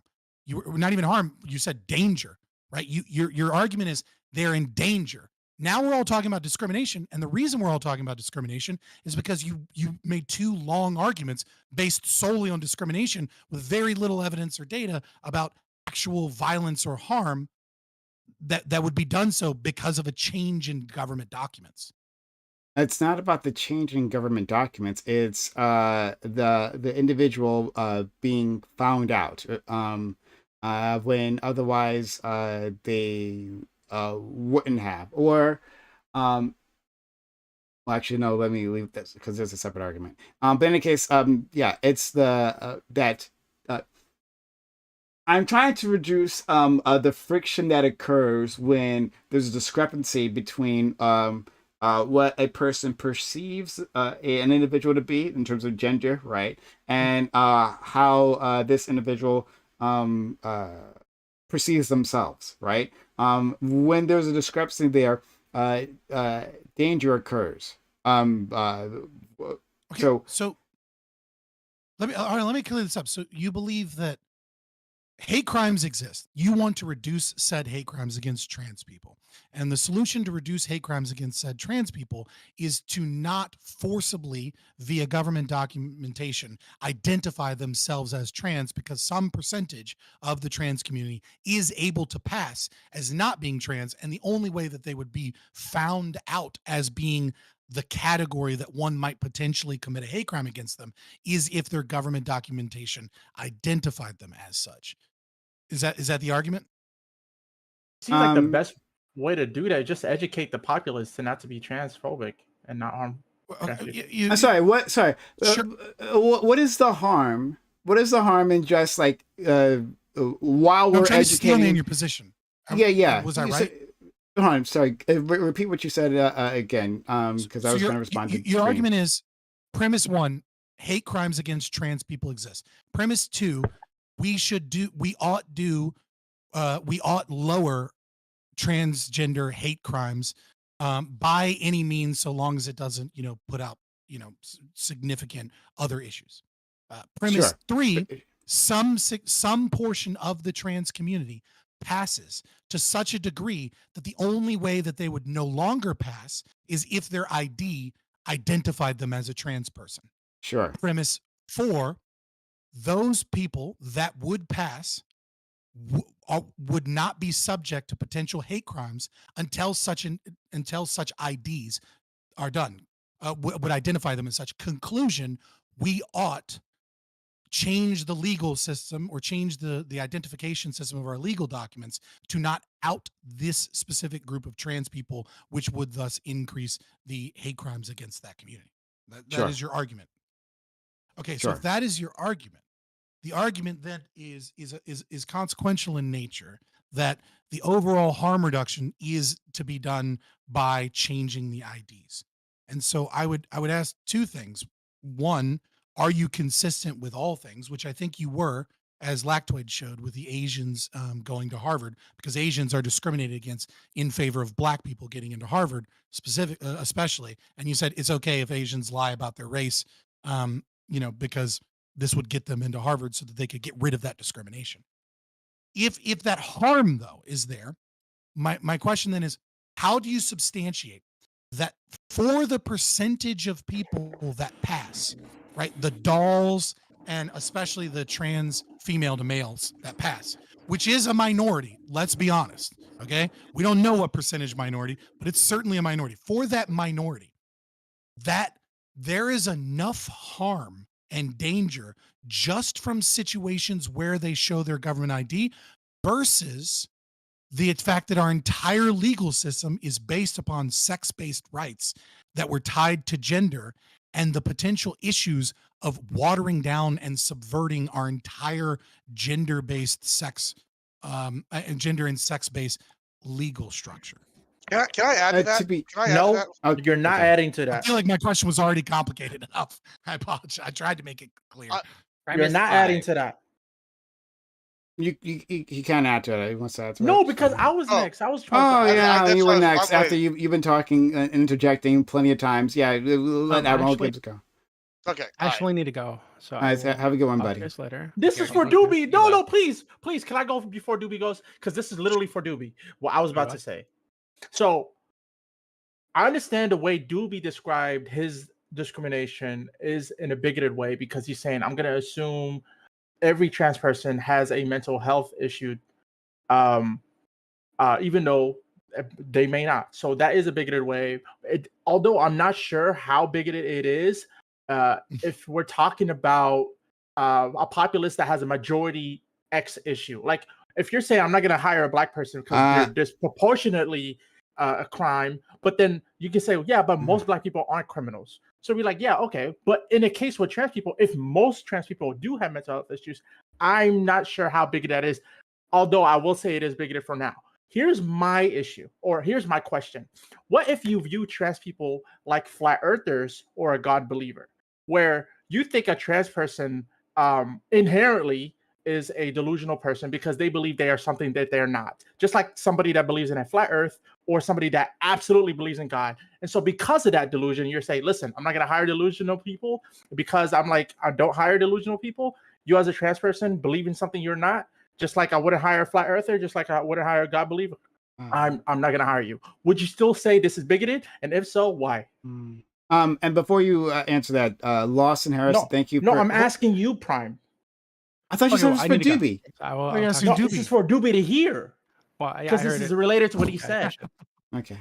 I love it. I love you guys. Bye, Doobie. Take care. Okay. So Lawson Harrison, thank you for the $5 super chat. I'm only reading this 10 minutes late, so there you go. But I was arguing, to be fair. They should have to change their name also to Shi Ming Washington. Shi Ming Washington. It's a Chinese Black name. That's what he's saying. Oh, okay. Fair enough. That one went over my head. You know what? Thank you, D1O Dream. I appreciate that. I would have missed that. Thank you, Lawson, for the kindness, for gifting $5. Sorry. What I did not. Oh my god! So we're gonna go back to explain it your thing, your dream, because I thought you were talking to fucking Doobie. So like everybody thought he was talking to Doobie. Everyone thought he was Doobie, talking to Doobie, but I wasn't asking Doobie. I don't know what that was, but I wasn't asking Doobie. You bamboozled me. All right, that's all I know. All right, here I can say it more simpler. No. So, Prime. Prime was saying that if you discriminate against trans people, that's bigoted, and what I said, I was saying no immediately right after I said that, because I was under this mentality when I said those words. So it is the way Doobie described and clarified it was bigoted because he's saying I'm going to assume that all of these trans people have extra mental health disorders, and hence I'm not going to hire them. That is bigoted. My question is it still bigoted if you don't hire trans people for the same reasons you want to hire a flat earther or a God believer, because they are, in your mind, delusional because they're believing in something that doesn't exist or isn't? For example, a trans person believing in something that they are not, like a woman or You they're a did not man. simplify this. You just repeated this long ass argument. Sure. I didn't. My bad. Or a flat earth or somebody that absolutely believes in God when there's no evidence for God. Is that bigoted? If so, why not? It would be bigoted. I would. So if I was an employer, like an atheist employer, a globalist, globe loving, whatever, the opposite of a flat earther, right? If I was one of those, right, then I wouldn't. Flat Earth denier, you mean, Prime Guys? Yes, flat Earth. There we go. Thank you, flat Earth denier. Excuse me. Fucking deniers. I wouldn't deny I wouldn't reject a person because they're a flat earther. I don't know why they would even come up. It'd be weird if it came up. Like, it'd be super weird. Like, why did it just come up? Whatever. But and I wouldn't deny yeah. for a person who was religious, right? They wore their religion on their sleeve. You know, they got the cross and everything, or maybe they came here for a yarmulke, whatever, right? Like, I wouldn't do that. So, like, I wouldn't be. You're not even making. Can you make the argument? Can you make the argument, please? Maybe it had I was hiring for something very specific, like I don't know, like a Christian priest, right? I don't know. Then that's can you make the argument? You're just saying a claim. You just said I wouldn't do it. Make the argument. You please. asked me if I asked you if it's bigoted. If so, why? You haven't demonstrated why it's bigoted. Why it's bigoted. You just said I wouldn't do it. I've been teaching them. They're learning. It's bigoted. Why is it bigoted to not hire a person because of their beliefs? Because you think that had nothing to do with the job? Yeah, because you don't want to hire delusional people. Okay, so I don't look at those people as delusional in the way that you look at them as delusional. You don't think somebody that absolutely believes in God? You don't believe in somebody that absolutely he asked me about a person believed in God. I know what you're saying, listen, Scott, but that's what he asked me. God absolutely exists. God absolutely exists. When there's no evidence for God existing, that's not delusion? Yeah, I understand that many people believe all kinds of things that aren't actually real. Many people, if you ask the average... Is that delusion? Is that delusion? Yes or no? No, I don't think it's... No, I don't... Like I just said before... Believing in things that don't exist? Hold on. Shut up. You keep asking questions. Like I said previously, if you listen, right, rather than just trying to jump in to say the next thing that was on your mind, like I said, I don't believe they're delusions like the way you believe they're delusions. No, like people believe in irrational things all the time, just like baseline humans, right? People who we would otherwise consider sane believe in irrational things, right? They believe in ghosts, right? Some people believe in Bigfoot. Some people they chase those people around. That doesn't mean that person isn't sane or they're delusional. That doesn't mean the case. Like delusional in the way that I would say is a problem is something that would put people's lives at risk. Right? Okay. Like maybe that would be something. My bad. Let me be absolutely clear and super specific and say, I don't want to hire anybody with any delusional belief. What if that was me as an employer? I don't want anyone with any delusional belief. Tell me why that's bigoted. I mean, I don't. It goes all leftists, right? Like you, Lactoid. Yeah, you're out. I mean, I don't know why. I'm not gonna I don't. Why is it bigoted that you won't hire people with delusional beliefs? Like, what are delusional beliefs? You just said You just admitted in your own diatribe that you want That- that these are delusional beliefs, but they're not No, I delusional. didn't. I said the opposite of that. I said the opposite of that. You literally, we can really run the tape, and a plausible that. interpretation of what you said is that although they may have some delusional belief, it's not one that may like be so impactful or harmful. I said they're not Was delusional. that the only one I heard that? I said they're not delusional. I said they're not delusional. I said they're not delusional. Was that the only one I heard I said they're not delusional. I said Guys, people believe was that the only irrational one I heard things, that? but they're not delusional. Okay, wait. Huh. Well, we'll How ask do you believe in Lactoid. how do you Lactoid. believe- Were you how do you listening? believe in an irrational Lactoid, thing? were you How do listening? you believe in an irrational thing? No. Let's ask Lactoid. Lactoid is the most honest person here. Lactoid, were you listen? Oh, Corey's actually pretty honest. Sorry, Corey. Sorry, I didn't know the insult directed at you. And see, this is why we should have gone to Gibbs first, because like Dream, of course, did not make this simple, but like Lactoid, did I not say that people are irrational? But not necessarily delusional, right? Like people can believe irrational things, but they will not be delusional. If you believe in an irrational thing to be true, So how are you not delusional? are you Lactoid? Are you How are you not Lactoid? delusional? Are you Lactoid? Are you Lactoid? Lactoid. Yes.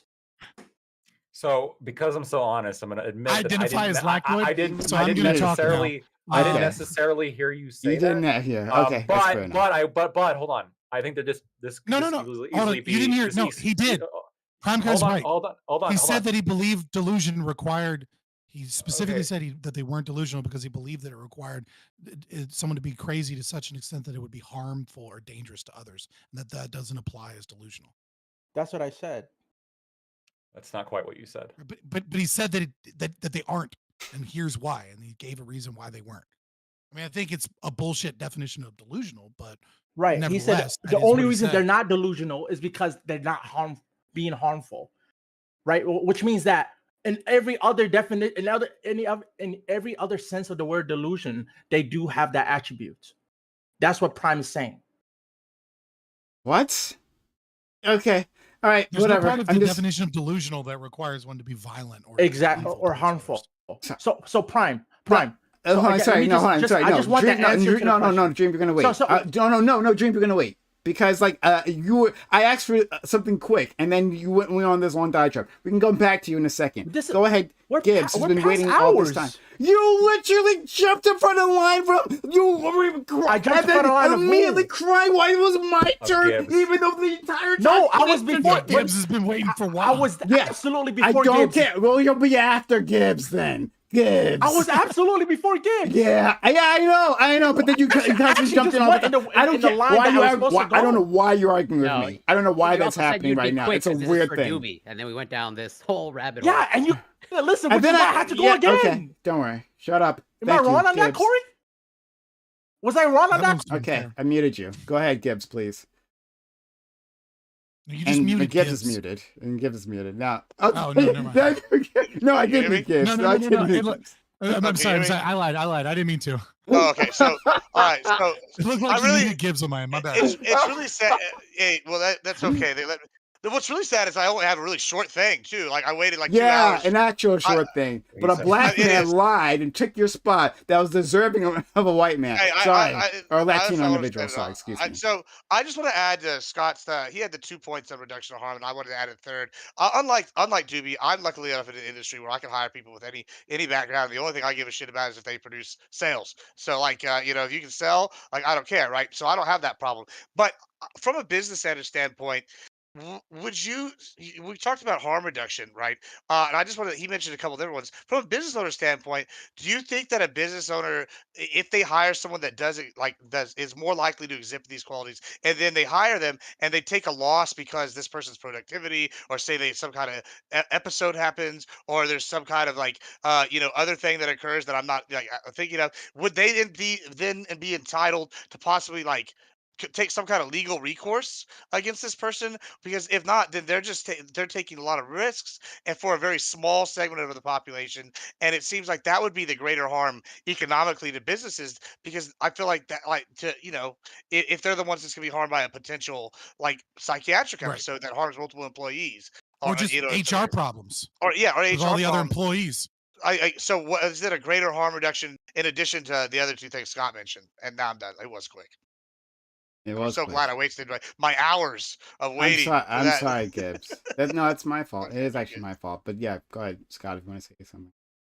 Well, it was to you, No, I was Prime. just adding what Admiral Was that to said. me Yeah, too? yeah, oh yeah. I was, my bad, Prime. Yeah, that was for Well, it you. was for Doobie, but it was It addressed was- to you. So go- I said it was for you. I said I just wanted to add on to what Fabian said to you before you went, Prime, because you were going to respond to him. That's why I just wanted to add one thing to it, and then you were going to respond to Fabian. Was what I thought was about to happen, and then we got sidetracked by Dream I over think Yeah, Dream here. wants it to say did get- something. I think. it did. Now, I bet he does. But Scott, sorry, we can combine these things. Let your powers combine, and then I can respond to whatever it is. yeah, that that's you what I want was me to asking. respond.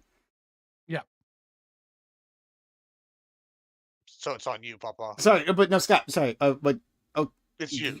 I don't. Yeah, sorry, I gave a pretty long Repeat- speech, and it was repeat- directed towards your argument. repeat. Admiral added to it. He was waiting for Prime. Yeah, but I wasn't. I thought it was Basically, what Scott. I wasn't listening because I thought it was Yeah, Scott. it's just to you, Papa, but it's okay. But I understand. yeah, I wasn't listening, so you can repeat it. That's what I'm saying.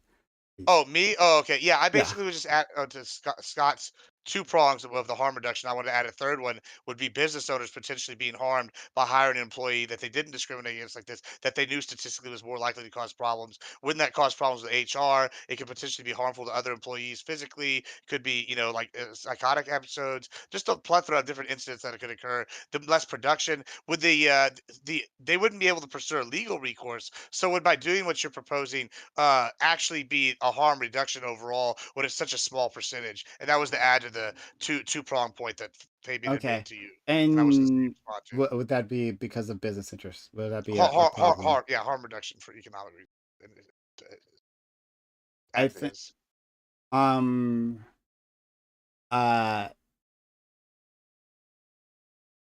I guess I would. So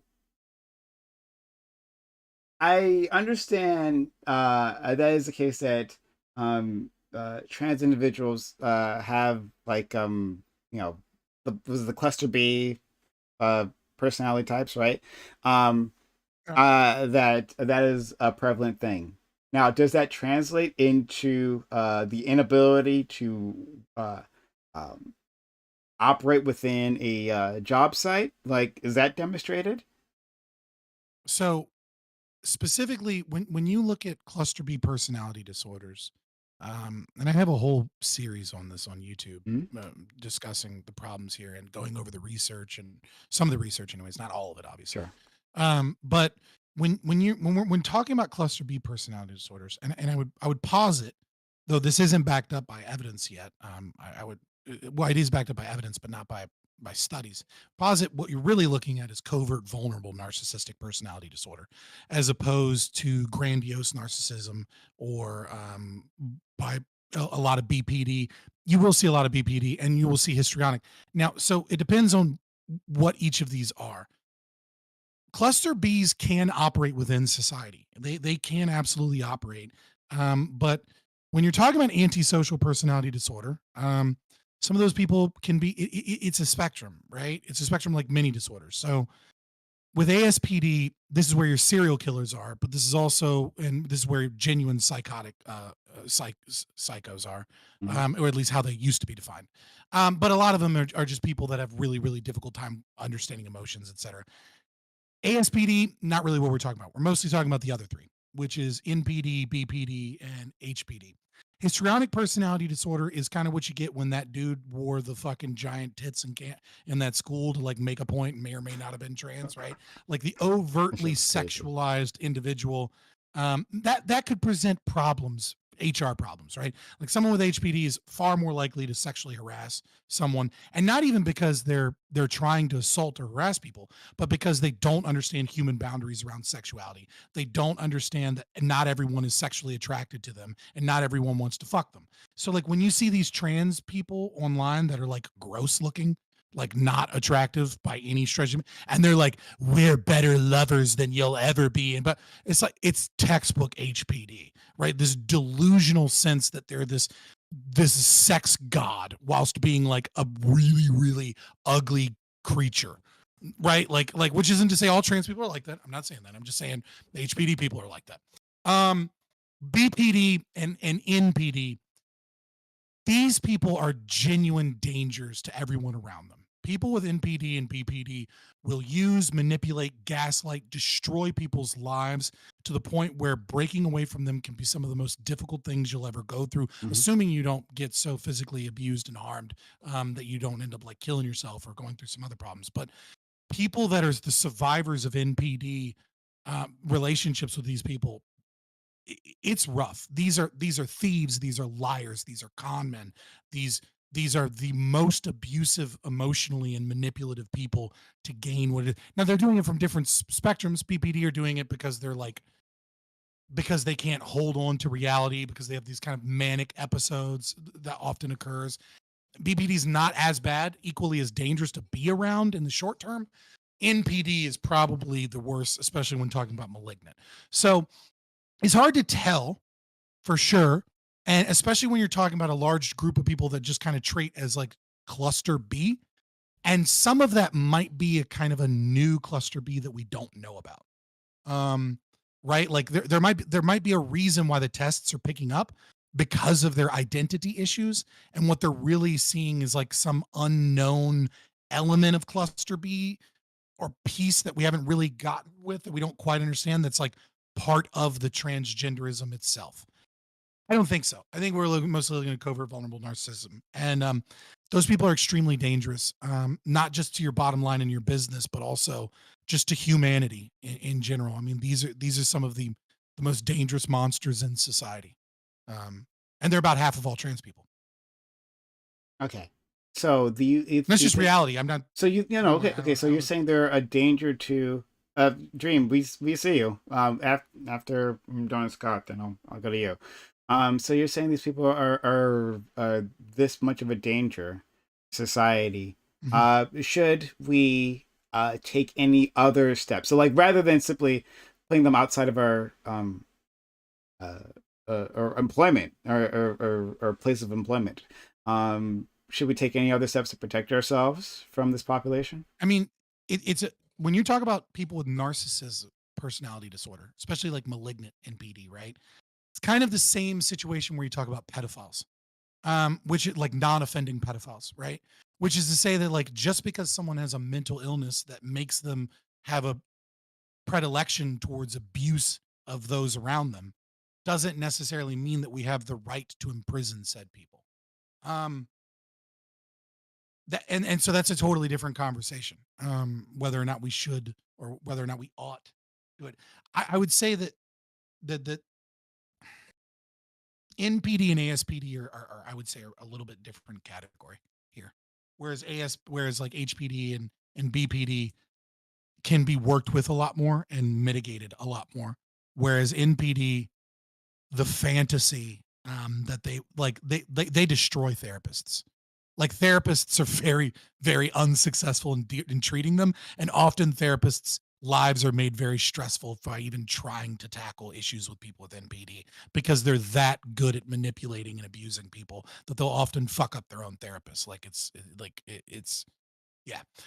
I don't know what you want to do about that. I'm a libertarian. I don't think you have a right to do anything about that. But at the same time, if you know a population is likely to have a lot of that, I don't know that you should be forced to hire these people, just because it would be mean to not do so.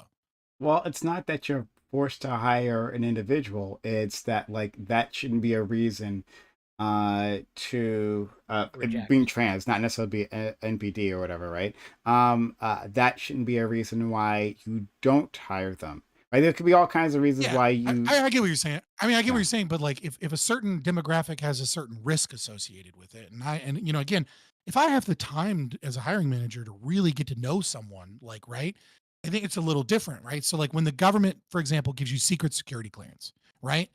What do they do? Or top secret, like when I had to get my security clearance the first time, right? Like they interviewed my friends, right? They went to my previous employers. They went to my schools that I went to. They talked to the principal of my elementary school and my middle school. They went through all of these documents. Like that is a very different situation than I'm the hiring manager.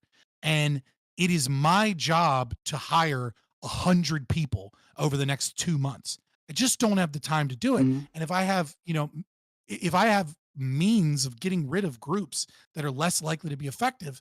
You can call it bigotry all you want. It just makes no fucking sense to forcibly try and keep me from utilizing tools that are going to allow me to get the best employee for my business. So wouldn't the best employee then, if we're just going by statistics, right? Then, like, Mhm. like what going off what Ted said previously about black people more likely, to have committed a crime. You would say that Yeah, would I mean, also be so reasonable in your business. so it would be reasonable to say that black people statistically commit more crime because that's a fact, right? Would it be reasonable for a certain position, given enough demographic data, to be able to do that? If I'm hiring a job that requires, let's say, a master's degree, the statistical difference between white people and black people essentially evaporates, does not exist, right? And so, like, it would not be reasonable to say, well, black people Working commit more class. crimes, so I'm Working gonna class. Working class, blue collar right. job. If right now, I mean, like, again, you could do that. It would be reasonable to do that. I don't know that it's necessarily that effective, right? Let's say it's a Dollar Tree and it's in the ghetto. It'd be stupid to hire a bunch of white kids. It would actually be it would be a bad idea to hire a bunch of white kids to work at a Dollar Tree in the ghetto because they don't fit in with the culture of the community there. Diverse It's probably going to community. cause more problems than it Diverse solves. community. Again, like I said, there are plenty of metrics here. And the problem here with the black situation is that even though blacks commit more crime than whites, it is not a giant portion of the black community that commits crimes. Whereas when we're talking about personality disorders, that's just one section, much less all of the other comorbidities that exist with the transgender population. You can guarantee if you hire a transgender, if you hire 100 transgender people, you can guarantee 60 of them are going to have days they randomly have to take off work, additional problems in HR and human resources because of discrimination, et cetera. You can guarantee that this person is on, maybe not the individual, but as a whole, is going to be less productive and is going to cost you more money. And the idea that I'm forced to not discriminate because it feels bad, or we think it's wrong to do so, and then I'm forced to take an economic loss in my business is saying the rights of one are worth more than the rights of the other, which is the rights of the individual trans person are worth more than the rights of the hiring manager or the business. And I don't think that is I don't think that's consistent with any form of substantiated theory of If I ethics. hire a black person, we could have issues with them fitting in with the culture. I mean, we got a good thing if going. if that's true because of the type of business. So I mean, there was a Supreme Court case, maybe Lactoid to remember, that dealt with Hooters, right? And Hooters was trying to say, There's been a like, number of people were trying to cases. say, right? Yeah, There's with Hooters. number of They get cases with sued a Hooters, lot. right?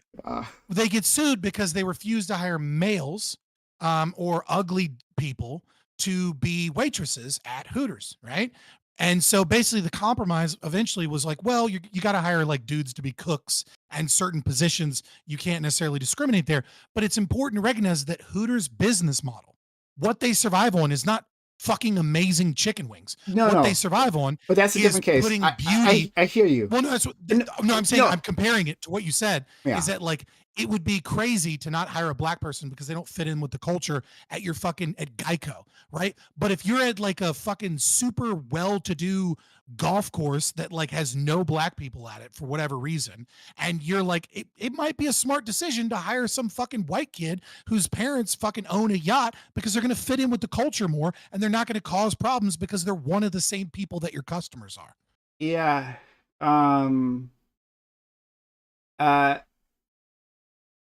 I just can't train a black kid from the ghetto to fucking fit in with yacht club members. I can't. But then, sorry. No. It feels fucked up, but it's true. I can't. No, What am I gonna do? no. Like, why I wouldn't hire that kid, right? A black kid from the ghetto, right? Like, do you understand the Fuck, I don't actually. I don't. I mean, this problem because I don't actually know what they do with a yacht club. Like, do they just do like yachting? Like, do they actually do yachting? I don't. I actually don't know. I'm sorry. And they laugh Hey, in a hire me because I snide don't fucking know what voice, they and do at yacht clubs either. They you plot know? about Like, like taking over the world and crazy. Yeah, shit. yeah. So let's assume. imagine Let's it's the assume. boat version of Caddyshack. You know what Let's I mean? Like, I don't know. assume that at a yacht club they actually yacht because I actually don't know. But I'm assuming assuming that's they do. They probably Yeah. just hang out on parked boats a lot and just do rich people. shit. I would That's my probably guess say that. too, yeah. But like, if you don't know anything about like boats, right, or yachts specifically, right, like if you don't know about the cultural About a norms, culture. yeah, the cultural norms, then that would be an issue. But not that the fact they're but- black, but not the we can fact that they're admit- dark skinned, Right. because they're Listen, black listen, people. I'm all- Sorry, go ahead. You go first. Yeah, no, I mean, like, you're making the argument from intersectionality, and I don't necessarily disagree that, like, you as an individual not hiring someone that's a perfect candidate that just happens to be black is stupid and racist. But that's not necessarily what I'm talking about. What I'm Okay. talking about is that you have a job and you have candidates for that job, and you're trying to find out of a bunch of people the best applicant, and there are going to be ways and heuristics by which you can save time in order to process these applications faster, because your employer isn't going to let you fucking investigate every I hear you. goddamn thing about everybody, right? And so there are certain populations that are so problematic to your culture for one reason or another, where it's potentially beneficial to just get rid of them because it saves you time and increases the efficiency of your job, which increases the efficiency of the company, which increases the efficiency of the products that they, and the goods and the services, which means that they outcompete, which means that prices go down, which means that more jobs in the economy get created. And when more jobs in the economy get created, guess what? There's more disposable income. Okay. And when there's more disposable income, real quick, that means that Really all that trans person that might be that might fit in some other position that is more suited to them and their culture is now more likely to get a job that actually is suited to them and their culture, where It'll- people actually want to it'll- hire it'll them, trickle as opposed down to to being them. forced to hire them Sure. because of the government. It'll trickle down to them. I hear. Like, I don't know, Um, like a youth organization that saves fucking gay runaway It'll- kids that were abused by their Christian parents, It'll- right? Like, it'll- that's a job that a trans person would be perfect for. Eventually trickle down to them by discriminating. If we've only been discriminated against more people, then Yes, we would you have more discriminate jobs and constantly. have more money. Yes. And You- yeah, you- sure, yes, whatever. yes. So Discrimination is good. It's a moral virtue. Yeah, okay. We've talked about this this thing with the heuristics, right? And what heuristics you use, and we've talked about like what are good heuristics and bad heuristics. The one that you mentioned about like hiring a not hiring a black kid from the ghetto, right? Being a problem. It's not the fact that they're black. It's from they're from the ghetto. If it was a white kid, right, from that same area with that same amount of knowledge, in terms of like the culture, right? You would you say that like there'd be a reason to not hire him as well? Right, like the thing that you're actually focusing on is the ghetto part, and so like if there was like if one of the No. if one of your They're both a factor. okay, all right, you go first. So let's compare it instead of white kid, like to make it a little bit better. Let's assume a majority of the people at the yacht club are Jews, and let's assume it's a Jewish kid from a really bad neighborhood in from the ghetto, right? Okay. Versus a black kid from the ghetto, right? We recognize that race and ethnicity has some overlap with culture and understanding culture. So even though that Jewish kid might not be that qualified because he knows nothing about the culture of rich people, and he knows nothing about yachts or boating, I might be more willing to take a risk on him because it's less of a risk because he's Jewish, and most of my clientele are Jewish, and there's going to be some familiarity there. There's going to be some concept of them kind of getting each other, and so it's actually less of a risk than the black kid from the ghetto. But they're both a risk. It's just the Jewish kid's less of one, and so I might be more willing to take that risk. They might be more willing to take a risk on a Jewish kid who doesn't know the culture versus another kid. Because So, he like, understands some of the culture.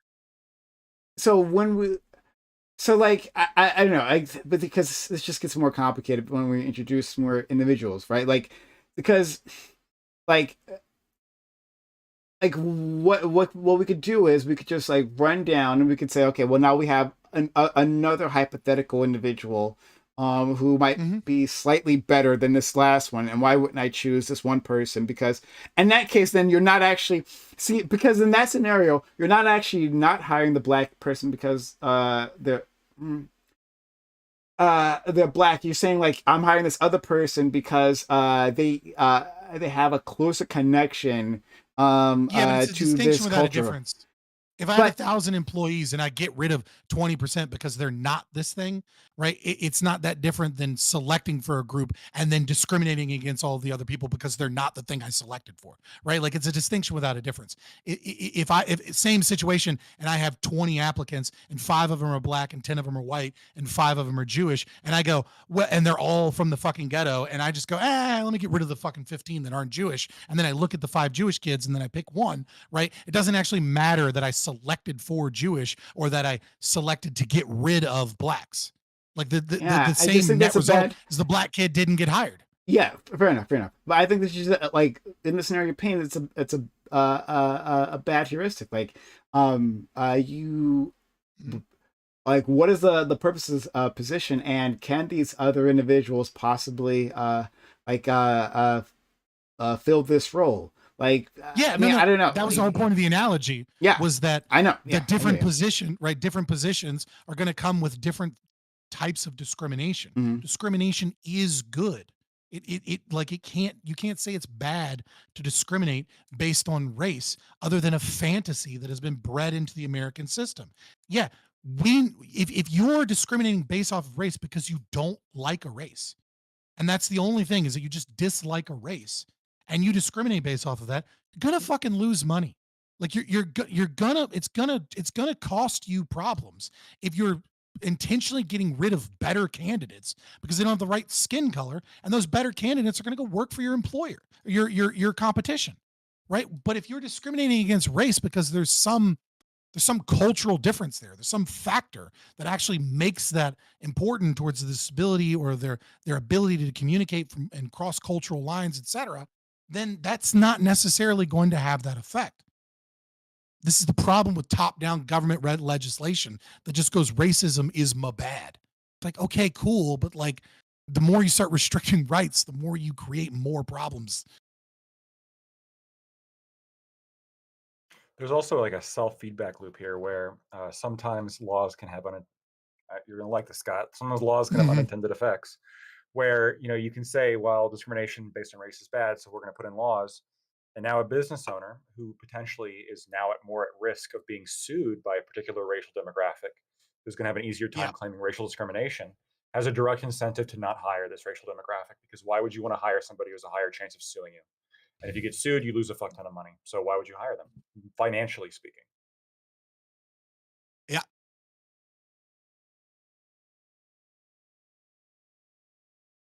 Is there any evidence of that occurring? In terms of disproportionate like discrimination claims, or in Yeah. terms of Or like, I mean, I would bet my left nut at this point. I'll go find the data for you. This is based on everything that yeah, I've ever experienced. obviously I haven't looked in the data. I'm just genuinely Yeah. curious. Yeah, based on my anecdotal but professional experience, white people who make discrimination claims are frequently, those cases are valued significantly less than cases made by racial minorities. Well, that makes sense. We should discriminate on Obviously. that. Would you make the same bet? Yeah, Based on my anecdotal experience, you bet your ass I'd make that same bet, because I'm gonna fucking win it, because it's my experience. we don't value the experiences of white men here. But yeah, so I hear what you're trying to say, Scott, right? I hear you. Mhm. So to be before I go further, what do you want to ask me rather than yeah, what do you specifically want to ask me? What do you mean? What Like, do you mean? What do I want to ask? Do you want me you? like I mean in terms of our conversation, is there something you want me specifically to respond to before, or do you just want to make that point? If that's the case, then I'll just leave it at that.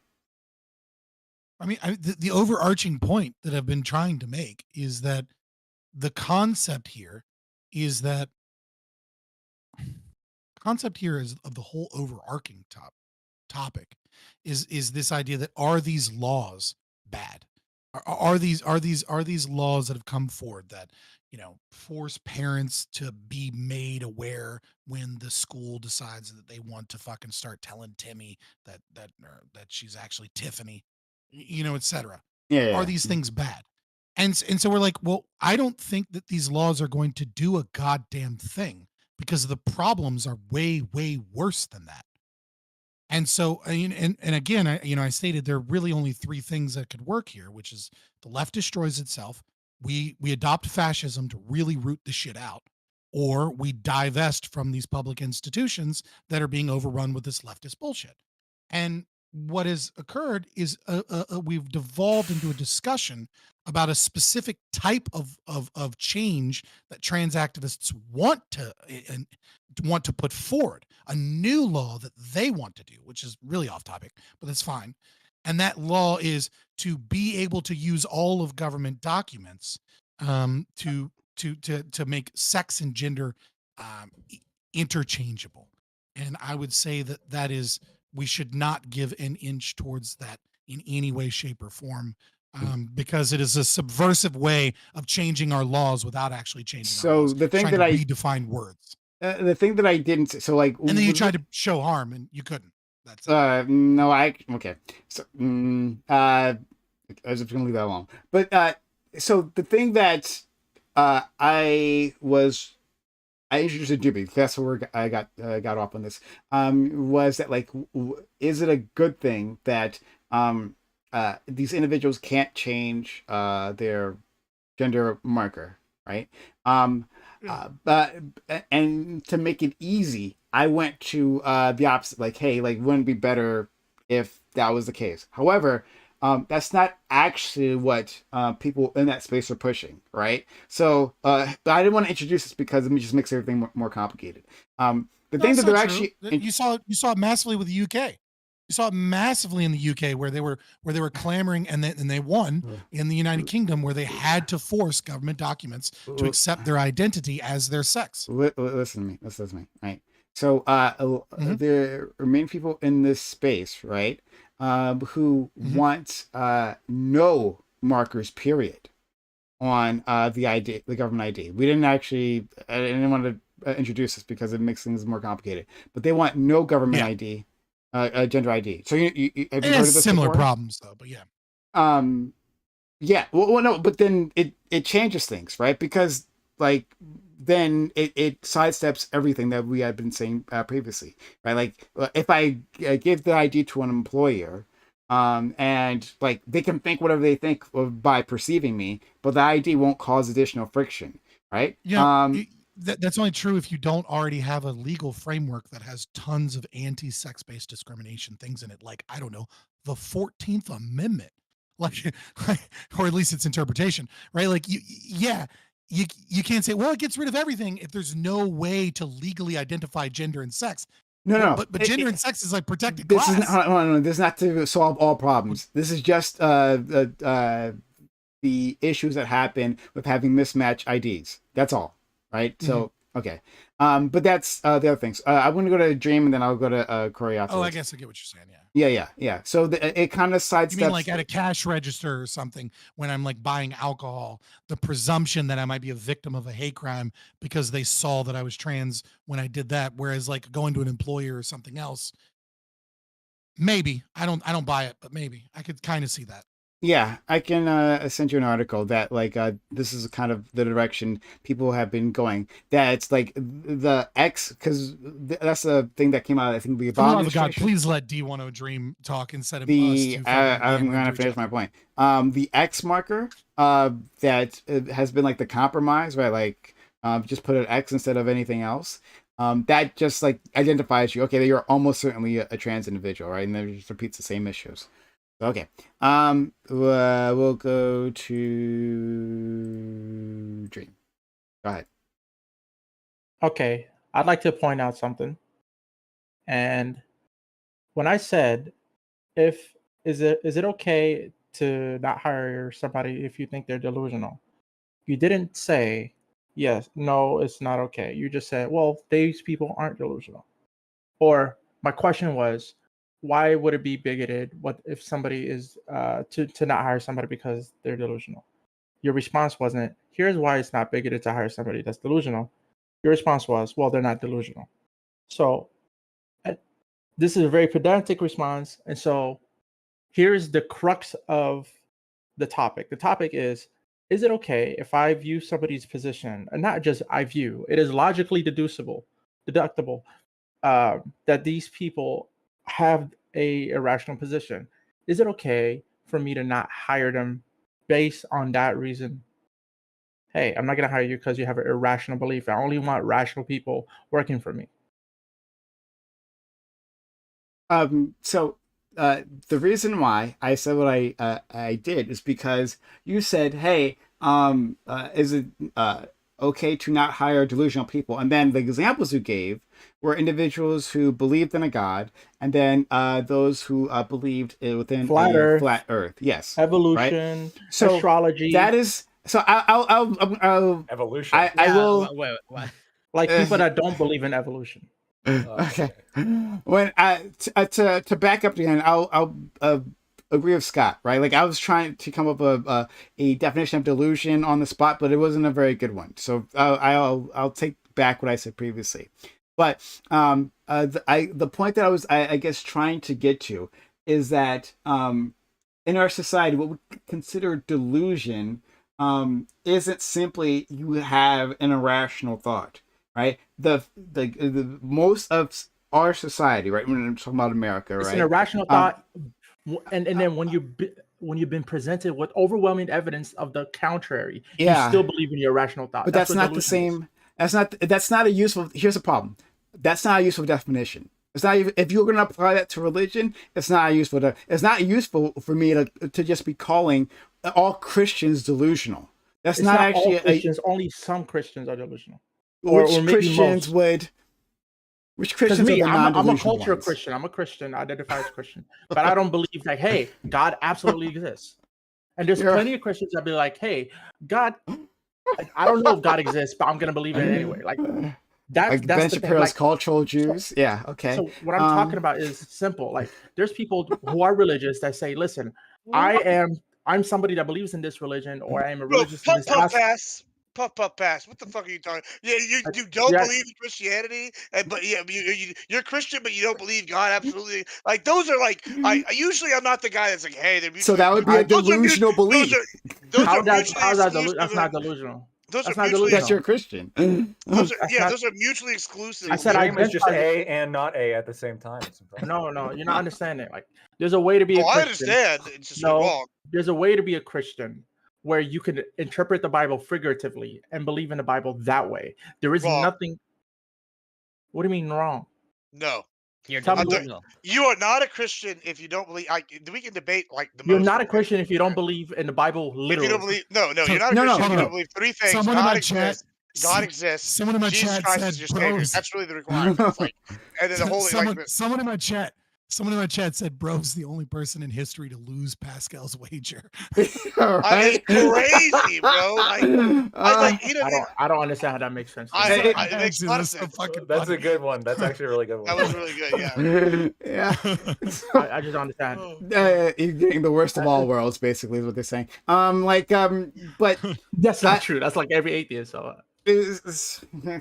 Well, you're an atheist if you don't believe that God. Part of being a Christian would be believing in the supernatural, right? In some form or way, right? Like, not necessarily. You can be, like I said, okay, sure.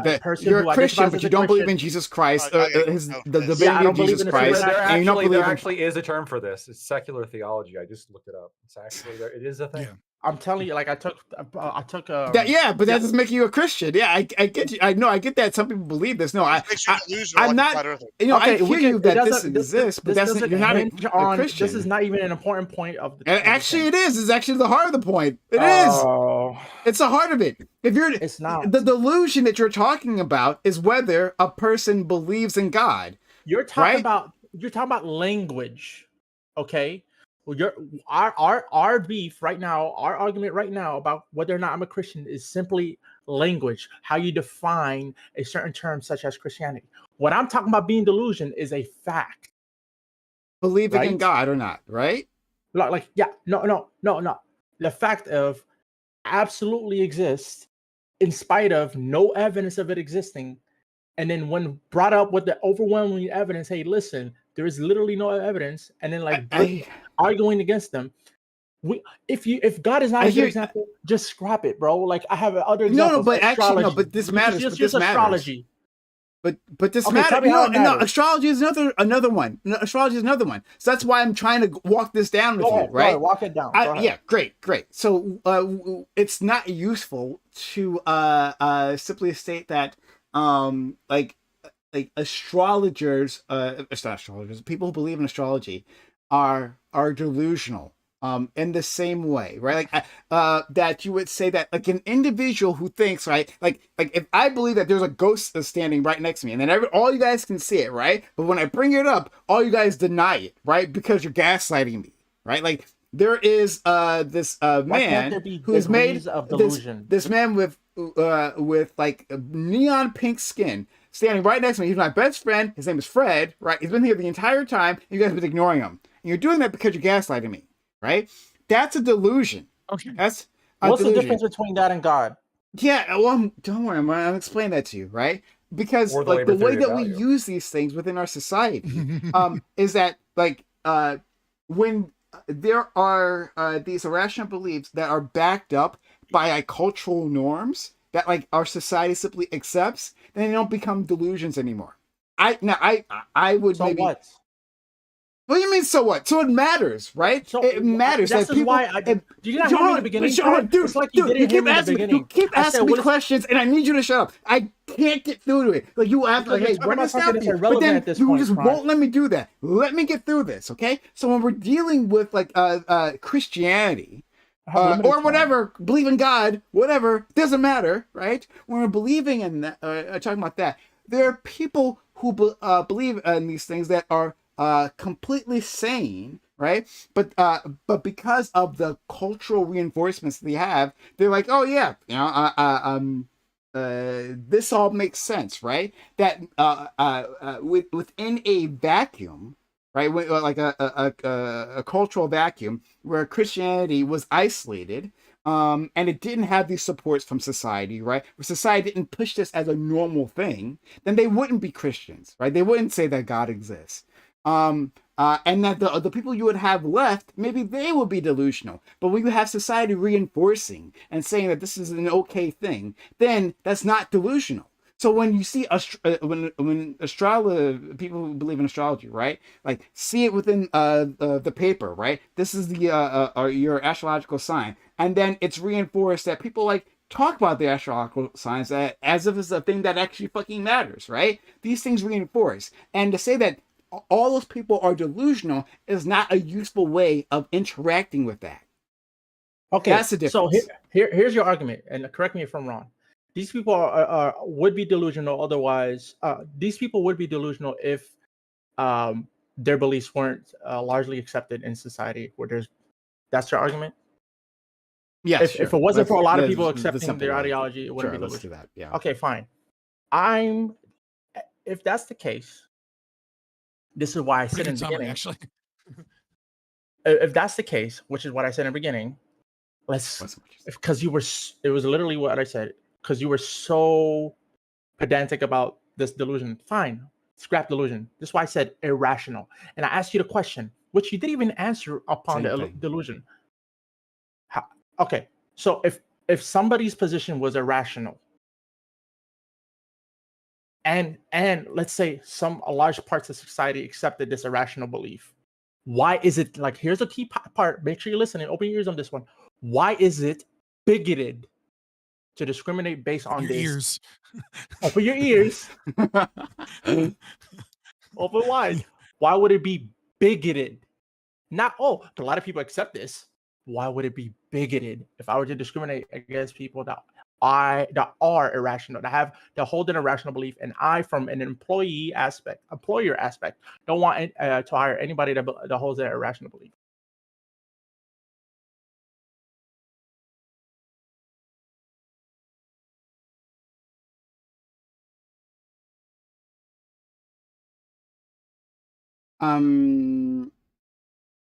So if so, you're saying this is a rational belief that is backed up by society, Even if it is, yes, even if it it doesn't is, have to right? be. So, example being like, but see, that's the difference, right? If it's not what we consider a delusion, like it matters I whether didn't say delusion. or rational or irrational. rational or rational. One or the other doesn't matter. It's not about what we consider irrational. It is irrational. It actually matters though. Define irrational, please. If this is such a good important point. For The you. same way I found I did. Then you're just well, wrong. Irrational and illusion are not the same. Okay. If they have oh, sorry, hold on. I don't actually have to. What am I doing? I actually don't have to defend this. Sure. If they're different, then it's not bigoted. If they're actually different than Thank what you you. were previously saying, So it is then they're not okay. bigoted. Actually, sure. Thank Go you. ahead. So it is okay to discriminate against trans people because you believe they have because they have an irrational beliefs that they are. No, I don't think not. it's irrational. I don't think whether they have an irrational belief though. You said these things are different. Okay, well then they're not the same. Wait. Believing something that you're not is not irrational.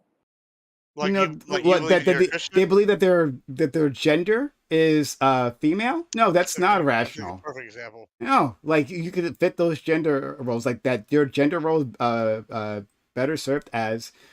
See, there's a difference between me. I'm bigoted on this, right? So like, it's not a problem. Not that they're gender roles. Yeah, because they don't gender roles they don't believe that they're cis women. They don't believe they're biological women. That would be delusional if they believe they're irrational, whatever. Whichever one you're using here. That would be problematic if they believe that, oh, I'm a biological woman. What if they but say they don't I believe feel that. like a woman? A natural woman? Like, Yeah, they say I feel like a woman. Sorry, but they don't say I feel like a biological female. Sorry, I got my terms confused previously. That was my fault. Biological female. Can I clean this up? Let me clean this up for both of you, please. What if Do you makes want them to feel like please? a dangerous woman? Let me clean this up a little bit, right? I believe, and tell me both of you if I'm wrong at any point, right? I believe what you're trying to say, Prime, is that what is and isn't irrational and delusional, etc., but is often in many times communicated by kind of the Overton window within society, right? It was perfectly rational and non-delusional to believe in cannibalism and human sacrifice in ancient Aztec empire. And so like you would be the weird crazy person, or if you're in the 1600s in America and you think black people are societally humans, defined, right? You'd be crazy. You'd be fucking delusional to say this insane thing that like black people deserve rights or that they're anything other than something for me to rape and beat. But to say that now would be like fucking insane, right? It would be delusional, as you say. And so Prime is using this as a means, I think, which is important, which is if society is accepting this as a whole, accepting the concept of transgender people being able to change their gender and live in different bodies or #born this way, etc. If that is the overarching kind of like thing that society has accepted, then you discriminating against that becomes bigoted by the way that the society itself is defining bigotry.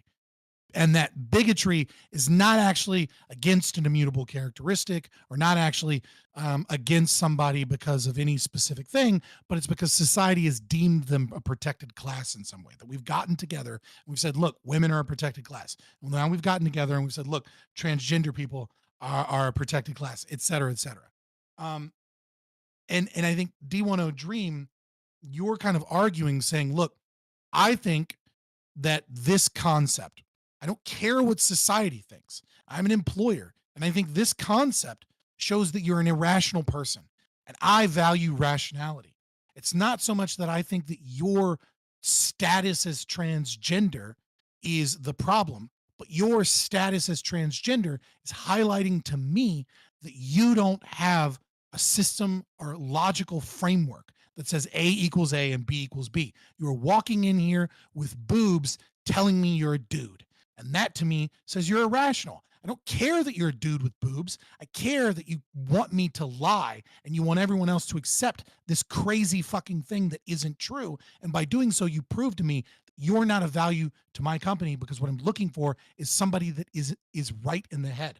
Potentially. D1O Dream's not necessarily saying that that is true, but he's saying if that is the rationale that you're using to understand why you don't want to hire this person, because you don't think they're a good fit because of that irrationality, is that bigotry if you don't actually care that they're trans, but rather you care that they're trying to force this identity and this discussion in such a way that proves that you're not a logical person, at least as far as I see.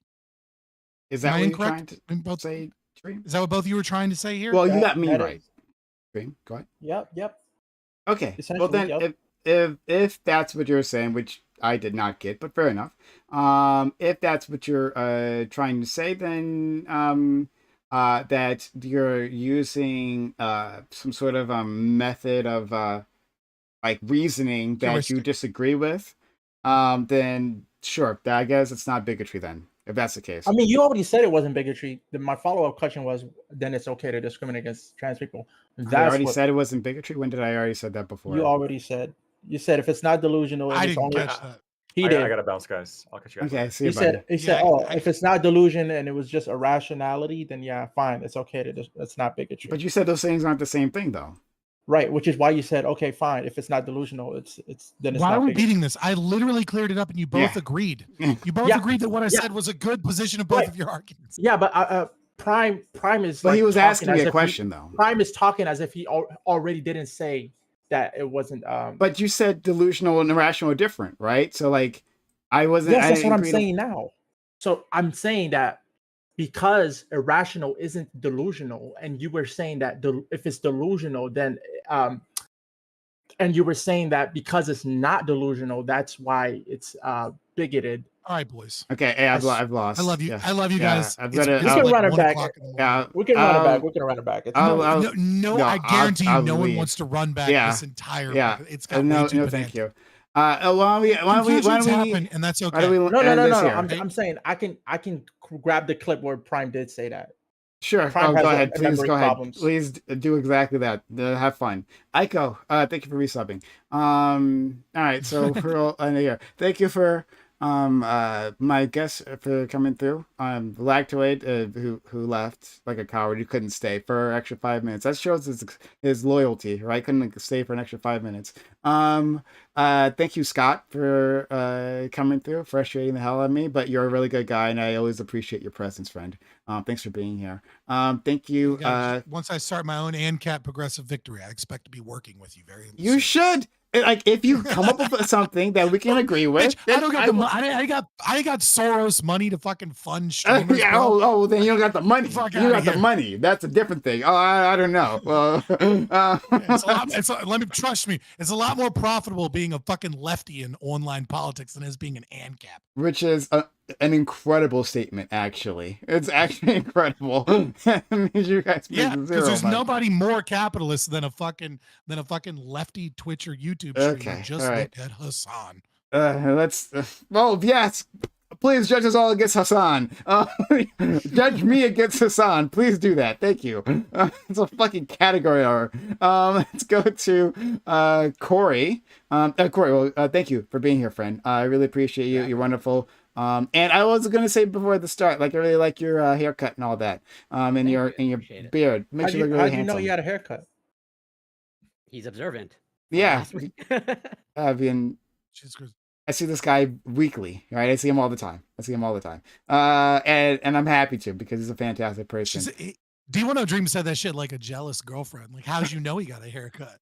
Huh? What have you been looking at? Did you notice Dreams and working out? Whose Wearing hair is this tank on top? your computer? Yeah. On your computer stream? Dream, you have been looking a bit more buff recently, right? I'm Been just meaning to fatter, say bro. Take a It's called a compliment. bulk, okay? that. Been But bulking for 33 years, bro. I do When I cut- appreciate oh my god. Dream and his thoughts. I appreciate anyone who thinks differently. That's why I like Scott so much, despite the fact that we don't agree. You know, I like the people who have a different worldview. And my friend Gibbs. Gibbs, thank you so much. You're great. Always fun. I feel like you suffer more than you should here, sometimes, honestly. And I do I'm glad that apologize you for feel that. that way. You're But good. Yeah, it just I was just like, damn it, I waited so long for one sentence. I was like, yeah, you next time I'm did. just gonna yell. I'm gonna You yell. I'll should, be back. yeah, But it'll be and you okay. should complain that you're next. Just keep saying that over and over again. No, Okay, so we're That would gonna, be fun. but we're yeah, thanks gonna, for having me. It's always fun. I appreciate it. absolutely, friend. And I appreciate anyone who supported the channel, the community, especially Lawson, who's definitely not watching. I'm gonna send him a DM. Thank you for everything. I'll raid. Are you streaming? Well, Yeah. Lactoid stream. Oh. Is anyone here streaming? I mean, I will be streaming for a while. Yeah. Are you okay? And Admiral Yeah, raid him. Gibbs. Okay, yeah, I was gonna raid Lactoid, but he proved to be fucking disloyal. Bro, it's So 1 o'clock in the morning. Like, he's relax. fucking disloyal. And Not everybody is fucking